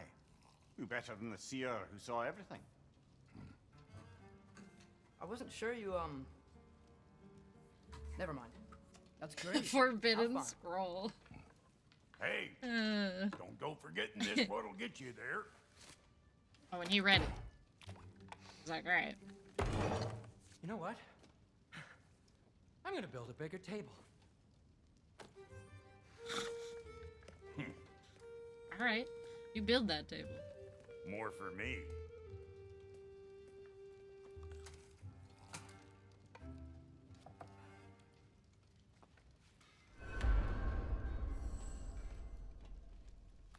Tyr, you're really up for coming with us? I am. Whenever you're ready. Well, whenever your father's ready, I should say. If my counsel might help you towards the answers you seek, it's the least I can do to repay you. Plus, I think it will do me well to see the light of Elfheim again. That elf light is some good shit. The best.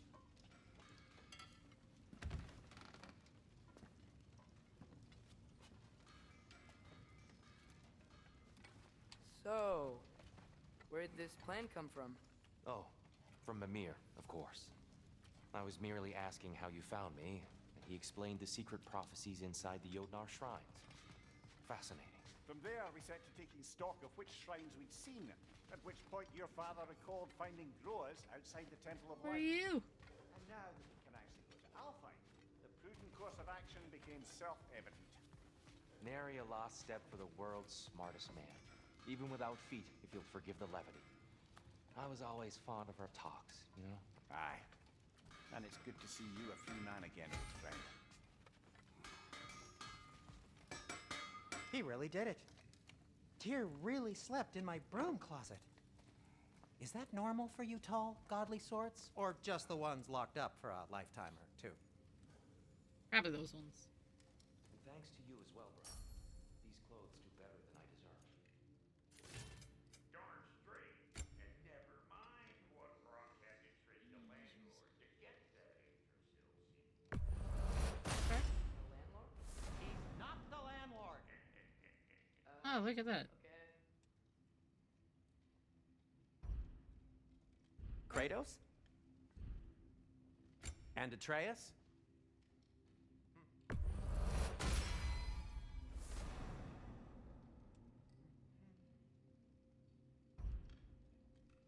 What'll it be? If you think about it. Who's a lot like Abraham?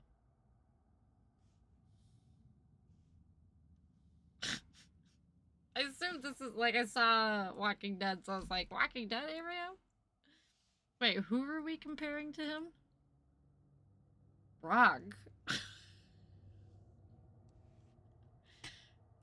I mean, okay, yeah. That is like a comparison that I wouldn't have thought of, but like, I feel like they both kind of got that like hard-headed attitude, maybe?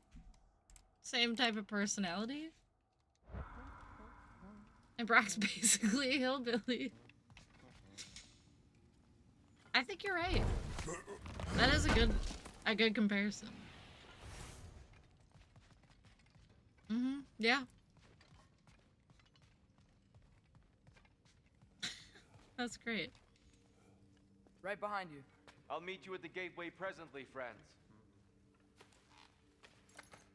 Is he looking at us like that? Hello?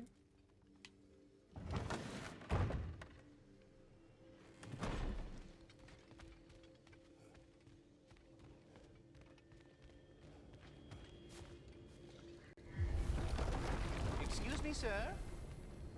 The squirrel! Mind if I take a little peek at you? I promise I'll be brief. Oh my goodness. Just jumps right out. Oh, look at his outfit. My goodness, what a strapping physique. Capable of an astounding variety of I love acts him. of violence, I imagine. What is happening? What? This must be the squirrel that tends the world tree. That delectable aroma. Could it be? Delectable. Pardon the intrusion. Pardon the intrusion. Don't throw him. Ah, yes. Amber resin. Delightfully nutty with a hint of squidding. No. Not one for gastronomic exploration, I see. Wait, if you're It's Ratatoskr, why are you so different when we summon you for help? It's a long story. But you are correct. I am indeed Ratatoskr. The one you know as Ratatoskr is merely one of my spectral aspects. And a particularly nasty one at that. I consider him so far removed from myself that he's practically a different person. Speaking of, Bitter, would you like to come out and see your friends? Fuck off! I'm busy! I suppose that was to be expected. Anyway, now that I've polished off all this resin for you, would you like the seed back? Great. What is the seed? Indeed. A seed of Yggdrasil, to be precise. Since my dwarven tenants performed their little reconfiguration, you'll need seeds like these to open up new destinations on my tree. Your tree, huh? Yes, my tree. Here, let me show you.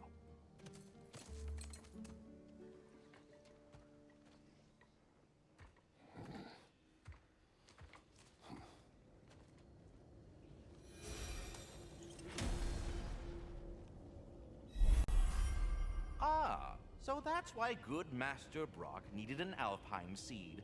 Clearly you have important matters. It's a long, difficult journey. The training grounds of Niflheim hold secret rewards. Choose carefully. Loved going into the Disney store? Yes. Oh, I loved it so much. We had one when I was a kid, and it was so great. The big, giant, like, mound of stuffed animals in the middle of the store. So good. No, it's all good. It's all good. Don't be sorry. Oh my gosh. Yes!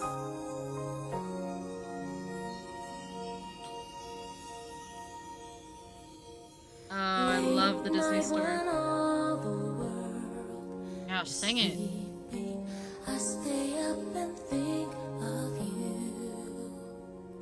The music. And I wish on a star that somewhere you are.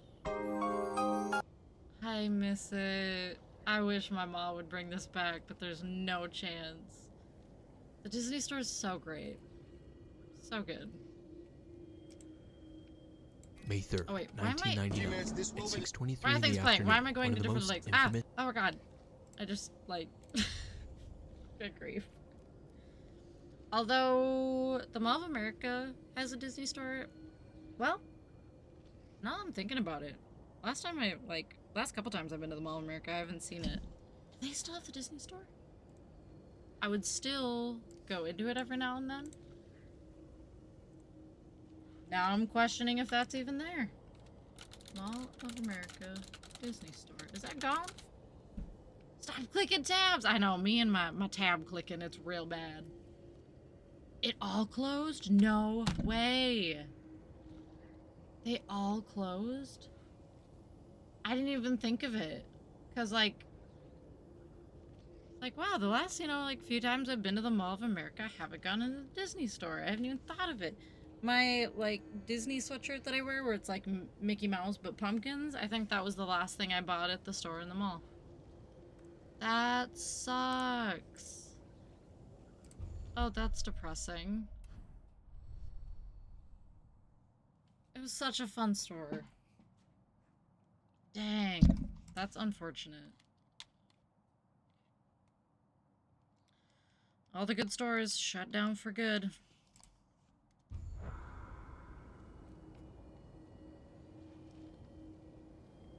That seed you found unlocks Niflheim of all places.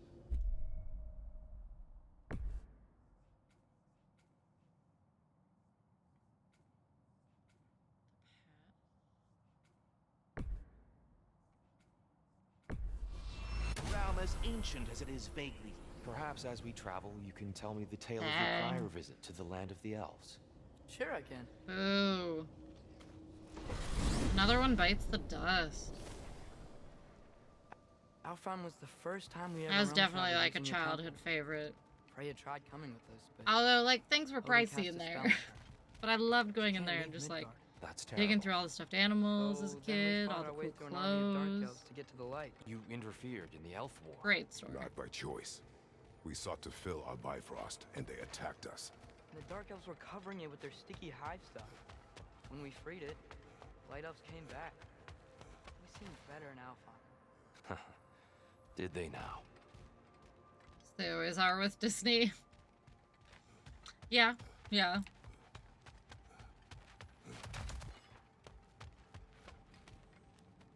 Oh, hey buddy. Where's the trace? Oh, look at that. Look at that door just waiting for us.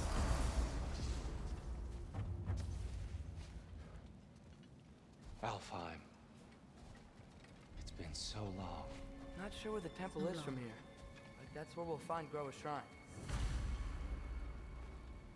Broken history. Aye, not exactly an easy fix for that. I wonder why I went out of business. I feel like it's Disney. You know? That surprises me. I see the elves continue their war. Yeah, so much for things being better in Alfheim.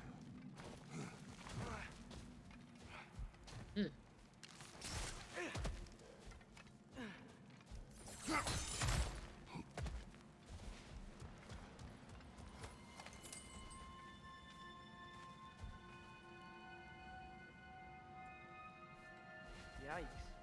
Fimbulwinter hit Alfheim hard. No. Storms have plagued Alfheim's deserts long before Fimbulwinter.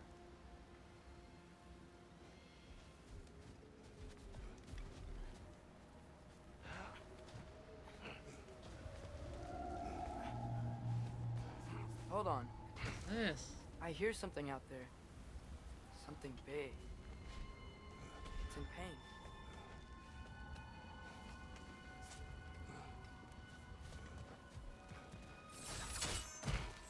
I don't know which way to go.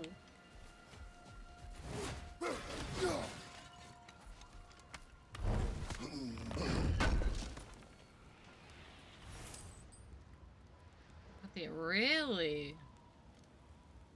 Really? Okay, alright. So you're saying there's hope. So maybe it'll get good again. Desert. Huh? Alright. Love it. Ah, yeah, that's true. That's true. We don't want to get our hopes up. But there's potential. Right, yeah, who are they gonna have replace? Could be bad. Could be good. Could be bad. Could be worse. I don't know. Yeah, could it be?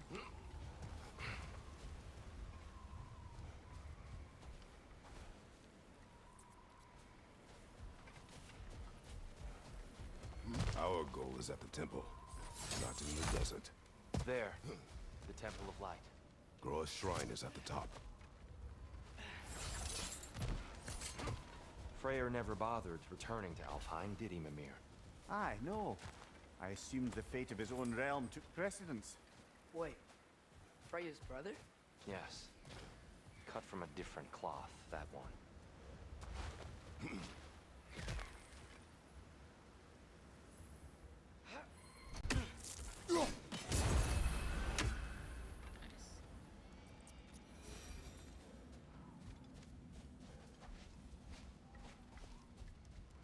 Who runs Netflix? No, please no. There's a barricade up ahead. Anybody else? Literally anybody else. Twilight Stone. Please no. A rare material that can take millennia to form. Majestic, isn't it? Occasionally. Gosh, that'd be awful. Oh, I didn't know it could do that.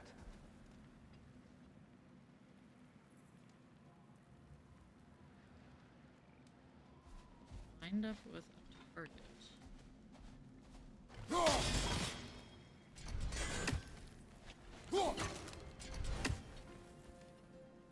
Get off him!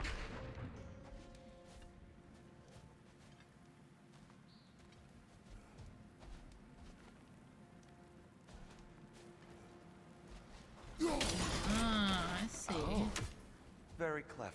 Fancy. Be gone, bird spies. Be gone. Don't get kindly bird spies around here. It's gonna explode! Oh! Alright. There's a gap in the fence over there.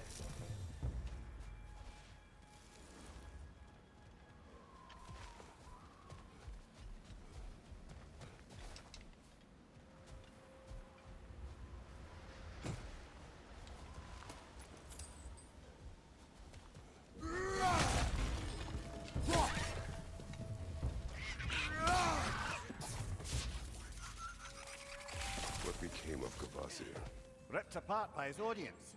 Well, one member of the audience. Well, Thor.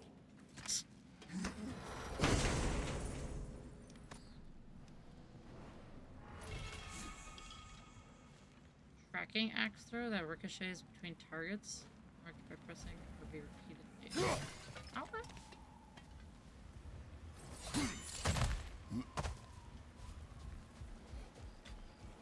Freya's brother. How was he involved? Long ago, Freyr of the Vanir traveled to Alfheim, where he discovered a once beautiful land. There's a gap in the fence over there. Just cuts him off. Thanks, pal.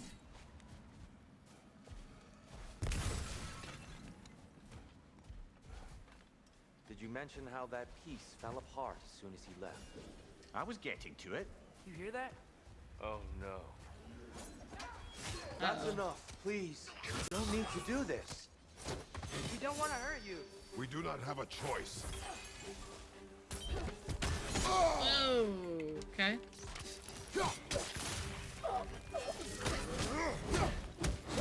We're the ones who freed the light.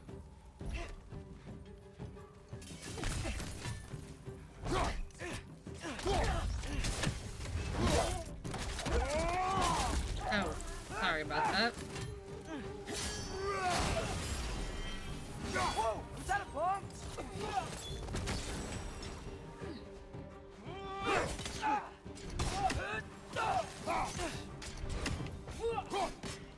You missing? There's a gap in the fence over there. Why are you fighting us? We helped you last time. Atreus! I gotta shoot more. I see, Alpha. You're dead. Watch your left.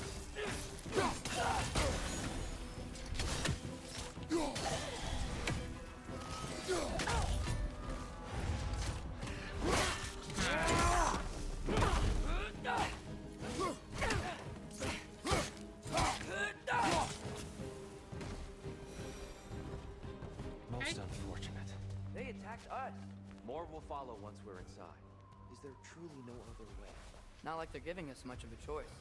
So your father said. I'm just naive, I suppose. No. Just an optimist, old friend. He just wants the best.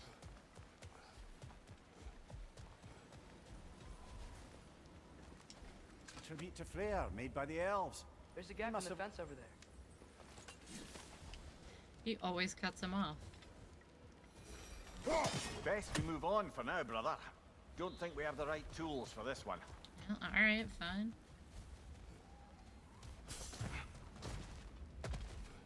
It's so tall. We came in from the top last time. Didn't realize all this was even down here. It's an older gate, built to promote cooperation between the elves, but it looks like it's been sealed for some time. I'll go first. Atreus, let me know when I've reached halfway. So, what's happening right now? This seal is meant to represent the balance of the realm when Freyr was here. Light and dark, working together in harmony. How's that look, Atreus? Good, I think. Father, now you go. Unfortunately for Alfheim, Freyr couldn't accept his sister's decision to marry Odin. He returned to Vanaheim and left this realm to... There's a gap in the fence over there.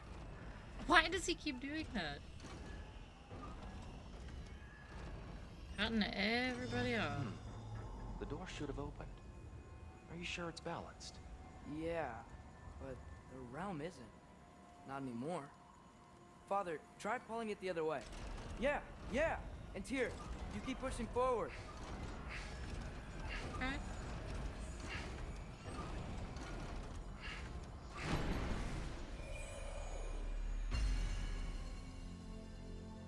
Fine work, Atreus. Shall we? We shall.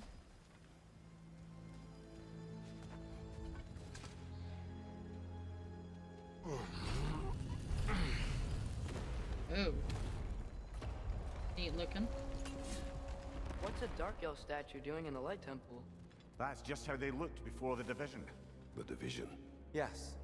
The elves weren't always split between light and dark, you know. There's a gap in the fence over there. Okay, I think he's glitching out. He keeps cutting him off. Atreus, please. Ruining the lore. Solid light. Some things don't change. Yes. The stone briefly imparts a bit of light to your axe. That's useful.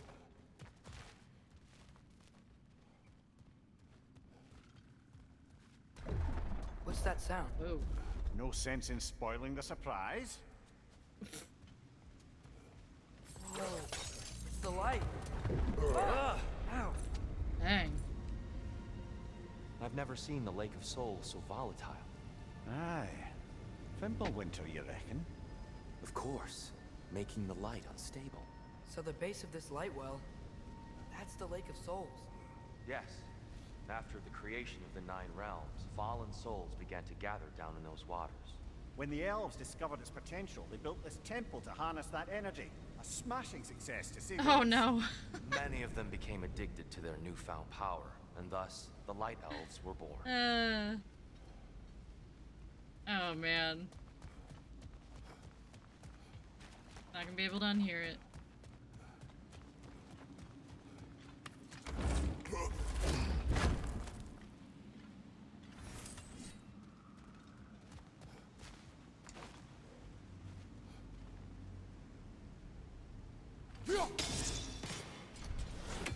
I know.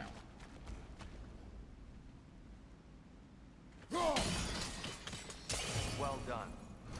Though I imagine our Light Elf friends will be less than pleased. Wow, this must be the Elder Tree. Oh man. It's accurate though.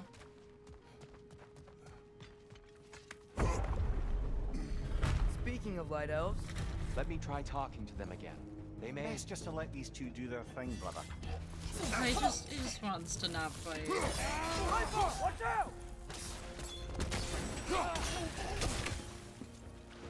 Oh yeah, right, Atreus. Behind you! Oh. That was. Oh. Right flag!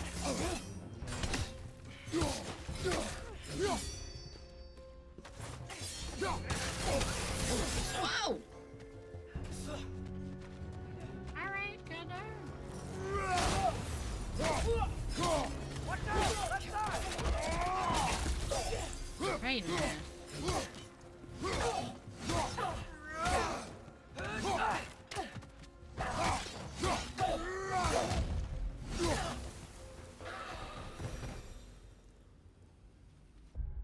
Ooh, okay. Saw a link. Which round flat candies did Admiral Byrd take to the South Pole on his 2-year There he is. expedition of 1928? Is it Nika wafer? Sorry, Why I'm trying to was he answer that so for real, but quick? like, was it Nika wafers? Oh shit, it was Nika wafers! they get to the South Pole, they're like, wait, this sucks. This is the worst thing I've ever tasted in my goddamn life. Which round Oh my flat candies did gosh. Admiral Byrd take to the South That's awesome. Wait, it was. Poor souls. they came across on light bridges. That's Now the too good. bridges are gone. I have an idea to get us across.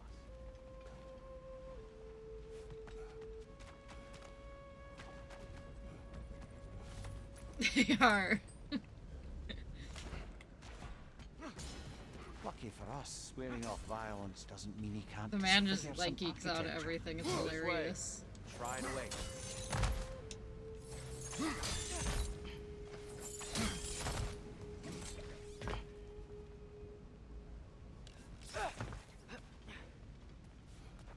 The temple looks so different than I remember. It was all broken and covered in hive stuff last time we were here. These elves use Alfheim's light to enhance the temple, and themselves by the look of it. They definitely look more dangerous than last time. Oh, those were just the foot soldiers. They'll get more dangerous the further up we go. Great. Great. So if these elves use the light to build doors and make themselves stronger, what do the Dark Elves want with it? To return it back to its source. To them, the natural resources of Alfheim are sacred, none more so than the light itself. Aye, the Light Elf's success came at a terrible price. Alfheim's once lively desert withered into a storm-ridden wasteland soon after the creation of this temple. Here we go. There's more Twilight Stone up there.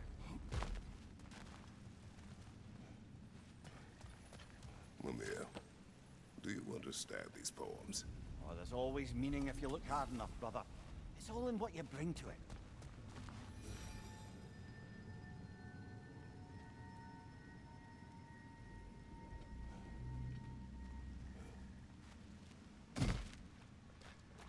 The Twilight Stone didn't give you the right angle. Are you certain?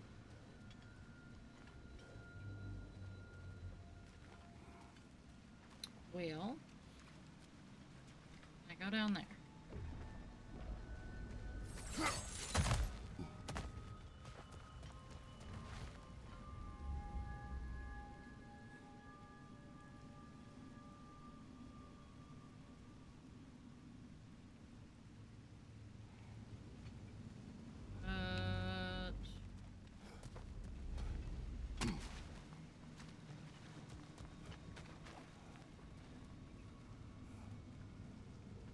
Get it from there. Goodness.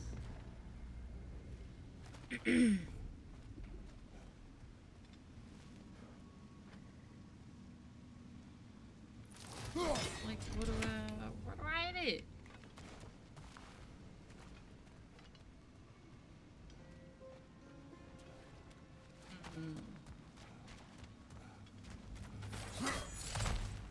Gotta be from up here.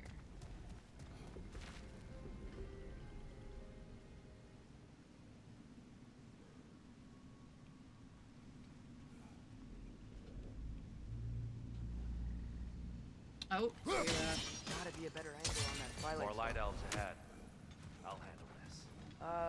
Maybe that's not a great idea. I'll handle this. Oh there, friends. Salutations. We mean you no harm. Tyr, get back. Salutations.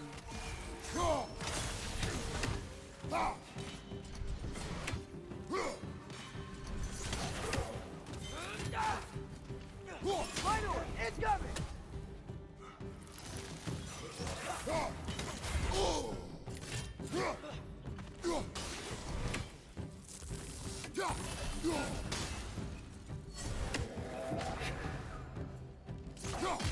Nope.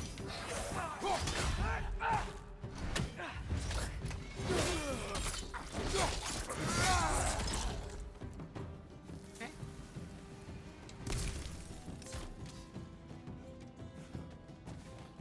Not such a friendly bunch, are we? Bring it on.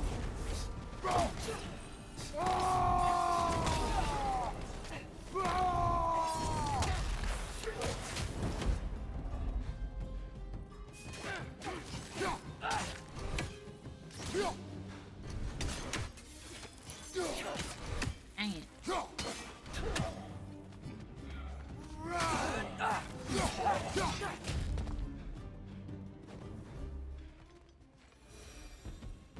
Jimmy's dead.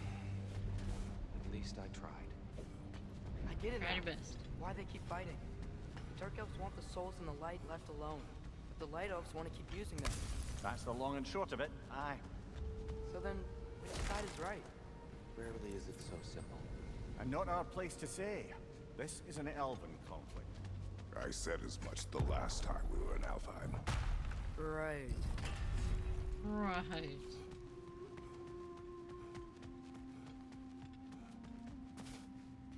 They sure made a lot of Okay. these light doors. Fortifications. Aye. None too eager to let the Dark Elves run the roost again. Well, already.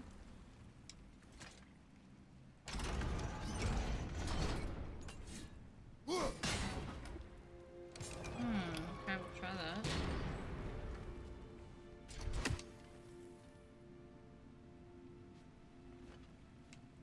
Why not simply hold it in place?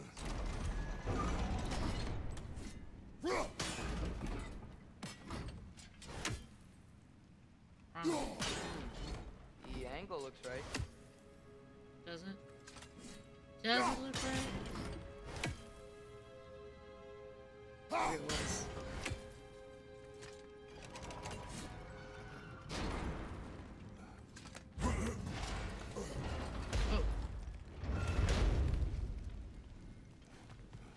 I don't think that's the way up to the shrine.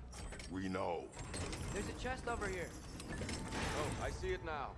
Forgive my impatience.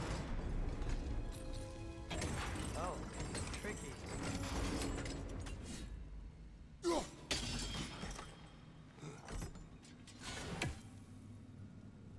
Yeah, I did something.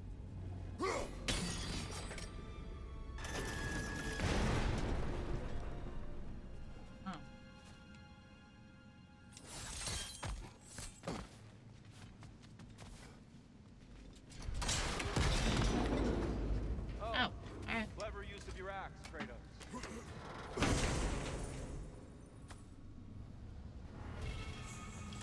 Glad we explored.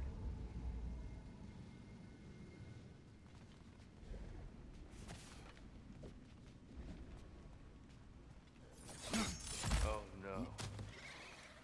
Oh no. Behind you, brother!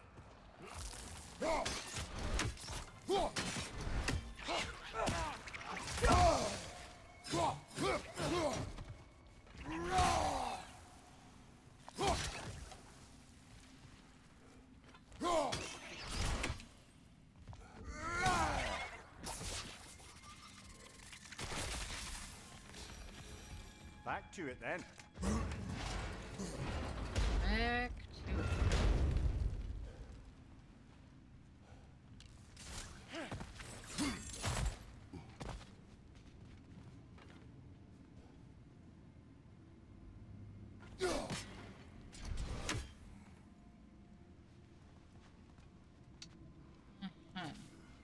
Definitely need to do one more over.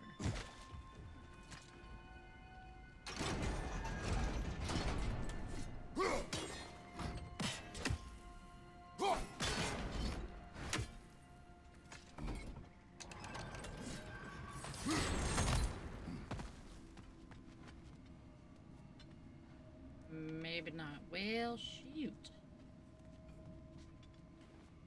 I think it was right last time. Darn it.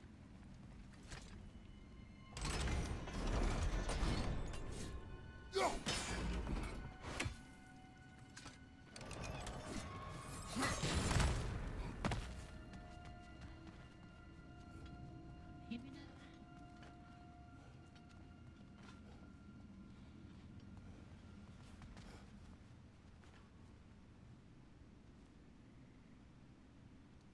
Why is this so tricky?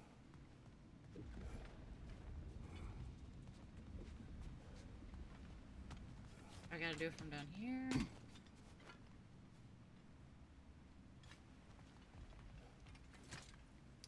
Okay. Keep convincing myself I gotta change it.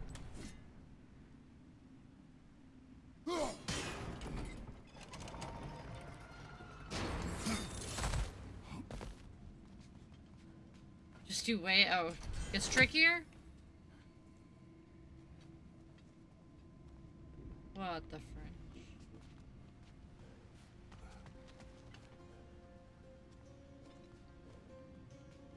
Why?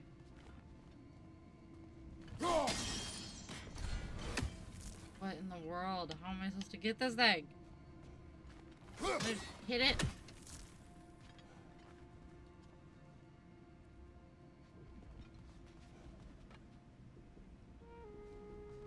Get it.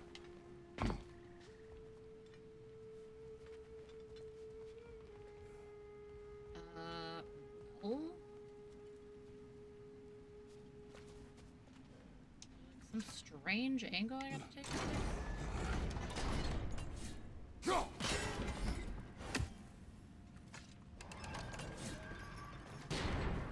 I can't even see it now. No.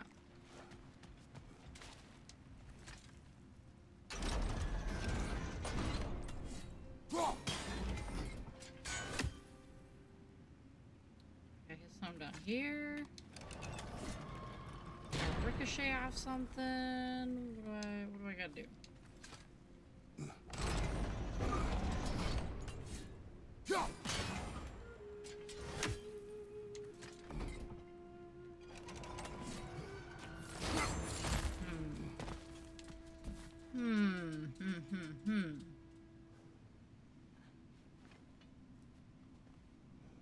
Get it.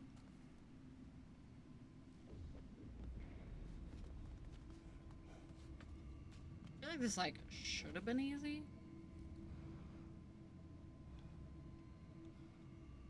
Darn it. I gotta ricochet off. I need that ricochet ability or whatever. That thing? No.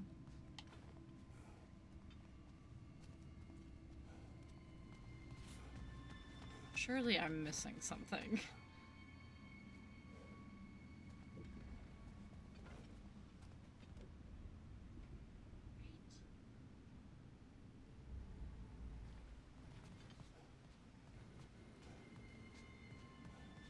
I gotta go way down here? No, because I wouldn't even reach. What is the deal?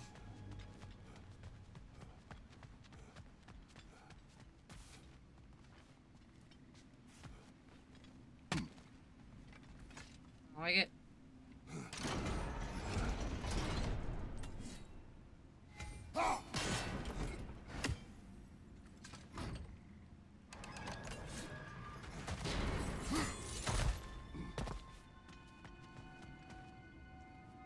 This is so silly.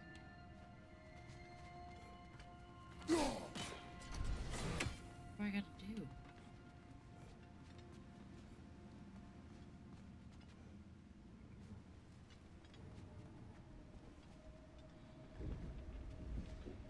Missing something? Over there? No.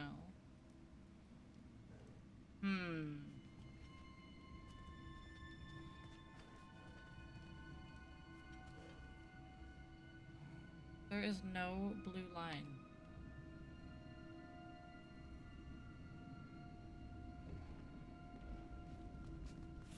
This is madness.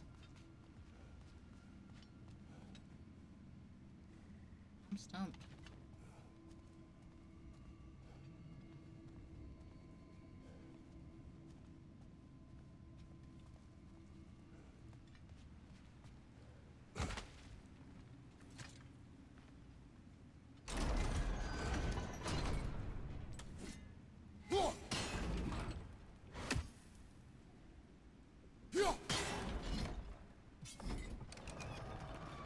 Ricocheting off something.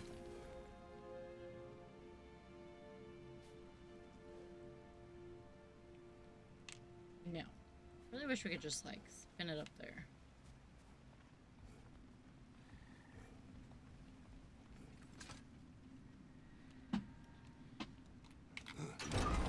And bamboozle.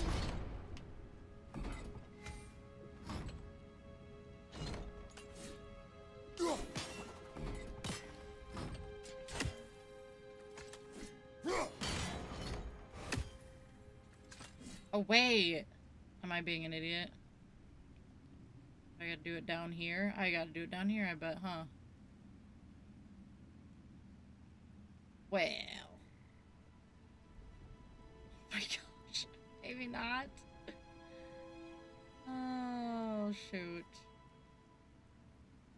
This just looked so promising.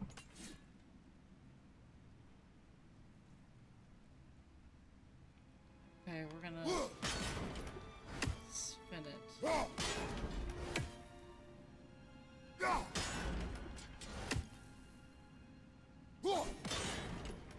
That just goes all the way back. What? Crap. It's so close.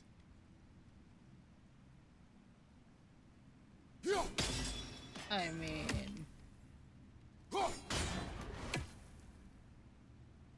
That just goes that way.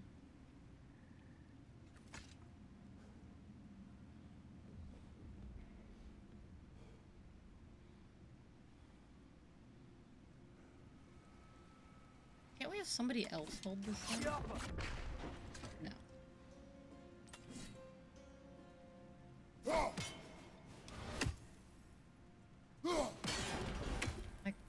toys. They're not making themselves very useful right now.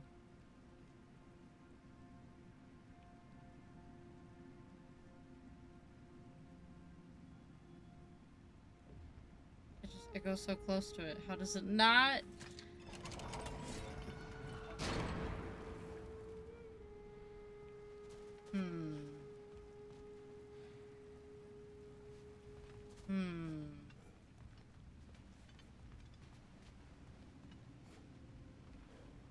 Is the trickery?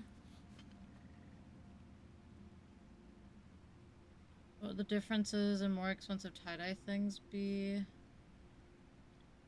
Better dyes, less fading. I guess, like, between different dyes, I think there's probably ones that are going to be more potent than not. And would it be worth? I mean, worth, like, to make, like, spend the money on tie-dye? Yeah. I think it's fun to make tie-dye shirts. I guess I'm not, like, super knowledgeable in the dyes, other than, like, I just go with Rit dye, because that's, like, just a good classic brand. Fabrics, I think cotton works the best for soaking up dyes, as far as I know. Just good cotton t-shirts.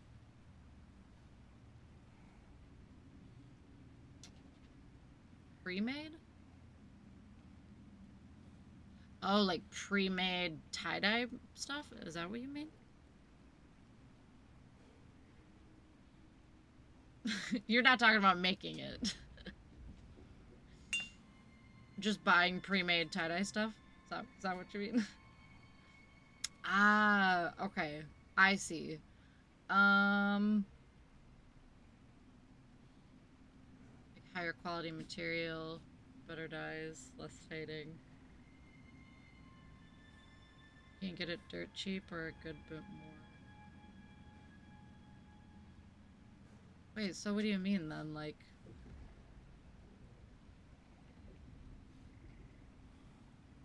Are you talking about, like, what would be a good price point for what it is? Or, like, detailed tie? I'm confused.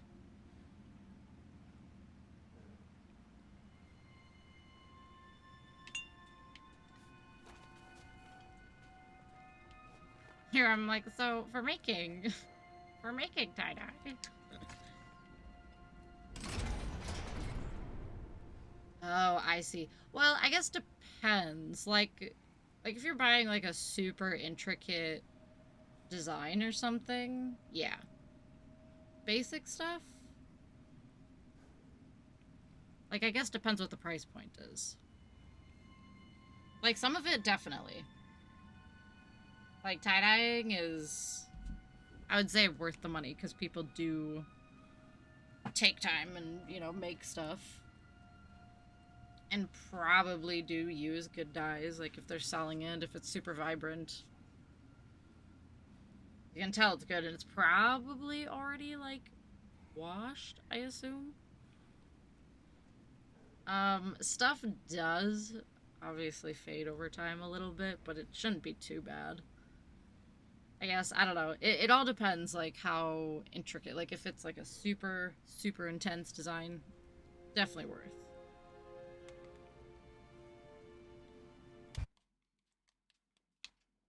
Like, I would spend money on other people's work, for sure.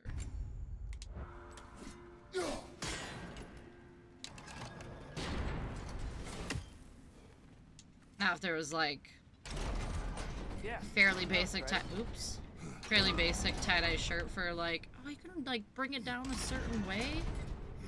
Oh, what a dum-dum. Anyway, if there was, like, a super basic shirt, like, you know, just, like, a super basic tie-dye design, it was, like, $40, I'd be like, eh. Now, if it was, like, something a little different, a little more detailed, a million different colors, maybe a different swirly design, yeah. Worth.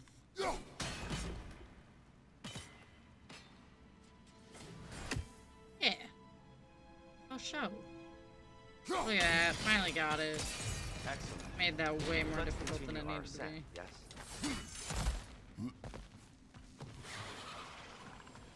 Incoming! Right side! But yeah. Tie-dyeing, like, people can be super talented with that stuff. Like, it is definitely an art. An art form.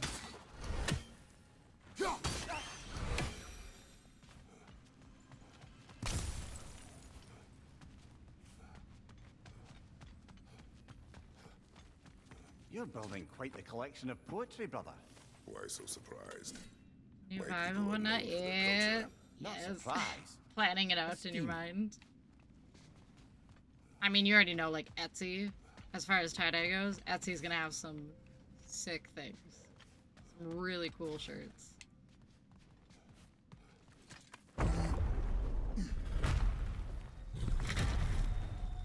I suppose I'll leave you to it. He's not even trying. Wow.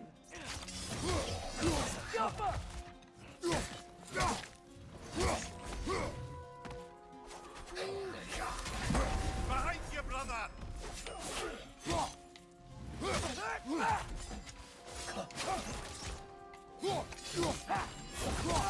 Barely flinched. Why are there so many? What's going on? Oh no. Not looking good. Oh, he's done. Oh, this is a fine mess. Of course. See, it's always Etsy. Always. But how cool would that be?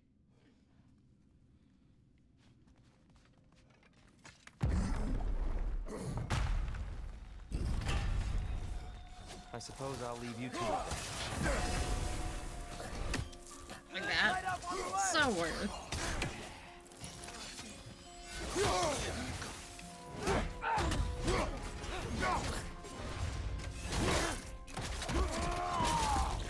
Behind you! Watch out!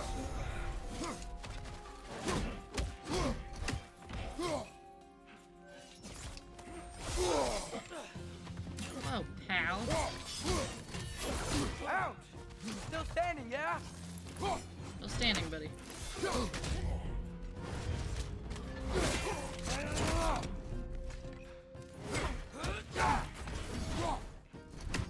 Watch your right! Dang. Wow. That was violent. That was a little violent. I'll meet you on the other side. So should be no further. Exactly. Like, it's been washed how many times? So it shouldn't be fading much anymore. Like, at all. It's broken in. It's probably super comfortable. Whoa! You can really jump.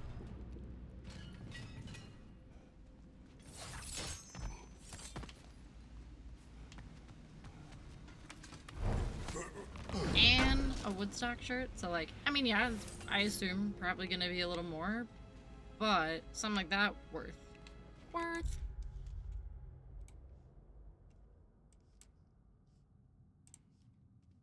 Oh, yeah. This is so cool. Okay, hello. There we go. 1994. Like, how sick. These are cool. $104. And, like, it's a vintage piece.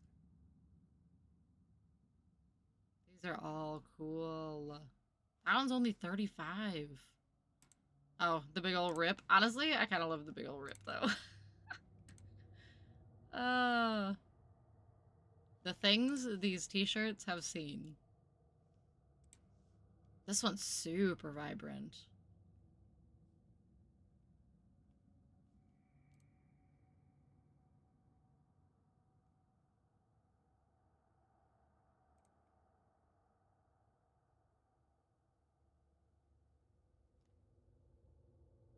It's rough, but I think it fits. Yeah, I kind of like the roughness, like, of it, though.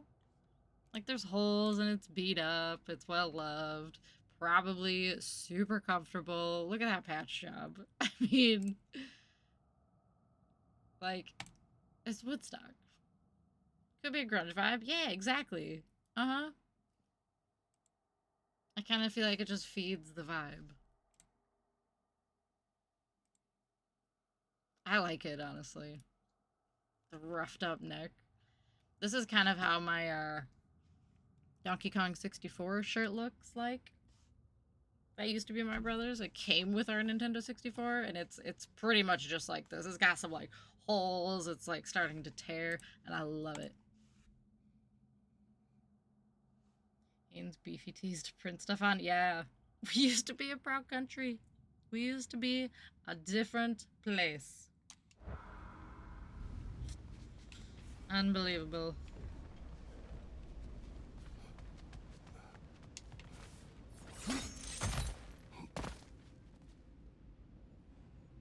And then they're soft and nice thickness. Underrated. Good quality. Durable. What happened?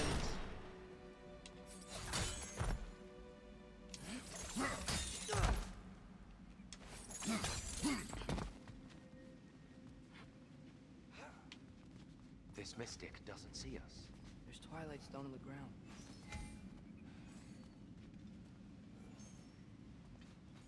I wonder if we could use Twilight Stone against them.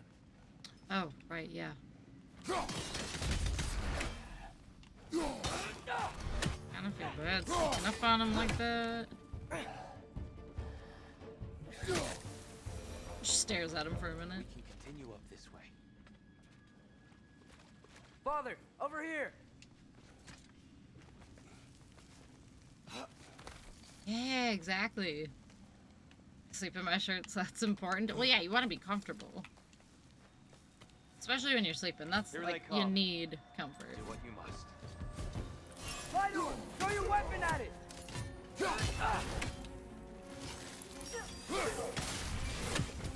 Get something that's like scratchy and stiff. Not gonna be a good sleep. Wow.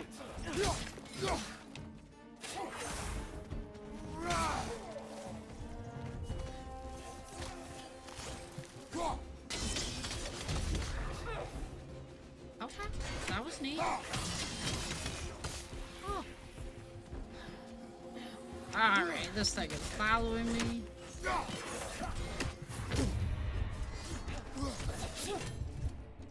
Left side, incoming!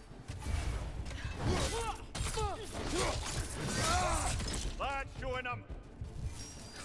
Sure is. Health.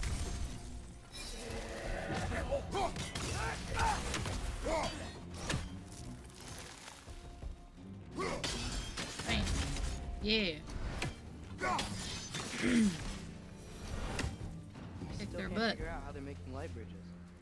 Look at this statue, these crystals. I've noticed them on the elves as well.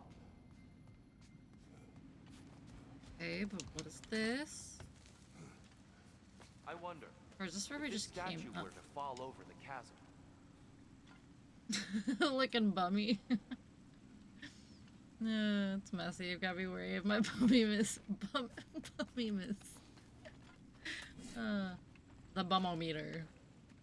Okay, this is where we just came look, up. The foundation's weak. I mean, then you're like No looking. problem. Get the extra grunge look, you know. Collar, the hair. Especially when you just wake up.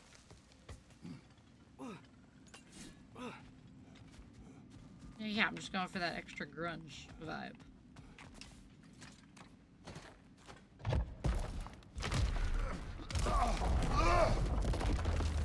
Get it. Whew.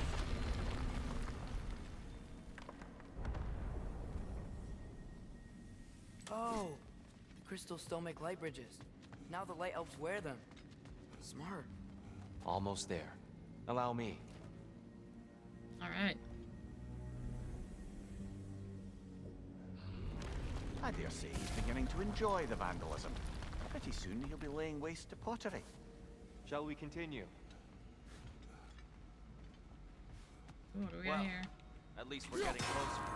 Look up. See? Feels even taller on the inside. Can't believe all this was down here. Where? Oh, yeah, okay.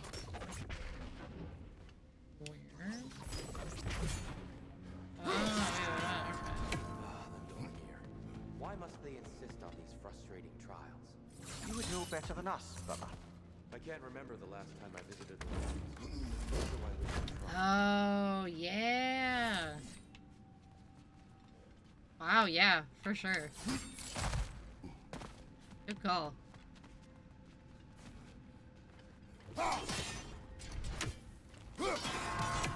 I got some of the same vibes going on.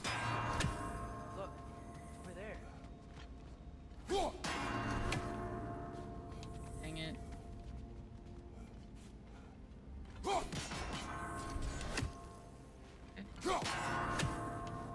Quick. Not quick enough.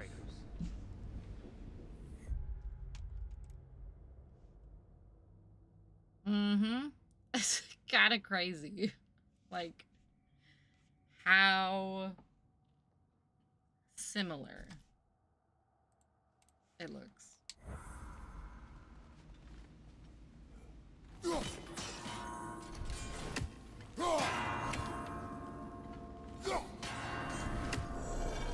There it is. Finally. Well done. More Twilights. Yeah, maximum rage increase. Nice. Seeing it again. Score. The place that had most of the puzzles in the game, too? I think so. Oh, puzzles, man. So many puzzles. Ugh. What's it with these places and puzzles? Ridiculous.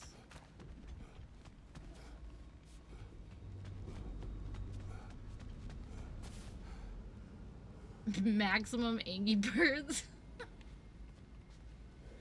And Oh, here we go. Yep, here we go again. Jinx, dude. Oh, okay.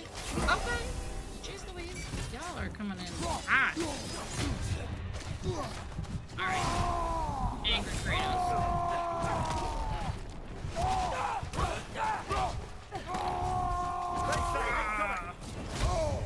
Can I have that health, please? Thank you very much.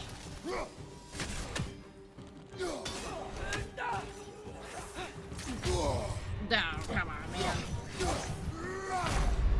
Oh, he's dead. He's dead. Dead. Dual trolling. As it does, you know. Now he slept. Now he take a nap. Exerted too much energy. Needs a break.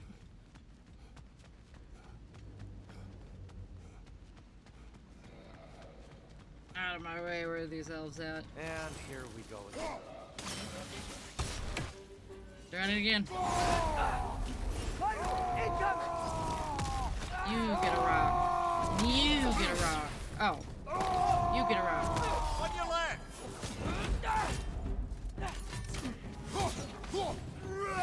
Alright. Behind you! Watch out! Off the ledge. No? Oh. Another Oh. wide out! To the left! Whoa! Give me that health. This is getting chaotic. Oh my lord. Can y'all chill?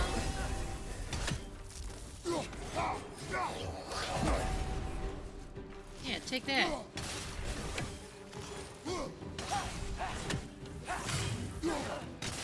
I can just keep your dang distance.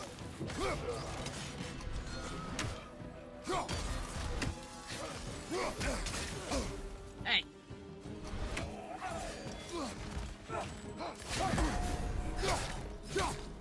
Eat it.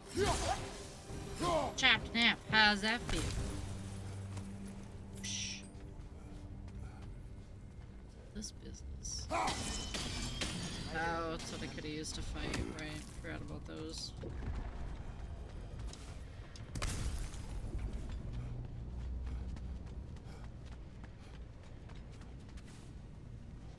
Any other goodies? Sonic coins pop out. That'd be hilarious. We never do seem to get rid of those things. Only got 5 of them.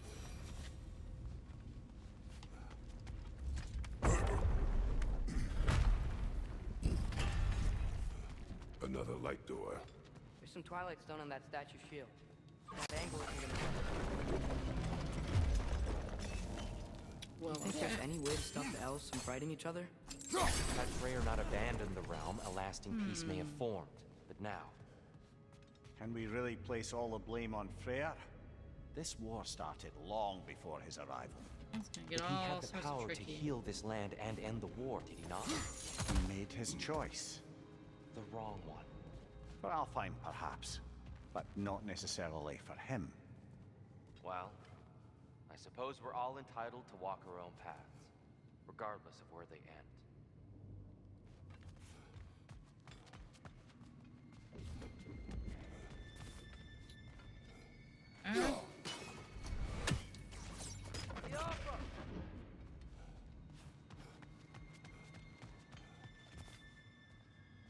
Nah, the gunman drones.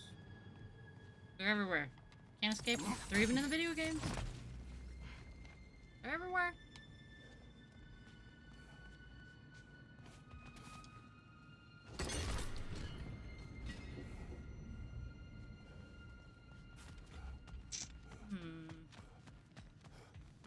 Oh god, it back. Leave me alone. Leave me be. We're spying. Ooh, do we have hair? Oh, look at that. Look at that. How many angles? Too many freaking angles. I don't even know what I'm trying to aim for.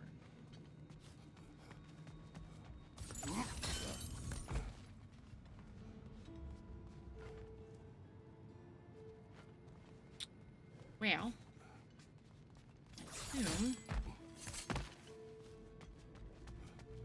probably. Oh, we can't move that again. Okay, never mind. Never mind.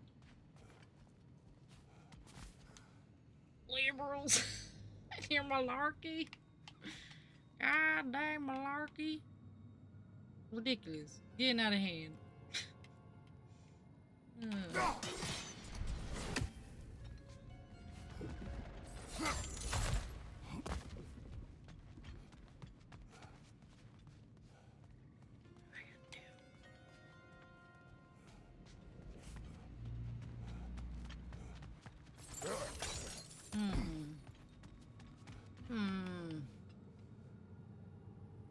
Hoopla. Nothing but hoopla. Moving you again, I guess?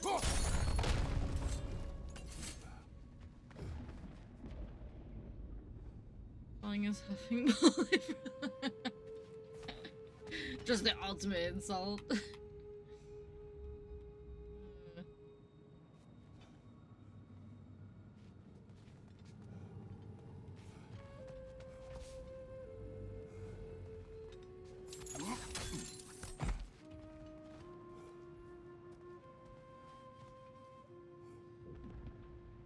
Supposed to be hitting. Right, above all. Like those? Nah. Nothing. Liberal? Now you ought to be insulted. Liberal. That's it. Point blank. Just nothing else. Just liberal. What'd you call me?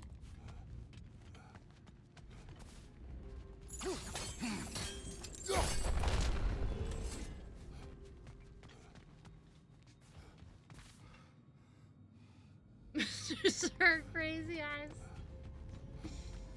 Oh man.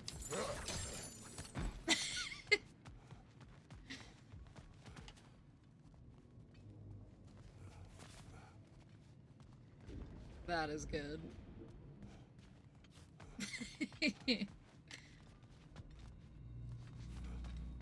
Yeah, what? These freaking puzzle things, like, what? What on God's green earth am I supposed to do here? Hey. Well? Supposed to hit you. Oh, Malanta. Them alligator boots. Stunting on Camp Green Lake. Love them alligator boots. Always looking good.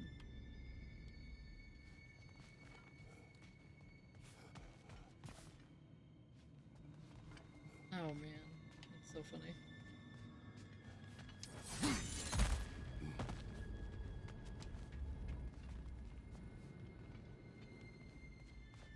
Oh, don't let him find out they're knockoffs. Fake. Pleather. Alligator pleather. This whole time.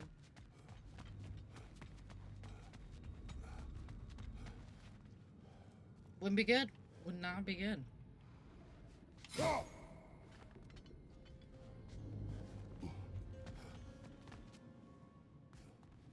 don't like it. I don't like these puzzles.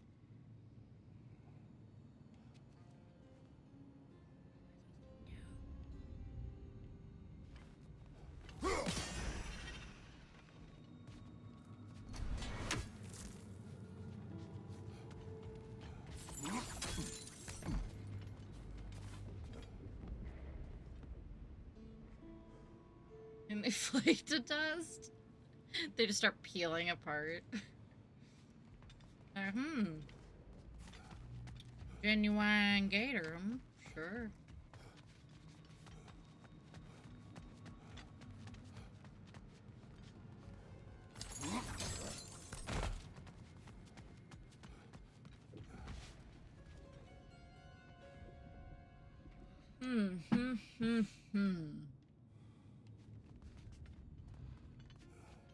I thought the last one was confusing. This one's even worse.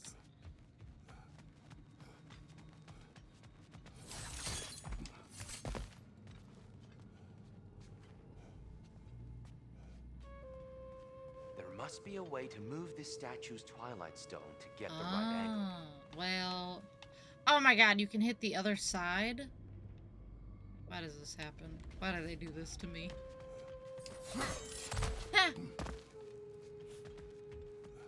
Almost today. Not quite today. But yes. But almost. Statue keeps getting stuck on the wing. Sometimes I'm making sure it has no before it's like 1 a.m. and you're like, okay. By the way, yeah, it's actually gonna be another long end of the week for me too, because there's that and then 2 more days of painting the rental. So, you know, just kind of a repeat sort of last week. Actually, it's basically exactly a repeat of last week.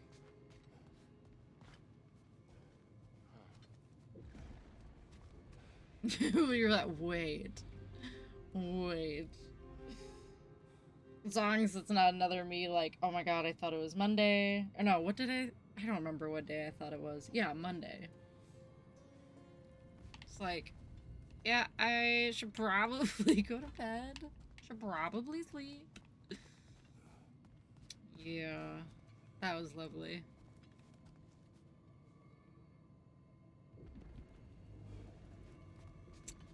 Well.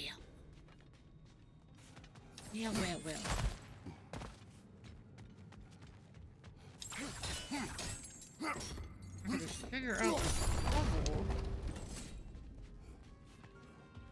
With the move, I think I have to. Which sounds terrible, but I think I gotta. Because that's just like, it's the same curiosity as like the cat with the cucumber thing. You ever see that? Like set a cucumber down by a cat and they like apparently like jump or freak out. It's the same type of thing. It's like, I gotta know. I just, for science. It's for science. That's all.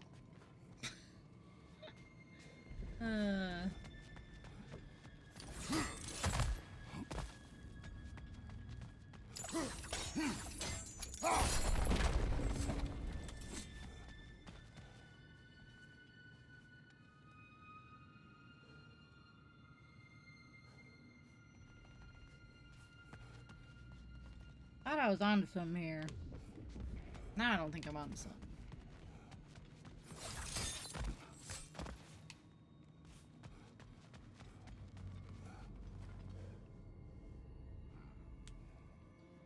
You're testing a new greeting.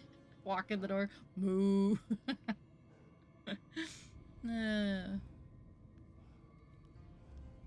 it off a list. Nope. That's... No, not the greeting, not the one. Be like, are you okay? Are you awake yet? Are you still asleep? Like, what are you doing?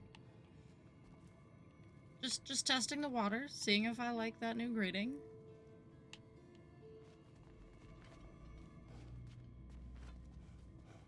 That'd be really funny.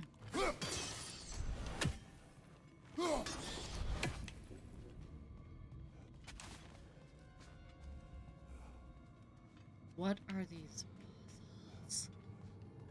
Maybe I do gotta go up here.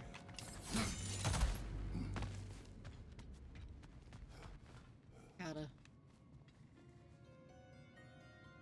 No?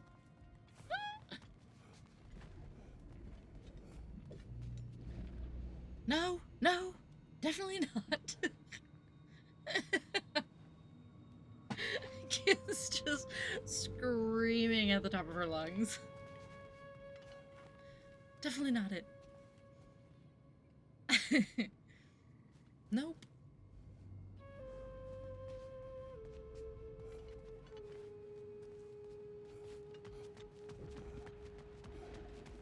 Alright, I give up. I give up. Father, up there. What do you mean up there? Up where, kid? Wait, get up there?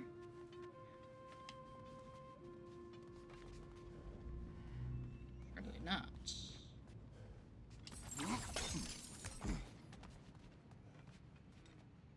No.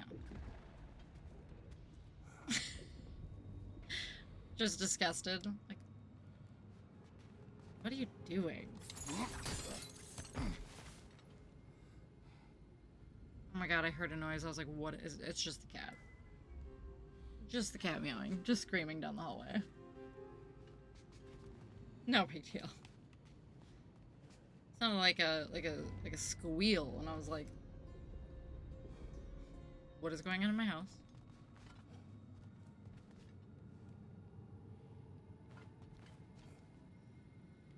Oh, brother. I give up on this. This dang puzzle, man. I don't know about it.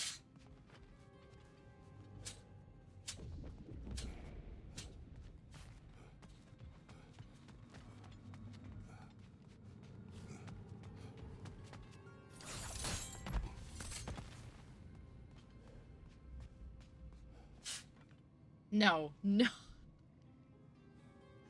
No. No, no, no, no, no, no, no, no, no. Immediately no. Just cats going outside. No. I would just simply die right then and there. Oh, that would be so creepy.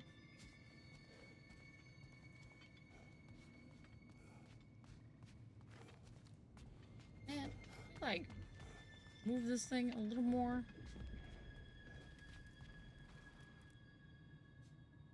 The stop motion on what? My reaction? Or what? What are you talking about?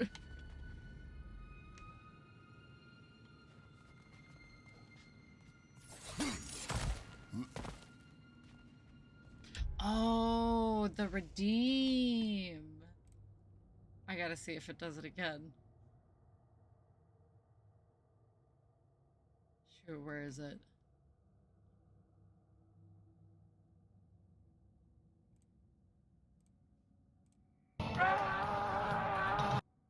I was like fairly smooth that time. It says out of stock. It literally says out of stock. There's not a cool off?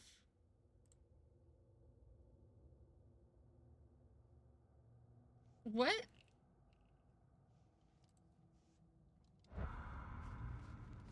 Or like a cooldown, I guess?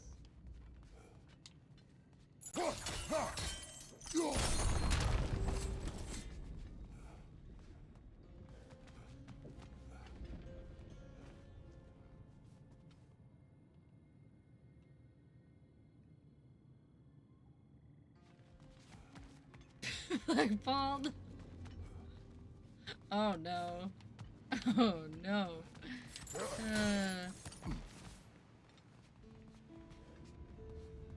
Is that his name? Jason?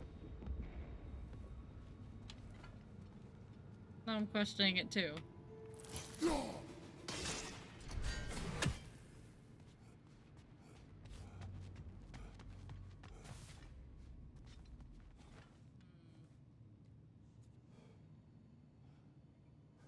See a message. Literally out of stock. What? It's never done that before, has it?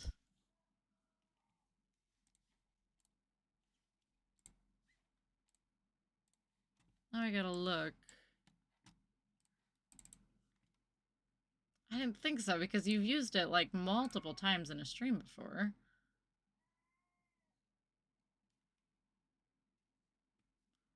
I gotta peek and see if something on it got like changed or something.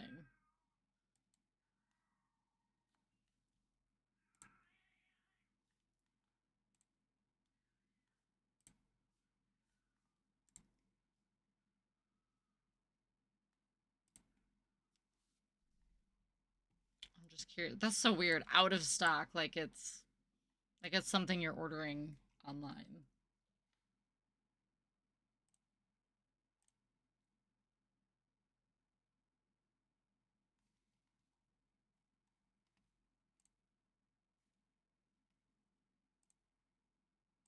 Channel points.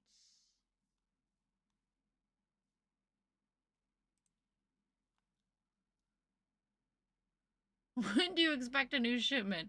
Hopefully soon. Hopefully soon.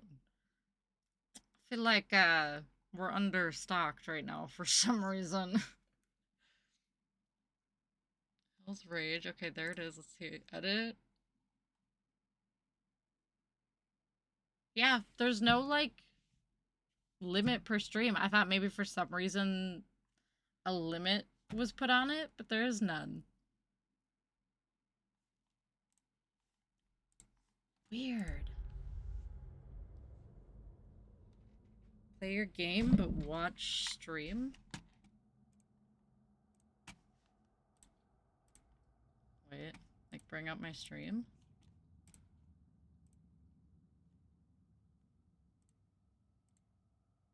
Okay.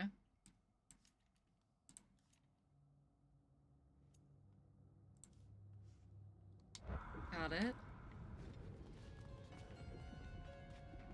Me peeking over.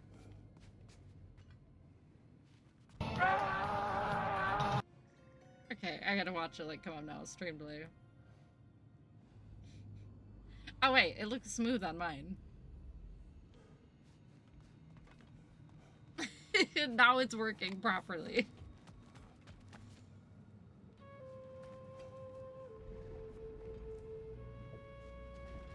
Maybe, yeah, when things are happening or something. I'm running around. Thank you, Jason. Very cool. Love it.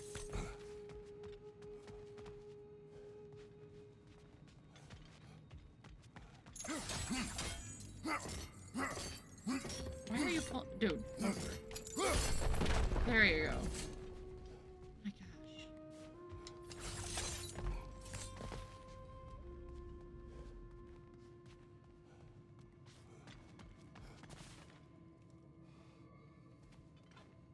Oh. Is stream that, like, choppy looking? Maybe it's just mine. It looks choppy, though. Alright, I give up. Figure this out next time. Maybe I need to go in with a fresh brain. Freshly rested brain.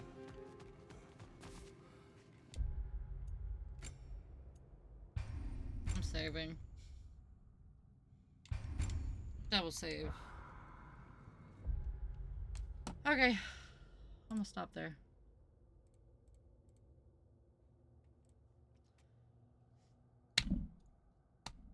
Good stuff. return to main menu? Yes. Oh, what's that? 12 on the dot. Look at that. Good timing.